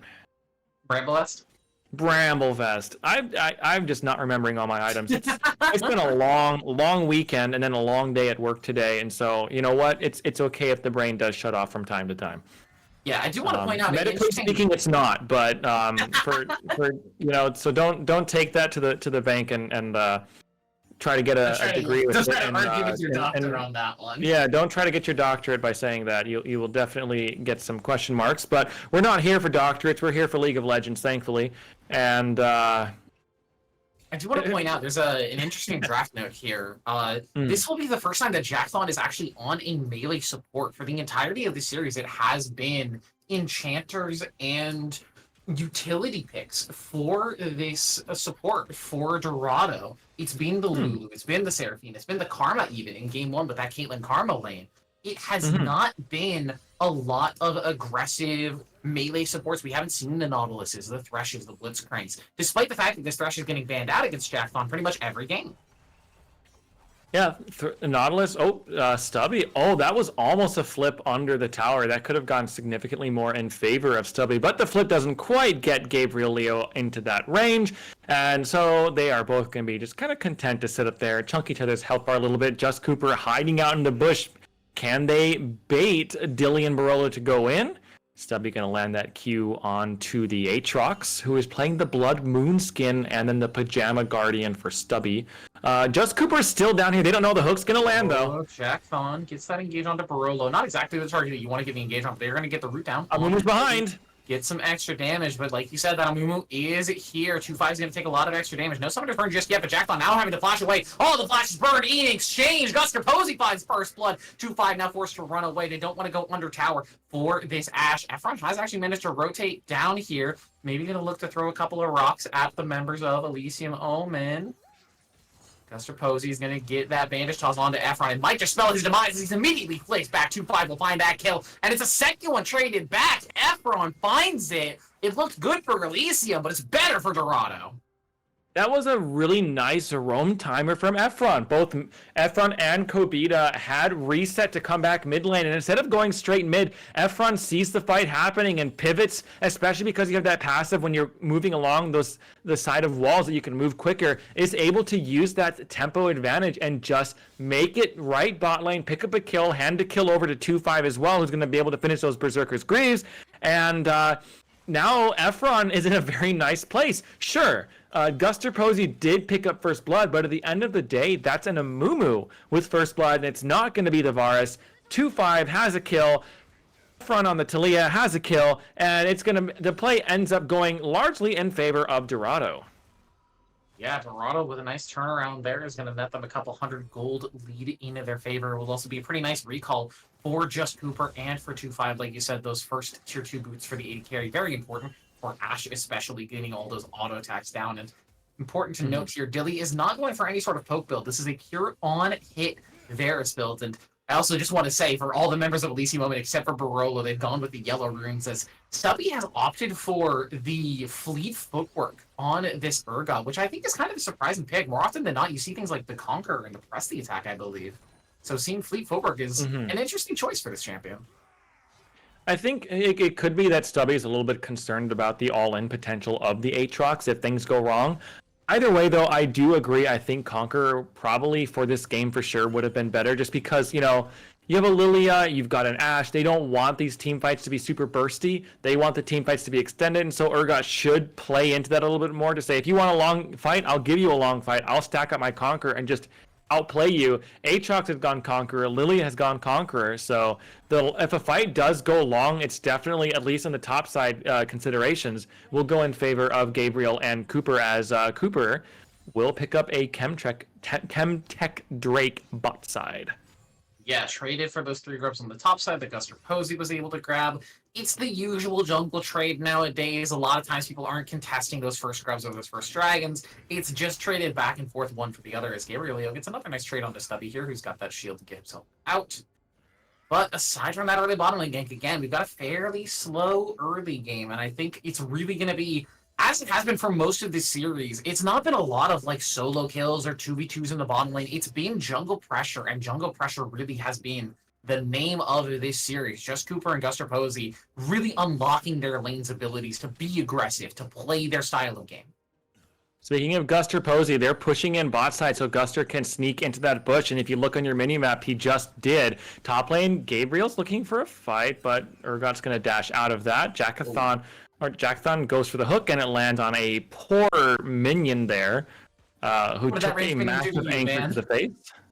What did that range thing do to you, man? Did it really deserve all that treatment? As, again, Gabriel Leo getting some nice aggressive trades into this Urgot. This feels like a very Aatrox-sided matchup just based on this alone, but I think that's probably part of why Stubby has this sweep forward. He just knows that Aatrox is going to be able to outpoke him and out-aggress him early in the game, so just trying to survive. You can see he has that call in inventory as well, so just really trying to scale up to get 1 items, 2 items before he starts really trying to take trades with this Aatrox. Yeah, Stubby with that build doesn't want to be trading at all. Has finally gotten some Reeboks there, those shoes, and a cloth armor as well. Whereas Aatrox has the entire tabbies completed, and so are they still called tabbies? They're not. Plated steel Plated caps, steel but caps. everybody calls They're them tabbies. really. They're tabbies. That's what they are. I like the name Plated Steel Caps better because it makes a lot more sense since it gives armor now and not dodge chance back in season 2. But everybody still calls them tabbies out of habit. Yeah, I'm just waiting for lethality boots. God, I hope those never exist, as Stubby's going to get the fling back onto Gabrielio. Rosie's here, but not in range to get that bandage toss, so just a little early from Stubby to look for that trade. Couldn't manage to find anything there. Again, yeah, it really is just the junglers allowing these aggressive trades, but until they show up, it is a very slow and a very quiet game. They might look for a dive here, though. But if you look at your mini-map, Lilia is on the way up, so Guster Posey might be in a bit of trouble here. The bowling ball going to get rolled out and hit their own tower. So, Just Cooper, I don't think bowling is for you. Going to be dodged out, but death goes wide on Gabriellia. Now Just Cooper is going to force Stubby and Guster Posey away. Jackpot is also up here, rotating up on that recall timer, and with Efron having priority in mid lane as well, it should just be the 6 grubs denied by Dorado. I don't think Guster Posey should have a chance to get into this exchange. He might look for it as Barolo is going to provide some vision. First Smite's going to go down, so that's 1 already gone. Jackthon just doing a great job of disrupting this Amumu, not letting him get in. Barolo and Kobita are close by, though, so Jackthon might give his life. It's 2 immediately given away. Nice flash from Just Cooper to get away from that Curse of the Sad Mummy, but it's Jackthon who will die in exchange. Guster Posey doesn't get a advantage toss over the wall, and they will net themselves that 4th Void Grub, as Kobita is going to immediately teleport into the bottom lane to stop 2-5 from getting any more Tower Plate shenanigans down there. Yep, it's, Dorado, they pick up 2 of those grubs, and that's what you need. So Elysium don't get that 5 grub, breaking point where they can start spawning up little Kevins or whatever you want to call them whenever they step up to the tower. Stubby is slowly starting to get a bit more push there top side now as you start getting more and more levels. I don't know if Stubby did go for that. I know there's kind of a thing that bowling ball will land. There's the ult. There's that ultimate from Aatrox. Stubby just loses a massive chunk of his health bar from that Q3. Gabrielio will find that solo kill. Jackthon maybe looking for Dilly here. Does manage to land that hook. Doesn't have level 6 on the Nautilus yet, though, so just using that Aftershock and that shield to tank up the tower, and will be forced to walk away from the play. It doesn't mean too much. Guster Posey's hanging out here in the bush, so Jackthon might be caught. And is going to get engaged on by that first bandage toss. Second bandage toss will also connect on that Spider-Man. Nice flash away to get away from that grand entrance from Barolo, and he will manage to survive. Though he does have to lose his flash. He's got Hex Flash, so he doesn't feel too bad about that. Stubby might look to catch Gabriel here. Has the ultimate, too. A ward. Fear Beyond Death is available, but Gabrielio doing his best to sustain through it. Does he have the health bar to get away from it? He does. The ulti times out, and Gabrielio does manage to escape under his tower once again, surviving with a sliver of HP. Stubby, you need to be a bit more patient on that ultimate. Timed out just a fraction before when he could have pulled him in. And so, unlucky for Stubby, but it is what it is. You're up 2-1 in the series, but you are down about 1,000 gold now. And so, a little bit of stress here. And Guster Posey is getting jumped on. Guster Posey, nice flash away from that arrow, but it will land on the Barolo, which means your support will not be able to help you. The Curse of the Sad Mummy is nice, but Jackthon's Ignite is just a little bit hotter as he will be able to pick up that kill. And that should just mean that this Cloud Dragon will go over to Dorado. There you go. Second dragon now for Dorado. Just Cooper playing this Lilia pretty well. Has had pretty solid, at least for the bot side, objective control, and has been able to neutralize that. Stubby might be in trouble here. Nope, it's going to walk out of it. Yeah, manages to get away from those Umbral Chains. Will not get caught by that Aatrox third Q. That World Ender is nearly up and available for him, so has to be a little bit careful. Does have his flash, so should be safe if any shenanigans do happen up there in the top side. But I don't think you want to be losing your flash just for the ulti on that Aatrox. I respect Gabriel Leo up here, by the way, taking the time to run around and pick up those little cinders or whatever they're called. Everybody loves I've the Infernal Cinders. They give you like what 0.6 ability haste per one that you grab, I think. I think it's 0.3 actually. I remember it was 0.3, but they buffed it because people weren't actually going out of their way to pick them up because they were very non-impactful. So they doubled the buff that it gave. Okay, that makes sense. Because I remember seeing, and like either way, like it gives you that little burst of movement speed, which can be really helpful when you're like walking back to lane, for example. And I remember watching, I forget who it was, but they were walking back to lane, and there was this nice row of Infernal Cinders along the side of the lane, and they were walking right next to them and like not picking them up. And it's like, dude, you could have picked those up and gotten back to lane a little bit sooner. But, you know, what do I know? I'm not a pro player, and so clearly they know better than I do. True, that's why we're up here on the casting desk, and they're down there losing to Captain America. It's not like I've been playing Rek'Sai top lane for 4 years. Oh, wait, yes, I have. Anyways, You will get spotted out there in the bottom side of the map. 2-5 forced away from his own tower, so will be a plate going over to the Varus just before they fall off. The plates falling off means that the Herald is now up and available, and with Guster Posey showing on the bottom side, it should just be Cooper, Gabriel, Leo, and Mr. Jackthon grabbing that one, but with them showing on the Herald, that means that 2-5 should just be dead here. Has that cleanse to get away from the Curse of the Sad Mummy. Might be able to actually trade back with Dorado. Gets the 1-for-1 and the flash. 3v1 takes it 1-for-1. Releases his cleanse, but you're not feeling too bad about that exchange. No, that's really big for 2-5 that you do get that kill back onto Barolo. So, yeah, that dive went terribly wrong. It's just a little bit unfortunate that first Q from Guster Posey missed, which forced Barolo to tank it. If Guster, whoa, nice placement on that flick back to pull Guster Posey back. Ooh. Gonna get hooked up and should just get knocked down. They'll donate the kill over to Efron and have him land that one. Just Cooper's gonna use that lilting lullaby in the mid lane, but with Barolo nearby, I don't think they're gonna go for the tower dive on the Azir. But a nice punish from the Dorado Gaming mid and support. Dorado Gaming is definitely wanting to play a bit more confidently now because they're down 2-1 in the series. They're stepping forward. They want to make it a game 5. They're up 6 kills to 3. They're up 2 dragons. They're up.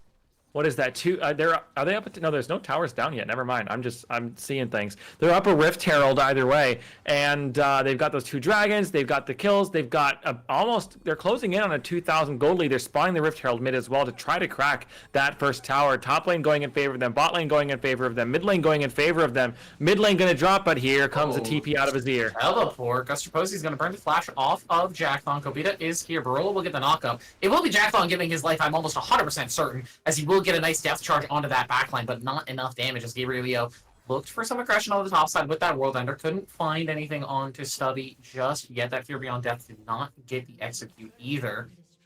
But it will just be the bottom lane turret going down as well, as 2-5 is again just down in bot lane, happily split pushing away on this Ashes. Kobita doesn't get the shuffle back. Still gets the flash out of Efron. I think Efron was safe there, but better to flash and be safe than sorry.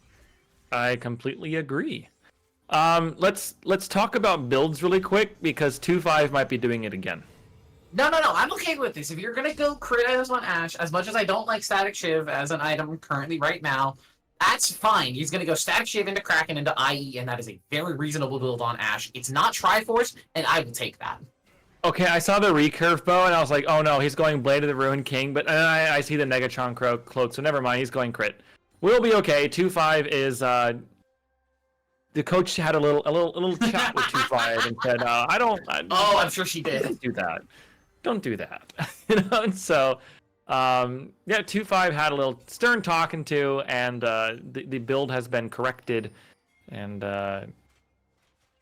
there still is time for 2-5 to do some shenanigans, but there's time. But potentially. For now, 2-5 is okay. But yeah, for now, we'll survive. But speaking of surviving, this dragon will not survive for much longer. That Pink Ward is teleport from Murgot is behind. Dragon down to 4K. Guster Posey doesn't manage to land that bandage toss. They're going to look for the engage onto Kobita instead, but there's that engage. 2-5 forced to flash away, but it's into the waiting arms of Dilly. And speaking of waiting arms, it's just fear beyond death for Stubby. He finds one, Kobita finds Jackathon, just Cooper forced to flash away to try and survive. He's going to get that little lullaby download to Stubby, but Guster Posey has the bandage toss. It might not be enough, though. The Talia wall from Efron beautifully keeping his team safe as Guster Posey's going to glitch a little into that wall there, but it's a huge one team fight for Elysium Omen.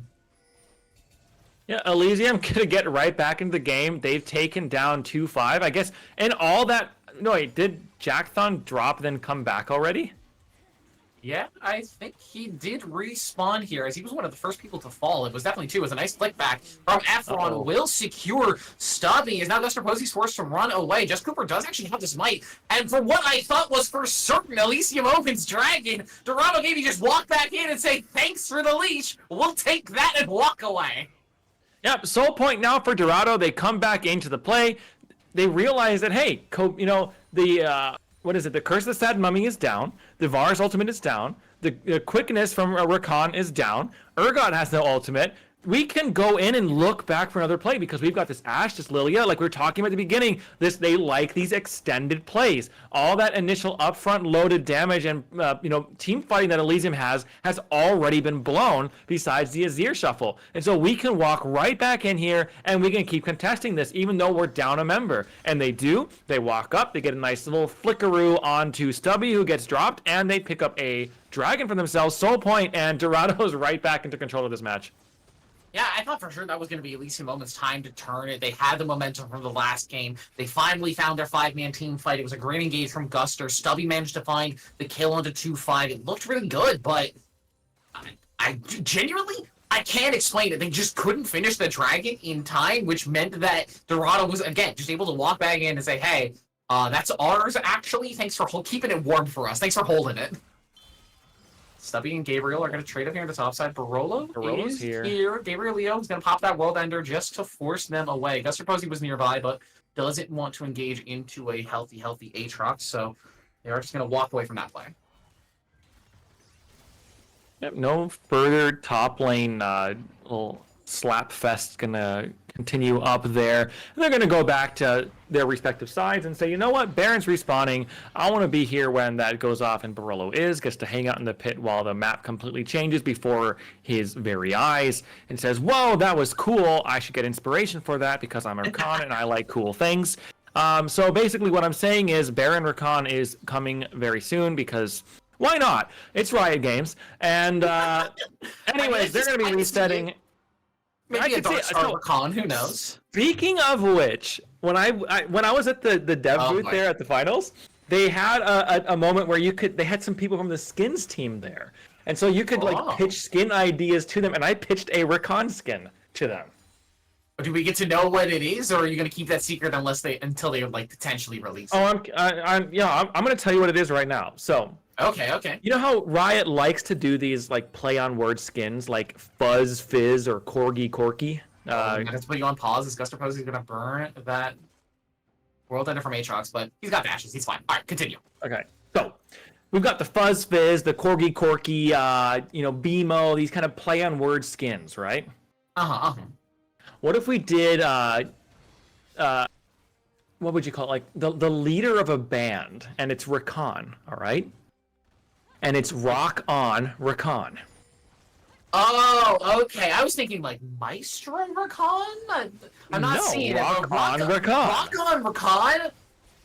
Kind of like the moshers from the last TFT set. I can get with that. As speaking of getting with this Omen can get with this Baron, as those chains of corruption are going to go totally wide onto Gabriel Leo, but the Curse of the Sad Mummy, they're burning everything onto this Aatrox, but he's got a flash, he's got dashes, he's going to get over the wall, but he will not be far enough to save his own life. Stubby will find that kill. Jackthorn is going to get that depth charge onto him. The Baron completely peeled away from. But in the meantime, Efron is just happily split pushing away in the bottom side. That inner turret already fell, and he's working on that inhibitor turret at the same time.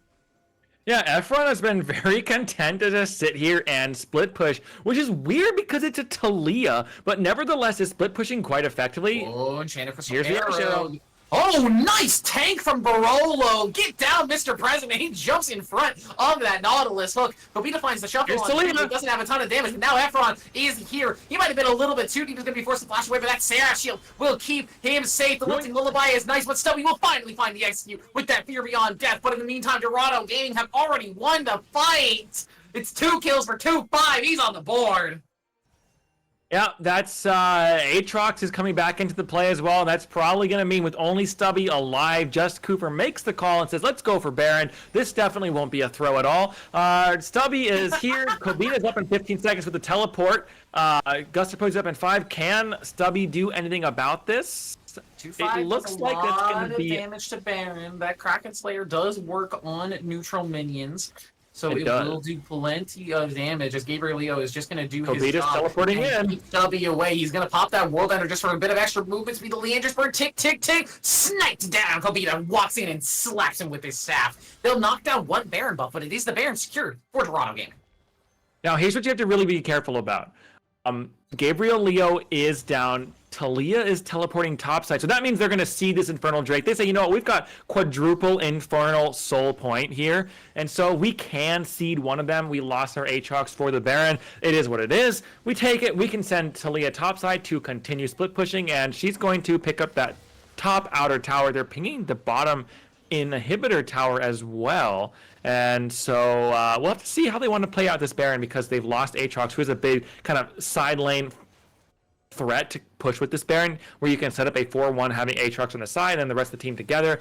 And that's not going to be an option for them anymore. So how are they going to play out with this Baron? Here comes the Ash ult, though. Arrow in the mid lane. There's that depth charge onto Dilly. Gets the knockoff onto Barolo as well. There's that quickness and grand entrance onto the backline. 2-5. Still alive on this Ash, though. Stubby's teleported into the backline. Maybe looking for some threat, but the Talia wall's going to keep him away. 2-5, though. Flashes into the waiting arms of Kobita, but in the meantime, Just Cooper on the top side of your fight has already found one. It's traded back as Kobita will slap down that member, but it's a double kill for Just Cooper on the Lilia. Now 3-0-6 on the pick. A little misplay there from 2-5, I think, on that flash, but overall, still a Dorado 1 fight. Yeah, Dorado will win the fight. They're up 4 members to 3, so they're going to be able to walk in and take that tower. They might try to put some pressure onto this inhibitor tower as well. It's a bit unfortunate the waves aren't prepped a little bit better than this because they could have probably taken a lot more. So Kobita, are they going to try to look for? No, they don't have the Lilia ultimate at the moment. So they are going to be content to crash that one final wave and then look to step back and see if they can do anything else with this Baron for the last few seconds that it is up. Yeah, they should still have, I believe, another minute on it, if I'm right, but I'm not sure what they'll be able to find off of that minute. The waves aren't in the best spots, unless they can maybe find some sort of 5-man push up topside. I think that we've seen really the extent of what the Baron buff will get them. And the Dragon and the Baron are spawning at fairly near identical times, so it actually is going to be a pretty difficult decision for Elysium Omen here about which objective they are going to have to go for, because you can't just let Dorado have their second free Baron. But at the same time, if you go and contest the Baron and one member of Dorado is down doing that Infernal Dragon and they pick up Soul, you're probably not in a good spot either. Infernal Soul Lilia, I think, does a lot of damage. Yeah, the Lilia is going to absolutely be a threat. She's getting closer and closer to that second item, which... What is that item again? Rift Maker, if I remember Rift right. Maker.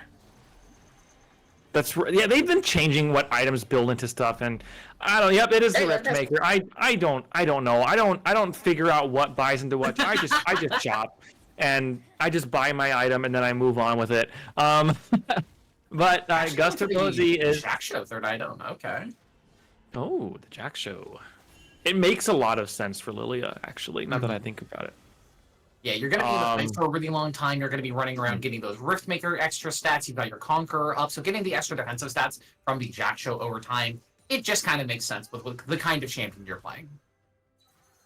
Jack Show going to be a great item, but quietly as well, especially thanks to that Baron. Dorado is now up to a nearly 5,000 gold lead. We definitely haven't seen that thrown before, as here comes Just Cooper and Jack. He's going to pop that as your turn for himself, but I think there should be just enough crowd control, even with the Ash ult missing. Kobita flashes, I believe, to try and get the shuffle down onto Efron, but Just Cooper says, nighty-night goodbye, and picks up his 4th. Yeah. Kobita, if you're going to go down right there, there's no real chance that you can turn that around. Just accept your death. Don't burn a flash. Don't burn a critical summoner spell like that. You're not going to have that flash up now for the next Baron or the next Dragon. So it probably, the chances of you getting a big play there are very slim. So you probably just need to hang on to that flash and save it for the big fight. Either way, Kobita tries it. It doesn't work out. Loses the life. And now that's going to be Azir with flash down at Baron and at the next soul fight, which is very good for Dorado, but not so great for Elysium. Now, I don't know if you remember it, but back in the day, near Azir's release, there was this great Team Liquid player called Phoenix, and he had I do remember. this insane play under his own Azir tower, 1 versus 4. I believe he picked up a triple, if not a quadra. I'm trying to remember the exact details of the play. Yeah, so I think Kobita just had that replay flash in his mind of like, okay, I can do this. It's my time. I've gotten my Azir Penta. Now it's time to show how good I really am. Flashes and then is still asleep and it's just like, oh, well, unfortunate. I'm gonna tell you, just gotta take that L. I'm gonna tell you, I was really close to saying you made an attempt, but you're not Phoenix. But I didn't want to age myself or make a reference that maybe 2 people in chat would get, and so I decided not to. And you made it anyway, so I respect it. And at least I know, hey, there's someone who would have caught the reference, so it's all good. So we were on the same page for that one. He attempted the Phoenix, it didn't work out. That's okay though. So he attempted to be a Phoenix, but he was just ashes as Gabriel is coming in. Spotted out by a ward here. There's that change of crystal arrow onto Stubby. Barolo looking for an engage onto the backline with those chains of corruption. He finds just Cooper, but it's just Cooper. There's that depth charge onto the backline, topping Ghost Reposing from getting an engage. Gabriel has found his first reset. Efron gets a nice wall to keep Kobita out of the fight. It's 2 kills, and just Cooper will also manage to survive. Big sleep coming through as Gabriel will continue to dash forward. The Fear Beyond Death will not find its execute today. Efron will die to the Leanders, but it's 4 for 1 in favor of Dorado. It'll net them to soul. it's not just going to net them to soul either. They're already packing their way towards mid lane to clear and shove that wave and walk up towards Baron. They're probably going to be able to take both objectives here because Guster Posey's down for another 15 seconds.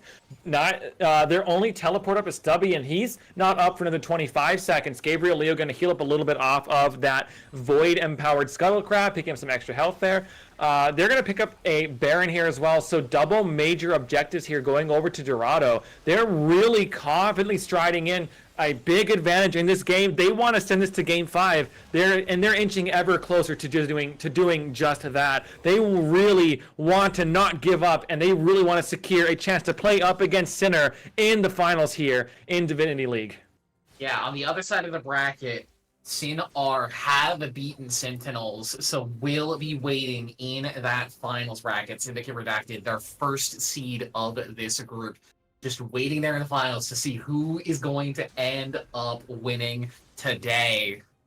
And Dorado want to take it to Game 5. They want their momentum to be in their favor when they take it to Silver Scrapes. I should say if they take it to Silver Scrapes, because Elysium Omen, while they are down 8,000 gold, there is every possibility that Dorado could throw this. I am not saying it is out of their control, that the game is still entirely theirs to lose. It looks great for them. They have a deathless jungler and Just Cooper, who has been having a great series on his hands. Aside from a couple of Wukong slip-ups here and there, I don't think he's been performing poorly on any of his picks. And is now just going to be looking to lead his team, again, to those Silver Scrapes, to that Game 5, to try and net his team that spot in the finals. Yeah, and to top it all off, to make things even better, Ash is building correctly. Now, you do have to think in the back of your head, though. Kobita playing Azir, pentakill. That's in the back of your head. It happened earlier this series.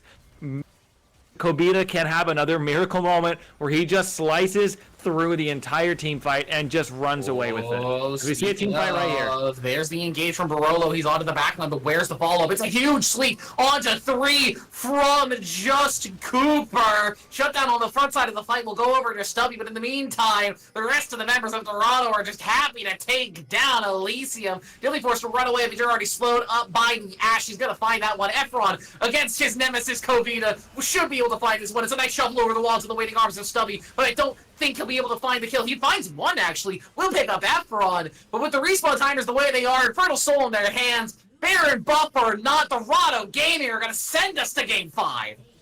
Dorado Gaming, that Lilia pick right there.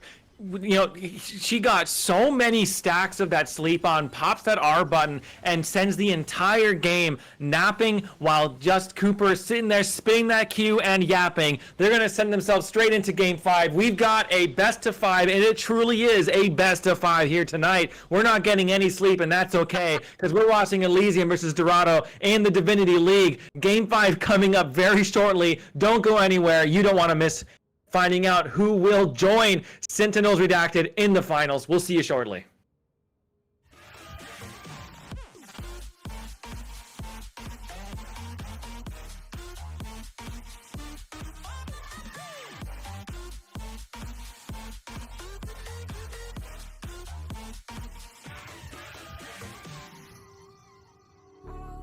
all alive. The devil's in the detail, lingered inside. Oh, a holy crime. But how can I hide you without an alibi? It's a lover's fight without an alibi. You took my innocence. I can't wait no longer. I'm playing with the monsters. Everything that brought me alive. Though we're all like monsters, playing with the monsters. They brought me alive, but got no alibi. It's a lover's fight without an alibi. You took my innocence without an alibi.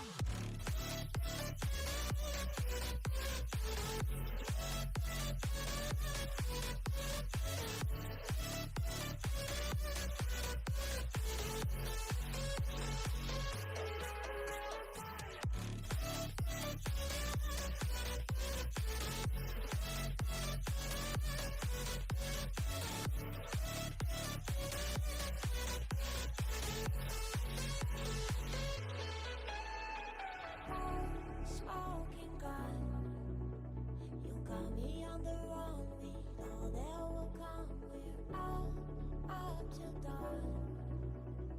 But how can I hide you without an alibi? It's a lover's fight without an alibi. Took my innocence. I can't wait no longer. I'm playing with the monsters. Everything that brought me alive. Oh, we're all like monsters, playing with the monsters. They brought me alive, but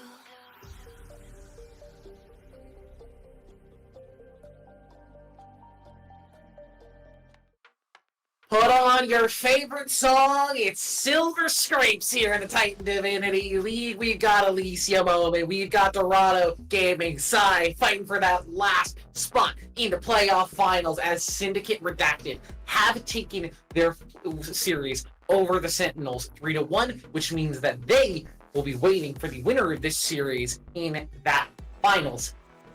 I'm still Pretty. That's still Sharpie. We're here in the draft. It's Game 5. You know how it is. It's Game 5. Can you tell?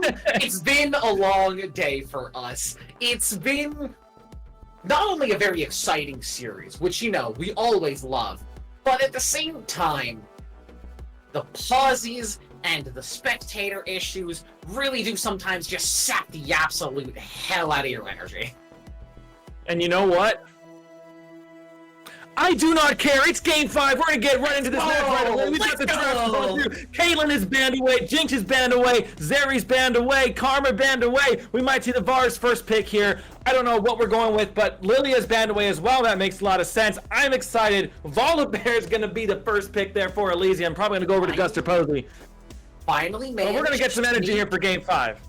Finally managed to sneak its way through the pick, and man, that Volibear available for Elysium Moment. They're going to snap that one up immediately, and Dorado, in the meantime, are going to deny away the Varus from Dilly, who had, I'm not going to say the best performance of his life on it in that Game 4, but didn't look bad. I would just say the game wasn't particularly about the bottom lanes. It really was those junglers. Just Cooper, now back on Wukong, which was one of his, I would say, worst performing picks in this series so far, but confident to grab it up as Elysium Moment are going to grab the Kaisa, and I have to assume that they'll probably pair it up with the Nautilus. Probably. Kaisa Nautilus would make sense. There it is. It's going to be Kaisa Nautilus. Volibear is a very strong jungler, very strong. I would know because I played against it in solo queue earlier. Very annoying top laner as well. Pro tip: don't try Evelynn top lane against a Volibear. Anyways, You're solo 2 games. Your poor team. Anyways, yeah, we don't talk about it. Leona's going to be the last pick. Makes a lot of sense. It guarantees CC for those. That ultimate, which what is Varus ultimate? Chains of Corruption. Chains of Corruption. Thank you. So Chains of Corruption going to be basically guaranteed on whoever Leona does land CC onto. So, anyways, going into the bans now, Kobita's Azir going to be taken away. Vhagar, again, we've never really seen it in this series. It's just been taken away from Efron. Corki going to be dropped as well. Let's see what the final ban is going to be. It's going to be the Trundle. Interesting. So, Orianna is available here for Efron if they want to go for it. I would not be surprised to see a Ori pick. Yeah, I feel like that's just a snap pick for Dorado. Efron looked pretty decent on it. Although Aatrox is available too. Sorry, Aatrox is available too. Aatrox is also available for Mr. Gabriel if he wants to grab that one up one more time. Maybe they want to save counter pick for him here on red side, but one of these two solo laners will be blind picking. And they're actually going to go with the Talia side of the matchup. So I have to assume that means Elysium should grab the Orianna here. But I will not. You know what? Actually, after Game 4, I'm not actually surprised that they grabbed that one. Efron had a great Talia performance. Some of those flicks were absolutely insane off those rocks. Some great stuns into the members of Elysium. So putting him on it again, I feel like it's a confidence pick for Dorado. Yep, definitely feeling good after that Game 4 performance. There's the Orianna, as you called it, and top lane, the blind pick is going to be the ever-stable top lane blind pick champion of Gnar for Stubby. So that's going to mean... The Aatrox could... Oh, it's Malphite! Okay! Some tanky gameplay from Gabriel Leo today. Not content to just be on Aatrox duty for the entire series, he's going to get himself on a real champion here.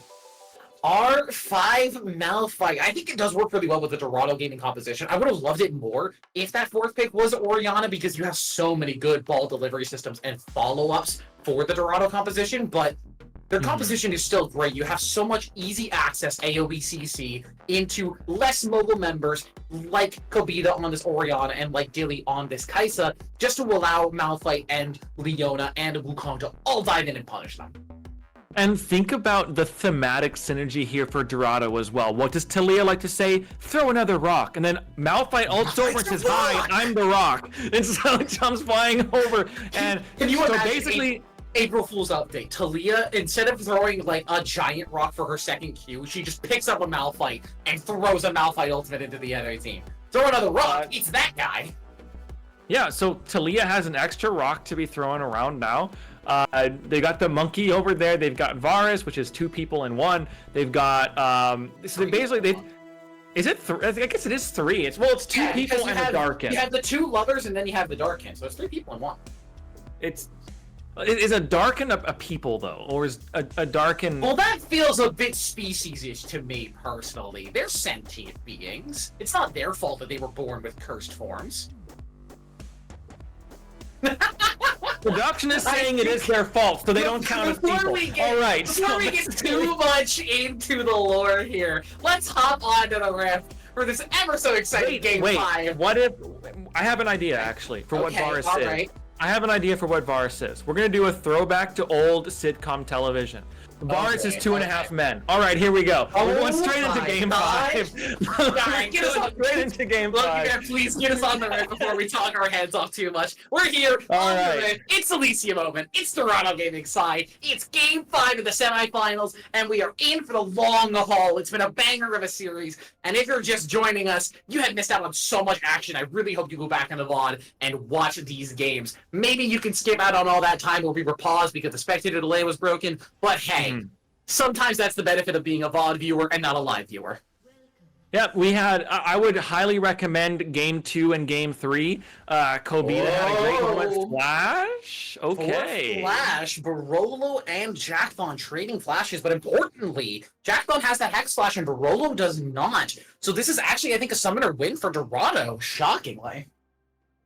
Yeah, Dorado's going to come out ahead on Barolo's aggression there. It was a good look. I mean, you don't expect it. It's game 5. You're probably a little bit tired. Your reactions might not be quite there. Certainly, you're going to be very excited because, guys, this is the game that determines who's going to finals. Best of 5, screw that. This is a best of 1 now. It's whoever wins this one goes the final distance. Will make it to go up against Syndicate Redacted. So, I want to see your A games, and so far the flashes have been on point. No one's getting caught out. No cheesy things we're not cheesing our way into finals just yet. So, speaking of which, top lane, I want to talk about this because I'm a Malphite connoisseur, okay? Malphite is not a tank, by the way. Malphite is an AP assassin. Fight me on it. And maybe we don't let him cook. Maybe we get him out of the kitchen. I can verify, though, that AP Malphite does win against Gnar. Very confidently. I can also say that almost every Malphite I've seen in competitive takes Storm's Ring, takes Comet, takes Scorch just for some lane domination, and then builds full tank items. It's cowardly, but that's how top lane works these days. They just you've got the Rek'Sai top lane. I'm a Rek'Sai one trick, or I was for quite a few years. I was a what do you call that? What is that item? The Prowler's Claw full lethality Rek'Sai mid player. Prowler's Claw. Don't remind me that item existed. Please bring it back, Riot. Anyways, I was a lethality Rek'Sai mid player, and Rek'Sai was such an aggressive, you had to really play aggressive and confidently. And now they just sit up top lane on Rek'Sai. They farm, they hit their W key, and you get 600 health back, and nobody cares. And it's just like top lane is such a. Top lane is one of the lanes of all time. We'll give it that. Sometimes, every season, one of the roles has to be the do-nothing role. Sometimes it's bottom lane with their scaling 80 carries. You get the Jinx versus Zeri lanes where nobody does anything for the first 10 minutes of the game. Sometimes it's top lane where you have 2 tanks beating on each other, just trading grass procs. Nobody gets anything done. It's almost never mid lane because you always get exciting mages there who want to make something happen on the map. Mid lane is a little privileged that way. But for the most part, sometimes you just got to take your lumps and be the tank matchup. And this time, Gabriel Leo off Aatrox's duty and now on this Malphite. I'm actually really interested to see how he'll perform on it because it's a very different style of champion than the Aatrox is, as we've seen through most of the series. Yeah, I like it here, though. It's definitely a good look. You've got immobile. Basically, their entire team outside of Gnar is quite immobile. So if you can find a good angle for it, these Malphite ultimates, these unstoppable forces can really turn a team fight around. So Gabriel, Leo, you've had some really solid games. I want to see some good Malphite ultimates out of you here today, buddy, on this last game 5.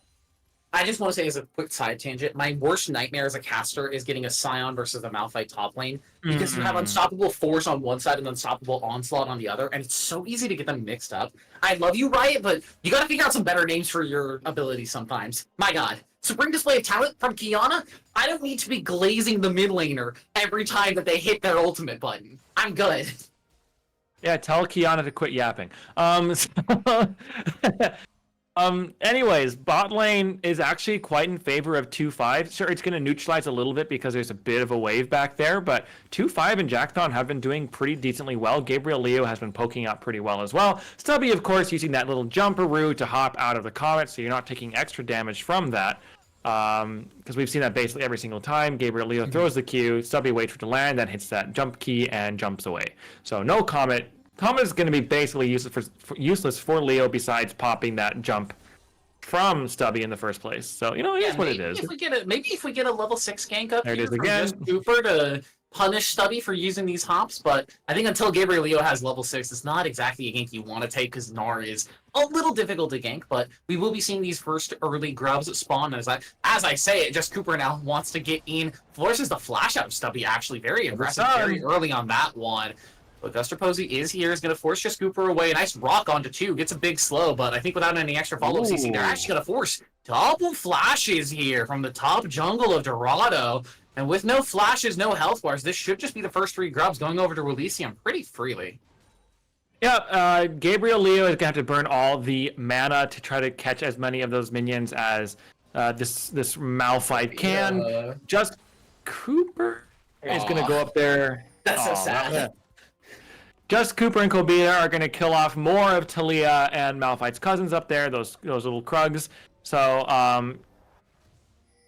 but like you called it, all 3 of those initial grubs are going to go over to Guster Posey on the Volibear, and we're 6 minutes into game. Nobody's died. Both these teams really are, they're playing aggressively, but they're not playing so aggressively to the point where they're just throwing everything in the kitchen sink at trying to get kills and say, we're going to win it or we're going to lose it, and we're just going to make sure whatever happens, this is going to be a banger of a game. They want to win it. Yeah, whenever we get into a series like this, I always like to say that the tensions for players get very high, especially in Game 5. It's 2-2. You know that this best of 1 is going to be the deciding thing that lets you say, hey, we're going to keep playing for another week and get to finals, or our season's over. Ooh. That's it. Is Gabriel Leo's just going to use that Unstoppable Force, I think, for a little bit of poke into Stubby. I don't think there's an option for a kill here. Stubby throws up the thumbs up there to say, hey, thanks for that one. But yeah, nobody wants to be the player who makes the coin flip play and loses their team the potential series. As Kobita, maybe in trouble, does have that shockwave and does have his jungler actually in support. Nice flick back onto Guster Posey, who will lose a decent chunk of his health bar. Efron throwing some rocks. There's that shockwave. Barolo is here. Flash forward from Guster Posey. Nice flash away from Efron. Gets away from the hook of Barolo. Flash is traded again and again. I think this might be the latest first blood that we have seen yet this series. Yeah, they're really trying to play it safe. Dorado did pick up that Hextech Soul, Dragon rather, not Soul. We're only 7 minutes in. They picked up a Hextech Dragon, so they're going to have a little bit of extra something. I don't even remember what Hextech Dragons do anymore. I just don't get dragons win game. So they're going to pick up a dragon, which is going to turn out good for them. Here goes the fight, though. Jackthon's being a little aggressive there. That's an Ignite burned away from Barolo pretty aggressively there, I think, just to force Jackthon away. The Hextech Dragon will provide a little bit of ability haste and attack speed, just stats that everybody likes to have. Okay. I do also want to point out that 2-5 again on the Varus, like Dilly in the last game, lethal tempo, which means that it is going to be on-hit attack damage, not the poke lethality Varus that sometimes we like to see. And Dilly also going for the lethal tempo, not any sort of Hail of Blades pseudo AP shenanigans. This is just going to be normal on-hit critical damage Kaisa. Take a look at mid lane real quick, though. Kobita has been farming incredibly well this entire series, and this series as well. We're only 8 minutes in and already has pretty close to a 20 CS lead, as we might see something happen here mid, or top side. Leo doesn't have the ultimate. It's fairly tanky on the Malphite, has those tier 2 boots available, so I don't think they actually will be able to find a kill. That bite does absolutely 0 damage. Gabriel Leo just happy to throw up a little BM himself. That lightning crash does quite a bit of damage, and Guster Posey now level 6. I think Gabriel Leo has to be worried about a potential dive. His ultimate is up. Force if they go for it, but Stubby he wants to bait this. Yeah, Stubby has the Gnar as well. I think this might just be a little over aggressive from Gabriel Leo, but I think his confidence might force Gustroposy and Stubby away. He's happy to just walk back up to the wave, and he's going to be able to collect the most of these minions. Nicely played by Gabriel. Yeah, it's the confidence just showing through for Gabriel Leo, and Stubby and Gustroposy decide it's game 5. We don't want to risk throwing the game away by trying to tower dive a Malphite with ultimate. So they call off the play. They pick up the 2 plates, which is going to be good for them. It's given them about 100 gold lead in this game, maybe 200. Kobita still farming up brilliantly in this mid lane on the Orianna, and the game continues. The march continues.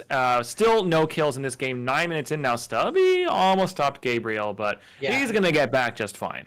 Like I was saying earlier, nobody, even for the most aggressive teams, if you bring them to a game 5, it is very difficult to have them continue that aggression because, again, nobody wants to be the guy who makes the play that potentially could lose your team the game or could snowball the game out of control for your team. So I think people are playing with a little bit more stress, with a little bit more tension in their bodies, just very worried about, you know, maybe losing this series, maybe making a bad play that could snowball out of control. It's a concern for all of these players. They do not want to be that guy, as Stubby actually getting very low. He's going to take a tower shot. I think this is a potentially a solo kill for Gabriel Leo. He's going to look to get aggressive. The Q comes down. The autos come through. That's first blood for Malphite tanking the top side. What a hero, Gabriel Leo. Meantime, in the mid lane, Just Cooper, I think, is going to be traded back in response as Dilly's going to come in with that killer instinct and find that last hit. Good punish from the Elysium in mid lane. Yeah, it was a good punish, but Gabriel Leo just walks in, decides I'm gonna take this 1v1, slaps with those that W, those passive damage that those W active attacks do, and just thumps away at the Gnar. Gnar jumps away, and Gabriel just says, you know what, unstoppable force to the face. Stubby doesn't elect to flash it, thinks that they'll be fine, clearly are not, and drop first blood to Gabriel Leo. Dilly comes flying in, picks the counter one though because of a nice little roam and hook from Barolo. But 2-5, meanwhile, is going to take advantage of that roam to pick up some plates as well. And this game is kind of blown up all over the place. Yeah, it will be 6 grubs, however, going over to Elysium Omen. So if they can get their hands on these turrets, there's potentially a little bit more damage. As Jackthon doesn't find anything in the bottom side. Gabriel Leo potentially in trouble again. Does have the flash available to him, but Gustroposy almost has his own flash. He's got the Stormbreaker. I think they probably want to look for something, but Gabriel Leo's just too tanky on the Malphite. He just doesn't take damage. He's fine. Yep, just a little bit too tanky up there. He's got those plated steel caps. We'll get it right this time. And the Bomby Cinder. And yep, just going to walk it off like it's no big deal. Thanks, Volibear, for the scratch in the back. I mean, think about it, though. If you're a Malphite and you're a rocky dude and you've got this bear with big old claws, that probably would feel pretty good. I mean, if it's you're a lightning rock. claws. It depends on how much you think the lightning actually affects the rock. Because I know Oh, it's a simplified down electric rocks are really, hang on, flash forward from Jackthon. They want to find the punish onto Kobita here. They're going to force the flash out of that guy. no. Sombrero does not find Just Cooper. I like the attempt from Kobita. I like the look. It would have been a great punish if they continued the dive. But Just Cooper says no thanks and walks away from tower. That's Sombrero. Oh, that's so unfortunate for Kobita. Again, I like the look. It's exactly what I think he needed to look for there. It dissuaded the dive, but it doesn't look good in your highlight reel. You don't look back on that play and be like, oh, that Orianna ulti perfectly made sure that they didn't dive me. It just looks kind of troll when you look back on it in the replay. But look, Kobita, if you're watching this VOD back and you want to know, like, if something went wrong in the series or if you did anything wrong, this wasn't it. You did fine. Yeah, it was a good look, a good attempt. I mean, and we saw how much damage just that QW did to Just Cooper, like chunking a ton of damage out of that Wukong, who has basically no MR or, you know, very little, if any, stats besides that tunneler for health. So, Kobita, if that Shockwave had landed, probably could have done a good amount of damage for a kill, or at the very least blown a flash from Just Cooper. Yeah, there was potential there. I like the look from Kobita. Doesn't manage to find it. His Shockwave will be up fairly soon already. 3/4 of the cooldown back on that one, so he should have it if there's going to be a fight over this Rift Herald. I'm not sure if Dorado actually wants to look for any sort of contest on it. They have a small gold lead, but again, this game has been so quiet, so slow. We're at less than 0.1 kill a minute, I think, at this point. Maybe a little bit more. Like that. Jackthon Again, just tanking on Leona. Guster Rossi walks up to stun him and then just walks away. Nobody wants to go for anything. I say that, though. Jackthon having to take that Zenith Blade in and look for some trades onto Guster Posey. The Solar Flare doesn't manage to find a stun. Efron wants to get in with the wall, but he can't manage to zone off Guster Posey. Just knocked away from the play. But that should mean that the Herald goes over to Dorado, but Guster Posey does want to continue the contest. Gabriel Leo's here on a flank angle. Guster Posey is going to get knocked out by that Cyclone. Gabriel Leo just absolutely role-playing the rock here. Does not want to come in until it is absolutely his time. Unstoppable force over the wall. He'll find his second kill of the game. Stubby now stuck under tower in the mini form. Jackthon's going to tank up that tower shot and say goodbye, Gnar. Hello, Dorado. They'll find the TP down to the bottom side to force away Kobita as well, and that should net them the Herald. Yep, Herald going to go over. They get 2 kills as well. Gabriel Leo playing that Malphite very patiently, just waiting for the perfect opportunity to strike.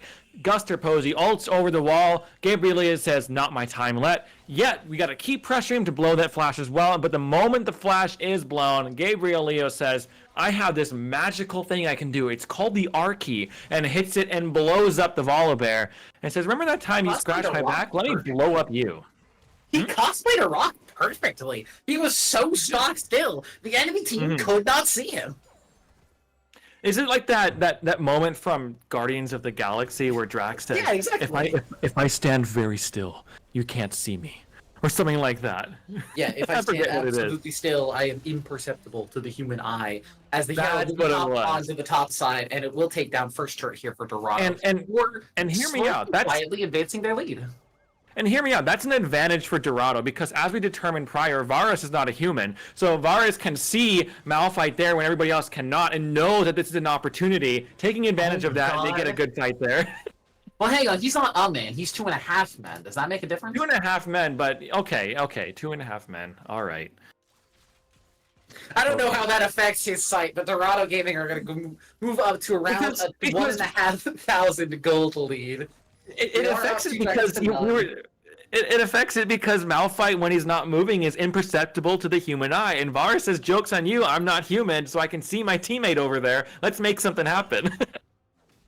That's the angle I was playing at, and you know what? I tried. It's okay. You made the attempt. I appreciate it. Sometimes they just don't land. It's Toronto with the 2,000 gold lead. That first turret in their pocket. 2 dragons to none. Happy to just continue to advance their lead. Unlike other games of this series, I wouldn't say there's any one team that has like an explicit massive scaling advantage, unless you like really consider the Varus or maybe the Orianna when she gets to like 3.5 items as like the burst mage to end all burst mages. But it's not like we had a Kayle or a Jinx or a Zeri who's going to be one-shotting the enemy team when they get to their item spikes. As Guster Posey and Jackthon are just going to trade a little bit of CC there, but Guster Posey maybe has overextended, is blown up. Nice flick back by Efron, just Cooper will find that. And Gabriel Leo with a 2-man ensemble force is going to force Dilly away. It's a double kill for just Cooper on that Wukong, and that's going to be sole point for Dorado. A very fast soul point too. We're only 17 minutes into the game and they're turning onto it right now. Orianna is hanging around down there to see if they can do anything, but Jack Thorne has sniffed out this Kobita and is going to make sure that Ori can't get anywhere near that dragon. Just Cooper going to secure it as it's slowly ticking down there because Varus says farm is more important than helping my jungler, which makes sense. So Shockwave. Shockwave on to the Bears. That is a level 2. The Jackthon is here. Maybe a little bit over. Gresson has to flash away from the tower, but he does keep his AD carry alive. So successful Leona play, I would say.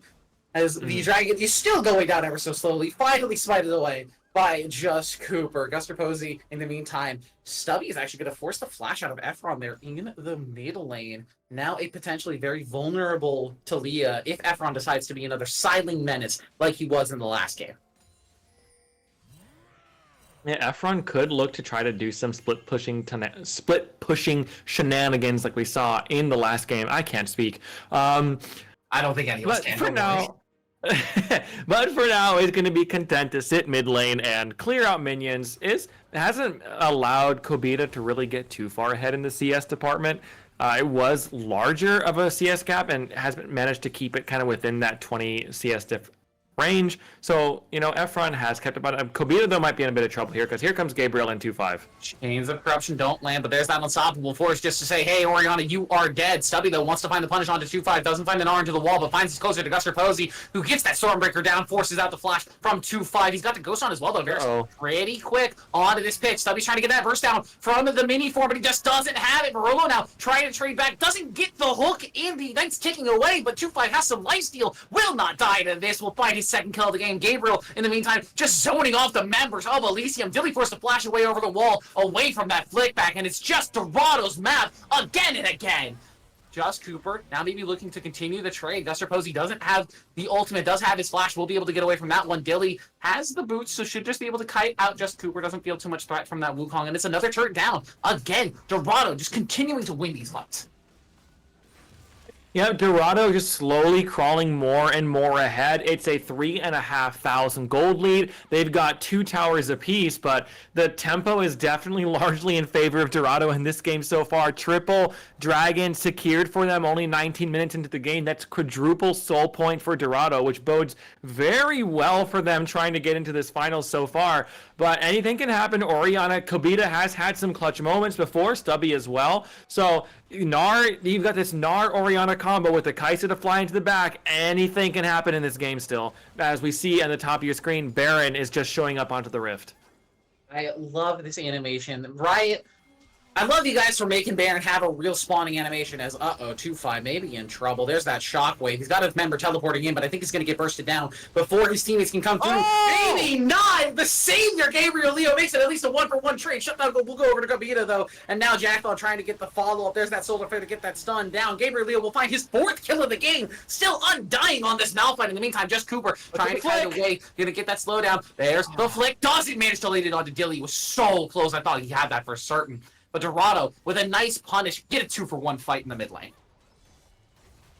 Yeah, what a teleport in from Gabriel Leo. Comes in and then instantly hits the R button. It does keep 2-5 alive to hit Barolo. I don't think this is where you want to be. A nice hook onto Efron, but it's over the rocks. You're going to get stunned up and knocked down. And Gabriel Leo will find his 5th kill of the game. 100% KP on the tank Malphite top. That's our hero right there.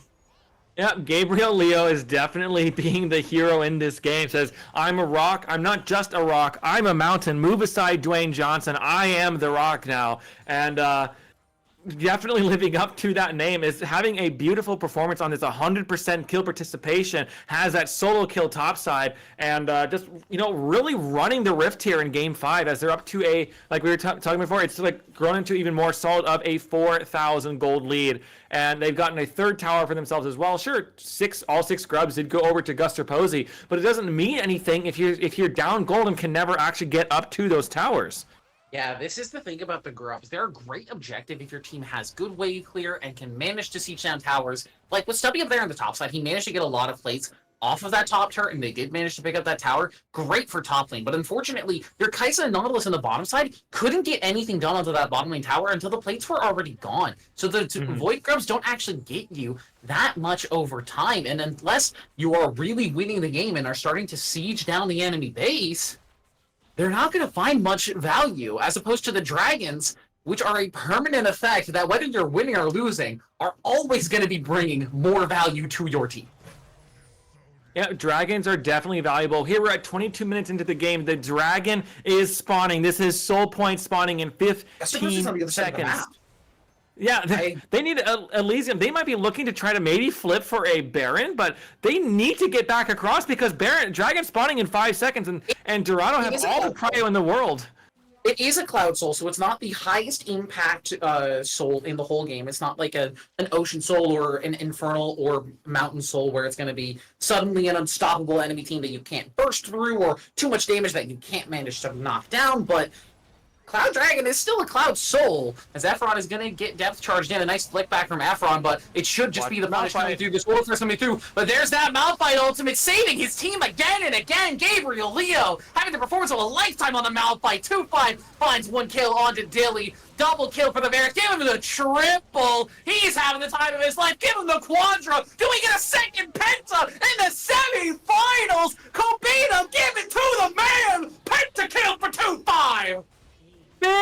pentakill for 2-5. He was so close in game 5 twice. He had 2 quadra kills, and he says, I don't want quadra kills. I'm not Jin. I want a pentakill. And here in game 5, he gets all 5, and he's going to pick up the Dragon Soul. He's picking up that inner tower. They're marching in towards the base, and they're going to reset. They've got a huge lead for themselves. They are absolutely stamping themselves more and more closely towards bringing themselves to the finals. A massive team fight from 2-5, following up from the ultimate from Malphite is huge. They want this game 5. 2-5 wants to be the hero. He says, Malphite, you're the hero? No, I'm the hero. They really are working together. They want this game 5. And Elysium Omen, it feels like they were so close to a victory. They picked up game 3. They were 2-1 at match point, as now another team fight's going to start. Guster Posey forced to flash away. The Solar Flare lands a stun onto Barolo. The Shockwave only finds Jackthon. It's not the target you want. Barolo can't find the hook. And it's another huge Malphite ulti. Gabriel Leo, my goat! 3-man unstoppable force into the backline. That might just be the end of the game. It's another double kill for 2-5. Kobina is forced to run away. He's just going to die under his own tower. It's an ace for Dorado Gaming. And if it's not the game, surely it's an inhibitor in the Baron. I don't think it will be the game because Dilly is going to be up in 20 seconds. Guster's up in about 15. Barolo up in 8. So they will for sure take this tower and the inhibitor. I expect them to rotate back to the Baron here as well. I don't want them to greed for this yet. Don't greed for it. You've seen what happened when you were pushing forward there in game 3 and you lost the game because you played too aggressively and threw the Baron away. So they're going to do the smart thing, shove in the wave, and they're actually going to reset here as Malphite has pushed in topside to get that wave crashing as well. They're going to reset and then get back onto the map and probably start looking for that Baron as Guster's going to stop Just Cooper. They might just turn onto the Baron right now. He had his shield. He could have, I think, just finished that recall. Guster Posey, I don't think, was close enough to cancel it, but doing the smart thing, not wanting to get caught out, does not want to be cocky and over-pushing, not overextending their lead. Dorado Gaming, they obviously can't see the same gold lead that we can inside the spectator client, but a 9,000 gold lead feels pretty damn good at 25 minutes in the game when you also have the Dragon Soul on your side. You have a deathless mid laner, a deathless top laner, and your only deaths are on your jungler and your ADC, and there are 2 of them. This is just a masterclass in macro and micro from the Dorado Gaming side. Elysium Omen have been having a hell of a series, taking us to game 5, being at match point for games 4 and 5 here. But it feels like they've just fallen apart at the seams, and Dorado Gaming are just now picking up steam. Yeah, Dorado really are cooking with this team competition. The Malphite is working wonders for them. 2-5, of course, on the Varus with the pentakill. As the Blade of the Ruined King, the Terminus, and now that Gwynsu's Rage Blade completed as well. So this on-hit Varus is really going to start slapping around in team fights. And at this point, Dorado have picked up the Baron. They're up 10,000 gold lead. And at this point, it's the paper has been documented. They have it all printed out. And Dorado's, all you have left to do is to sign it, stamp it, and bring your team to finals. Yeah, again, 10,000 gold in their favor. Obviously, the players can't see it, but they can feel it. You can hit tab and see that your jungler is a full item ahead. You can see that your tank top laner is an item and a half in the lead. Now just a full item ahead of your enemy laner. Your AD carries an item and a half ahead of the enemy ADC. You know you're so strong at this point in the game. You have the Baron buff. You have the soul. They're not even, I don't think they even have to play for the Elder. They can just continue to siege down these lanes. They don't even care about side lanes. They're just A-ramming this.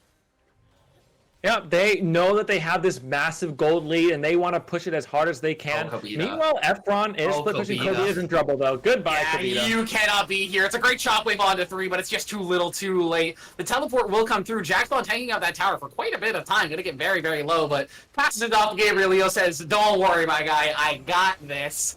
Jackthon's still hanging around, though. Maybe they want to engage a fight. Those Chains of Corruption land onto 3 members, and so does that Cyclone. Efron and Just Cooper onto the backline. But that might have been backline members you want, but there he is! Gabriel Leo once again finds himself a double kill, gives 2-5 the kill, and Dorado continue to show that they got that dog in them because they're going to finals! Dorado is going to the finals to play against Syndicate Redacted. All hail the king in the mid of the 80 carry, 2-5 with the pentakill. The Malphite top lane with that 24 out of 26 kill participation. This is our team that we're sending to finals to match up against them. Next week is going to be legendary. I cannot wait to watch these two teams clash it out in the finals. We have got a hell of a series on our hands next week, but at the same time, tonight's series, despite all the technical issues, despite the Riot Spectator client backing out on us and forcing us to be here at 10:30 Pacific time, the players made it worth it. Despite this being the end of Elysium Omen's journey, they fought hard. They made it so close, but they just couldn't get that last step. And Dorado Gaming show why they're going to finals in this Game 5. Yeah, round of applause to Elysium. Kobita had a wonderful series, farmed very well. Dilly had a great series there as well. Stubby bringing out the Irelia top lane was great to watch. There was some great Guster Posey with the Amumu, I can do it better, and Barolo just constantly, playing so aggressively, and with the Rakan and the Nautilus, and they all had a great series. So round of applause to our Elysium here as they fall short here in the semifinals. A lot to look forward to, a lot to be proud of in this series, especially for you, Kobita. I remember from reading in chat, your very first pentakill in a pro game. Shout out to you, my friend. What a series from all of you, though. But 2-5. A pentakill as well here in Game 5, living up to the name. Gabriel Leo on the Malphite with those massive, unstoppable forces, and that's just too much for Elysium to deal with. As the combo of Gabriel and 2-5, I do believe it really, this game was on their backs, as they were combined 20 of the 26 kills. They put the team on their back and they say, we've got this, we're going to finals, and we will carry it. We will carry the flag forward, and we will see them face off against Syndicate Redacted in the finals next Monday. For us, that's gonna be it tonight. I've been What's Your Britty, my co-caster Sharpie, doing an excellent job. Our production Loki Bear in the back, making sure that everything goes smoothly in the back end, even when the entirety of the Riot client wants to go against them. Thank you so much, especially to all of you for joining us, making sure that you're here watching all 5 of these games. We appreciate you so much, and we'll see you next week for the Divinity League Finals. Have a good night.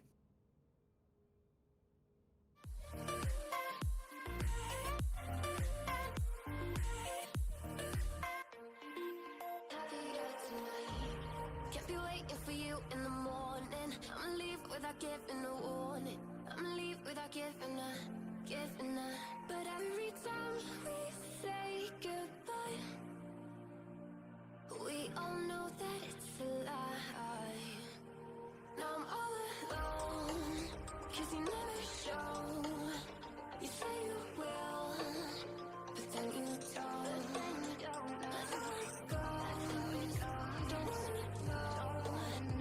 Turning off my mind so I get by. I just wanna be happy, happy tonight.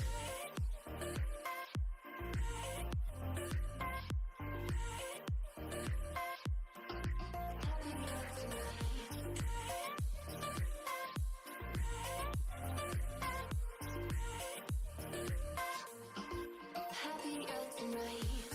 Can't be waiting for you in the morning. I'ma leave without giving a warning. I'ma leave without giving a. But every time we say goodbye,